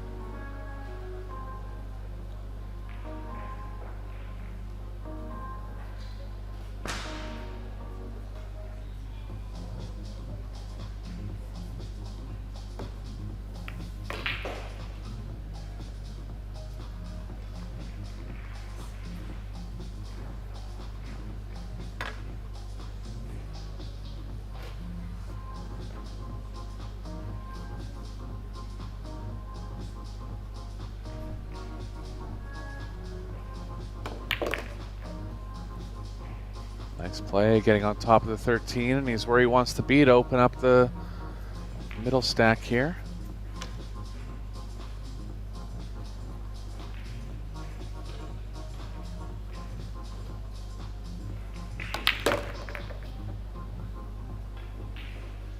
Just a little thick where he didn't get as much movement out of the stack as he ideally would have wanted. Hasn't landed great on it much here. 4 ball's the only ball available.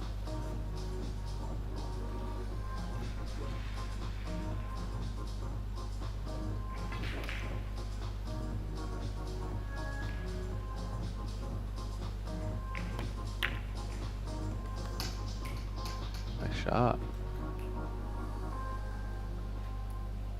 So the 2-5-1-11 are still lying kind of funny.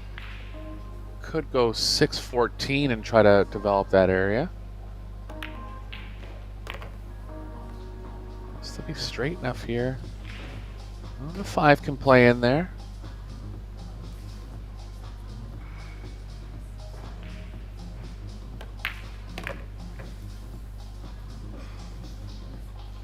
Nice play. Nothing super ideal as far as breakouts. Looks like the 11 is too far inside the rack.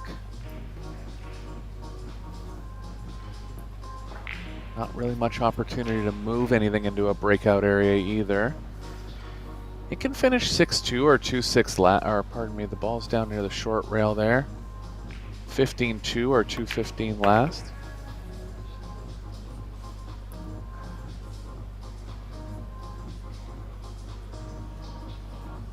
I think I'd favor the 2 last.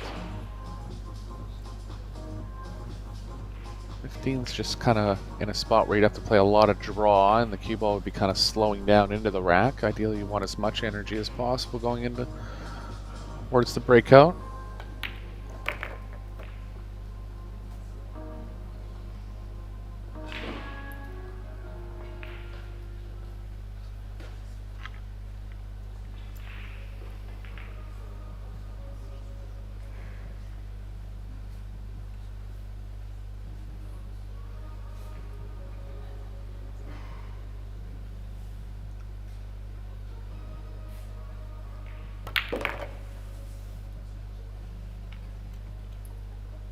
He's left himself on an angle where he's going to have to get the cue ball close to the short rail here.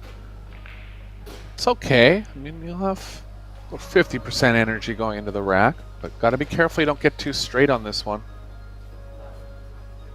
He's still thinking about coming above it. I don't mind that. I thought he was just a little straight where it was going to be kind of touchy to get that much angle, but he might be able to play natural enough here.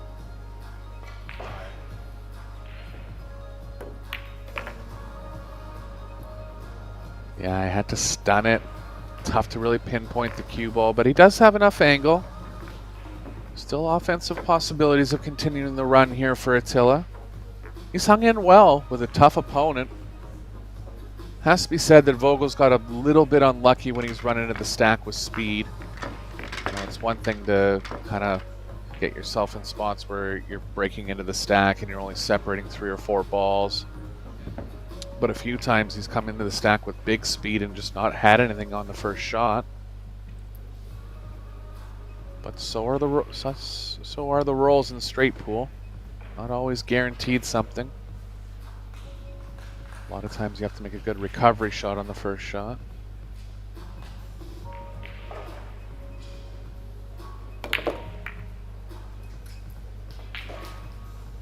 Four balls leaving the stack here, so decently on the 11.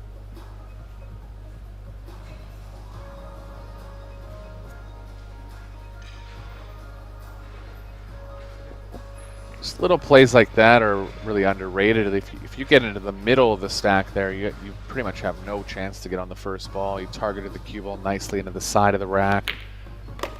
Even though he didn't get much energy, he still got the max separation he could. Shows experience. I wonder if the 6 ball's playing into the top right. If it is, that'll help a lot because you can just kind of fire the 5 high speed into the stack. Looks like it might be playing to the short rail a little more. Still has angle here to open up some more balls. Nice play.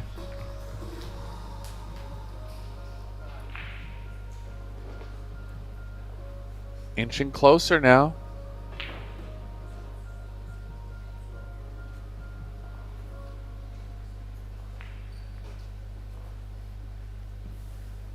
Five, 10, 14 will have to be dealt with.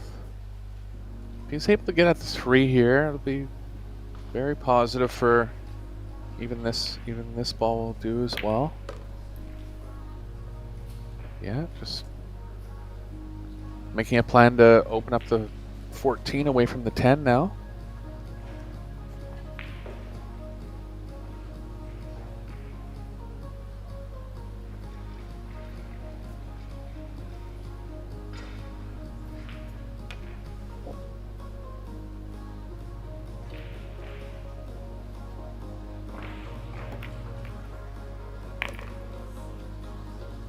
Unlucky there, did move the 14, but it tied back up onto the 10. Still has a shot, still has a few balls to try to develop it.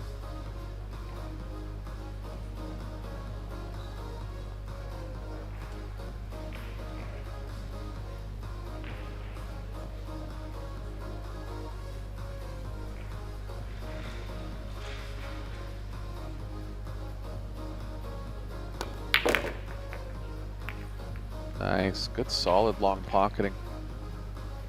I'm impressed with Attila. Took a look at his Fargo. He actually didn't have a Fargo rating, so just tells me he plays mostly in Europe. Kind of a player that'll be probably stepping onto the international scene within pretty quick time.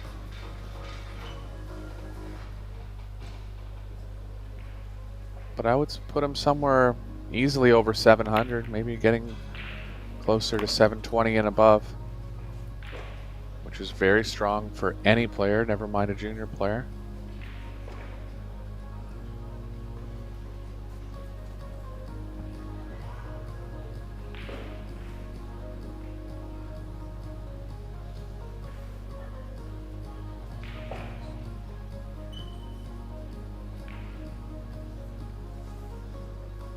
Four ball plays okay for the breakout ball. It's pretty close to the rack. But compared to the rest of the balls on the table, I think I'd be trying to leave the 4 for last.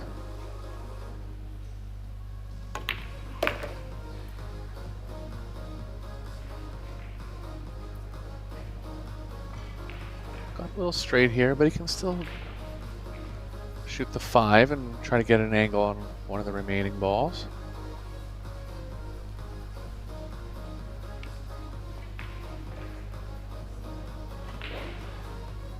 Little gutsy to take the combo, I think. That would remove the 4 too, which is the best breakout ball. So I think the play here is 10, 9, 3, 12.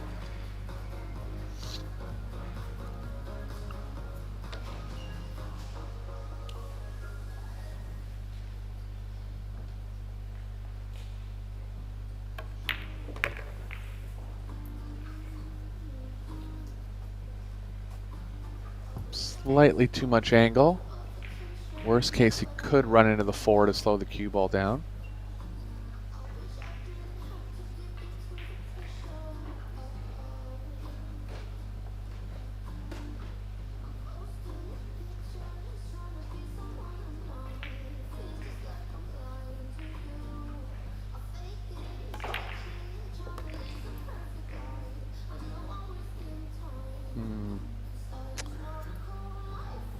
Again, you know, he's going to be okay here. He can go 4, 3, 12. And actually the 12's not that bad of a ball for the breakout, but I think just in my opinion, a couple times just being a little bit more aware of what is really the ideal ball to play the breakout with. This will work though. Moving the cue ball a little less. I mean, his issue there was the cue ball was running a little too far to the left, and probably best case he would have had to move the 4 anyways, so good recovery. Getting close now. Yeah, it was within 3 balls. Good comeback here from Attila.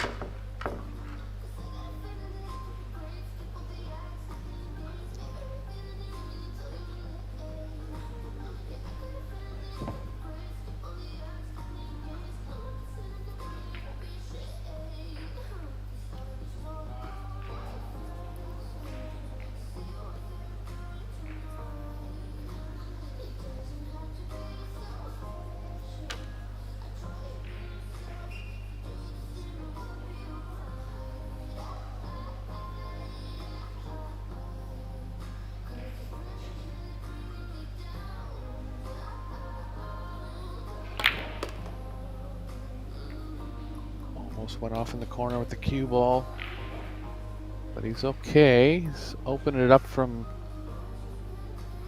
the short rail. Nothing really ideal going up table. 14 would be the easiest ball, but he's bridged over the 1.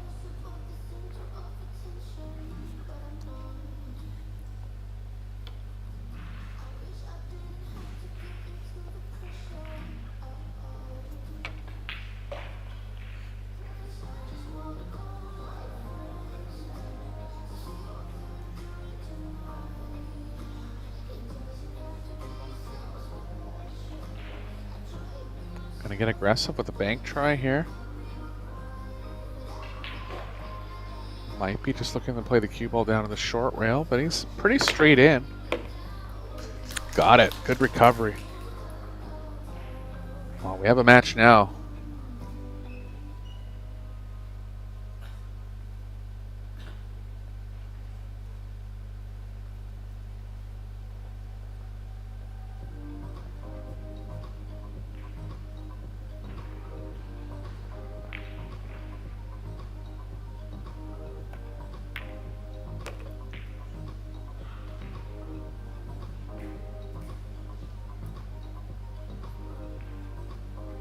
Attila's best finish in any European Junior Championships is the top 16.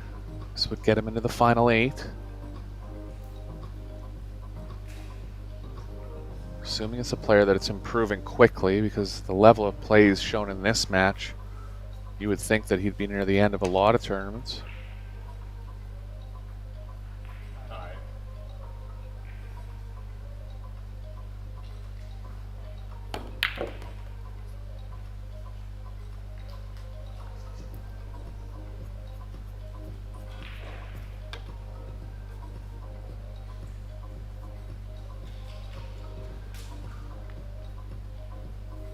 Doesn't have the easiest options, kind of trying to separate the 6-ball stack in the middle. Could get aggressive and try a 2-1 combo. That would really have a lot of energy with the cue ball going to the right into the 7, 9, 11 area. Yeah, the 12 will work too. It's a little thicker, but should get a shot.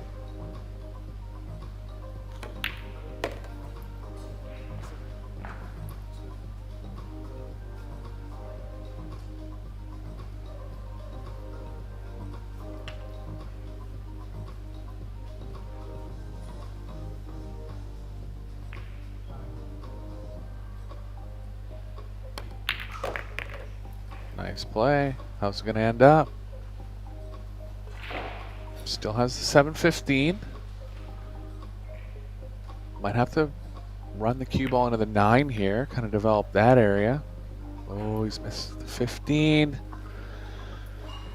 Just got up and shot a little quickly there. I wouldn't really accuse him of that through many parts of the match. He seems to be a careful player, but got up and shot that one a little quick.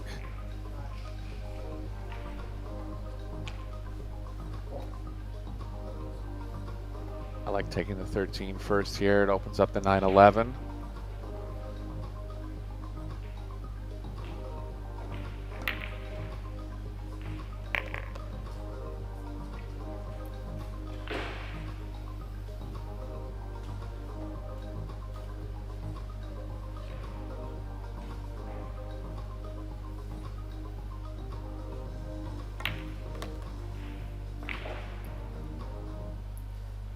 One ball is an ideal breakout ball. A 2-ball will work as well.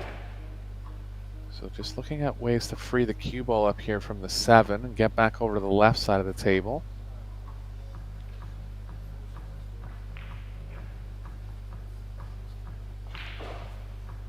Could just resign to playing the 11 in the side, missing the 7 altogether.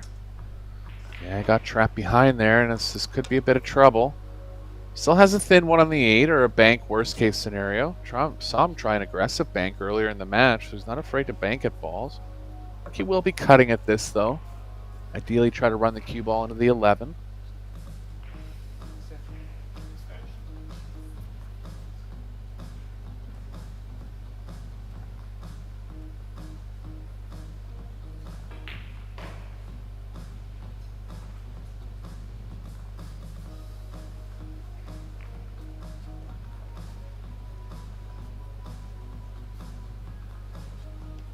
Been a great match so far. At one point, Attila was down by 45 balls. Made a couple good 15 to 20 ball runs to erase that deficit. Did go after the bank, and he got it. Some good creative play here from Vogel.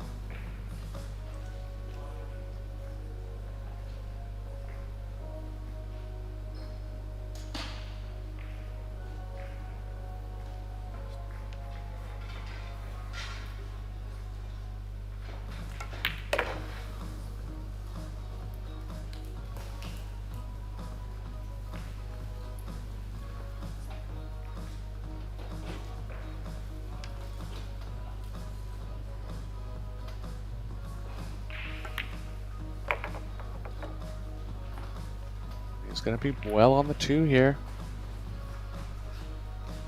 Might have to accept just a slightly straighter angle than ideal, but should be okay. It's on a really thick ball in the 11, so the object ball can take a lot of energy out of the cue ball here. Just taking a second look, the cue ball's actually moving just slightly to the left, which is negative for how much angle he wants. Touchy shot here. Not to pocket it, just to get the cue ball in perfect position. Yeah, he went all the way through to the rail. Good recognition there. And he's back in the driver's seat now. He was in this spot a couple racks ago. Went at the rack at high speed. Controlled the cue ball decently, but didn't end up with a shot. That's where his last offensive run stopped. But yeah, only 20 away from the finish line now, so 23 away, so about 2.5 racks to go for Vogel here.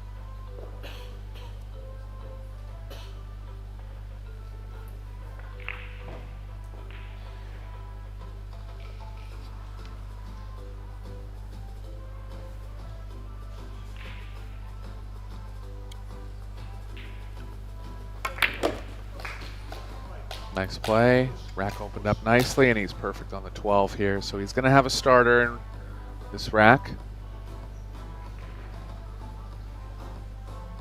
Again, about 2.5 racks to go for Vogel. He's more than capable of locking Attila out here.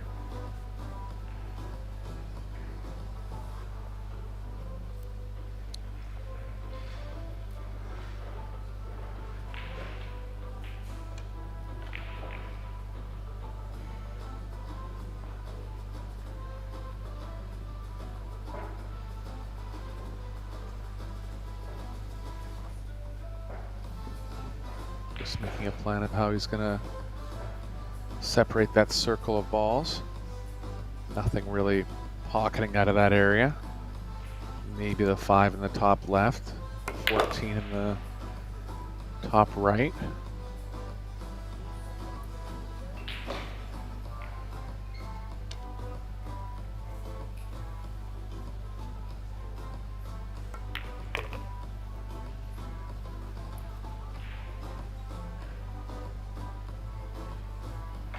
If he can get an angle going to the left off the 9 here, that'll play good. Just play the cue ball into the middle of the breakout area.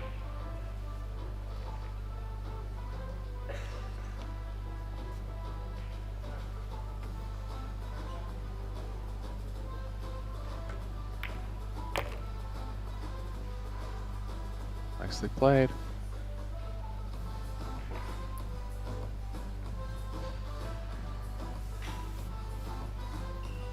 Good natural energy running into the stack of balls here.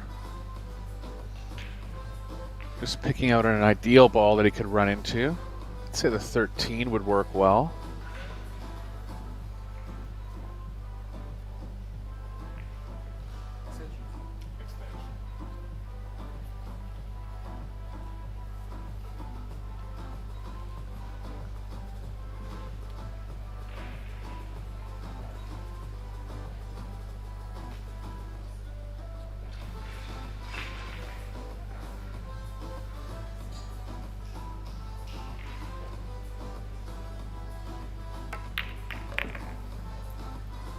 Just got on top of the 13, but looks like he's okay.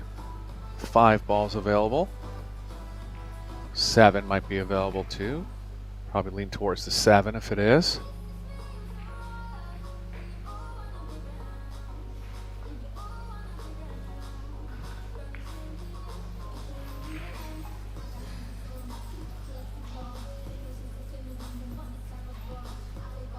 Five ball's going to help him kind of clear out the area a little more.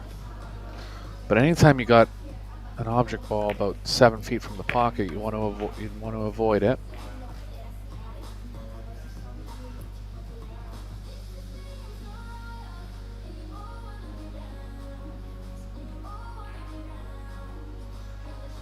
Attila's put up a great fight in this match.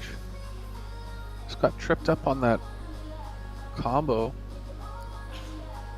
the previous rack.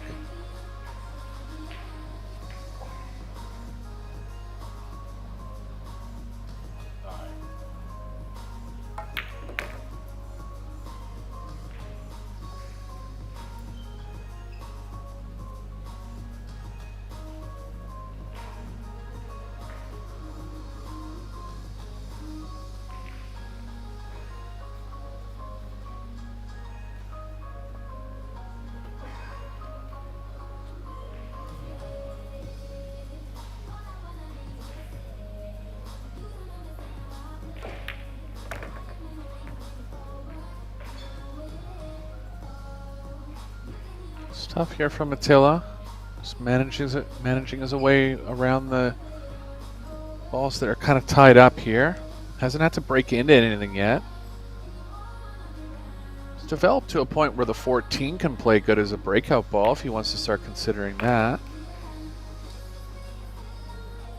Or the 6.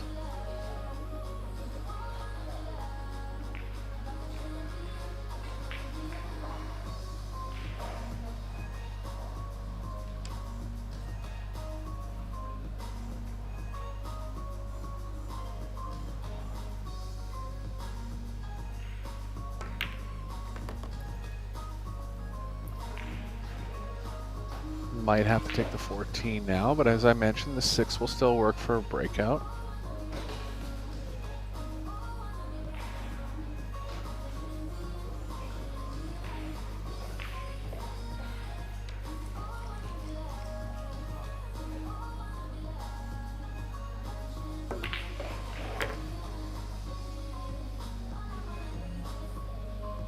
At least they played. Could move the 6 into an even more advantageous position here if he's able to kind of get into the right side of it.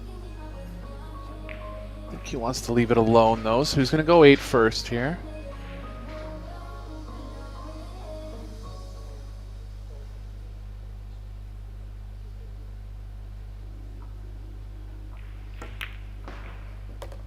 He'll be on around 91 if he gets through these last 3 balls, so he'll be looking for good breakout angle on his last ball here, and then a 9-ball run in the last rack.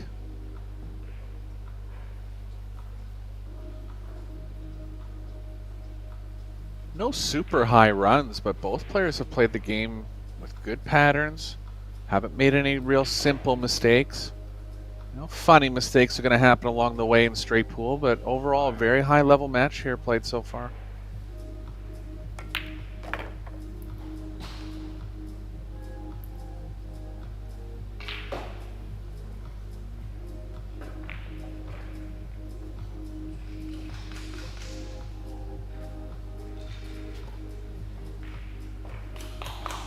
Come around 2 rails now. Just make sure you have an angle going to the right off the 6.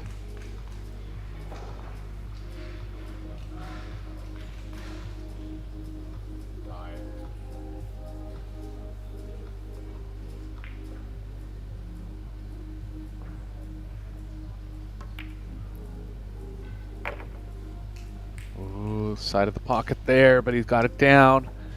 And a chance to open up the rack here in the possible final rack. I think he'll be going at this with high speed. Just try to make it one breakout and out. Separate as many balls as you can here. Get, 5 or 6 easy ones, and then maybe one chip off breakout shot at the end.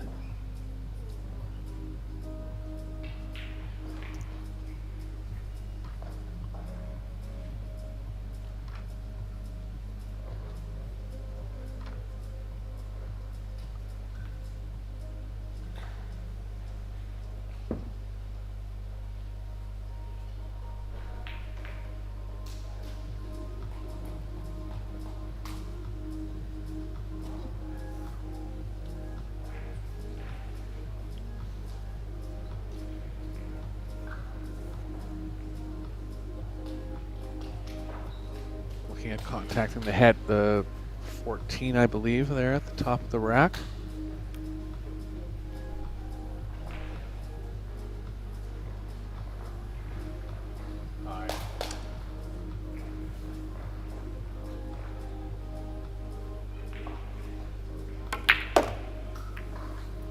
Come for the cue ball. It's okay.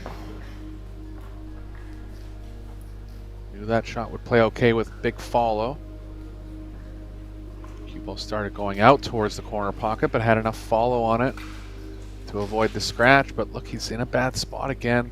I don't know if the 10 passes the 13. The 5, I think, is available worst case, and it looks like he's thinking about the right middle for the 5 now.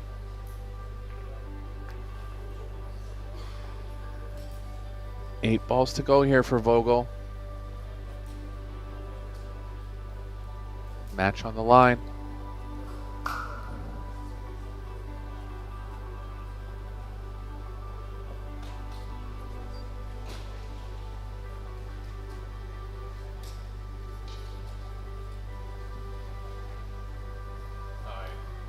bit of awkward cueing out of the corner pocket, down to the end of his shot clock. He's got it. How's the cue ball going to play? Lots of balls in the open here, and he's going to be on the 13.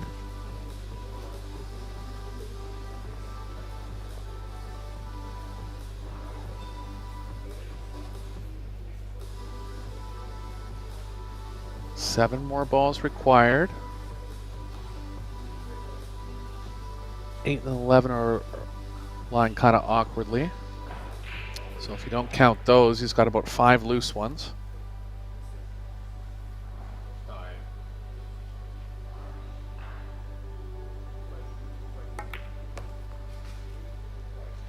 Can always combo the 11 onto the 8 if he needs to. If he has an angle on the 14 here to get the cue ball on the short rail, I think he will, and that's what he's looking at. So he will have if he's able to execute the combo, he will have enough balls without having to break out the middle stack. 6 more to go here for Vogel.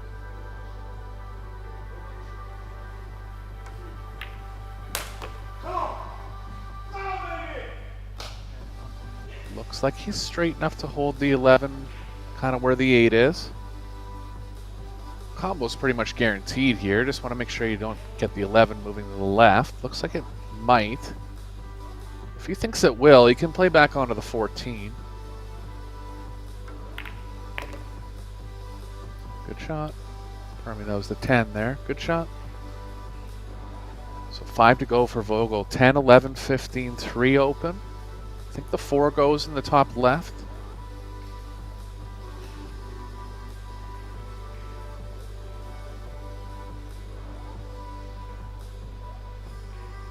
Four only, so it doesn't even need the 4 if it doesn't go. I believe it does, though.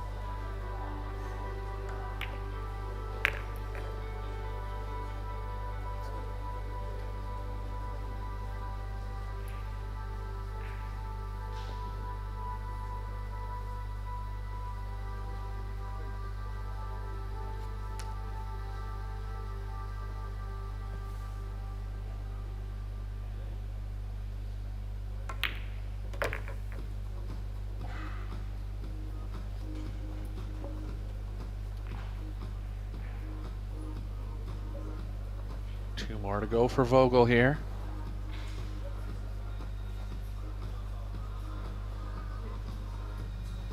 Just going to take the obvious open ball on top of the stack. 15.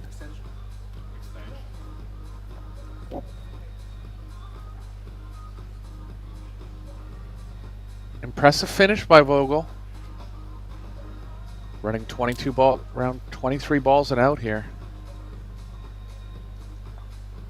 Few runs over 20 in the match, particularly that one patch where he had a 25 and played safe and came back with about another 20.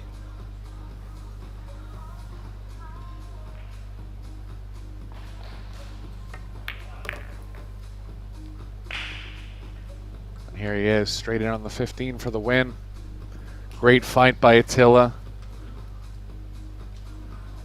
Stuck 35 balls at one point. Brad's within 3.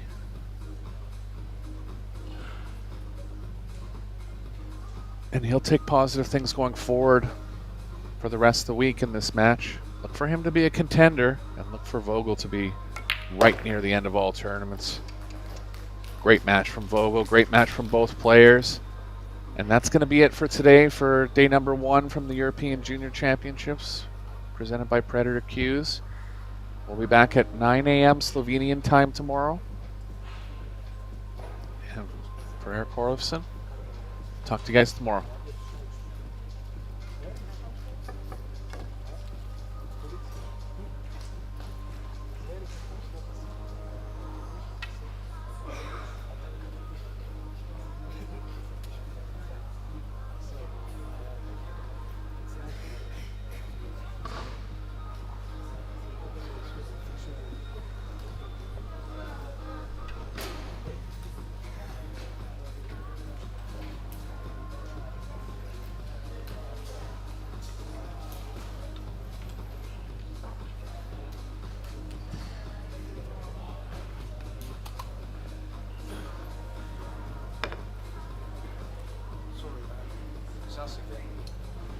back.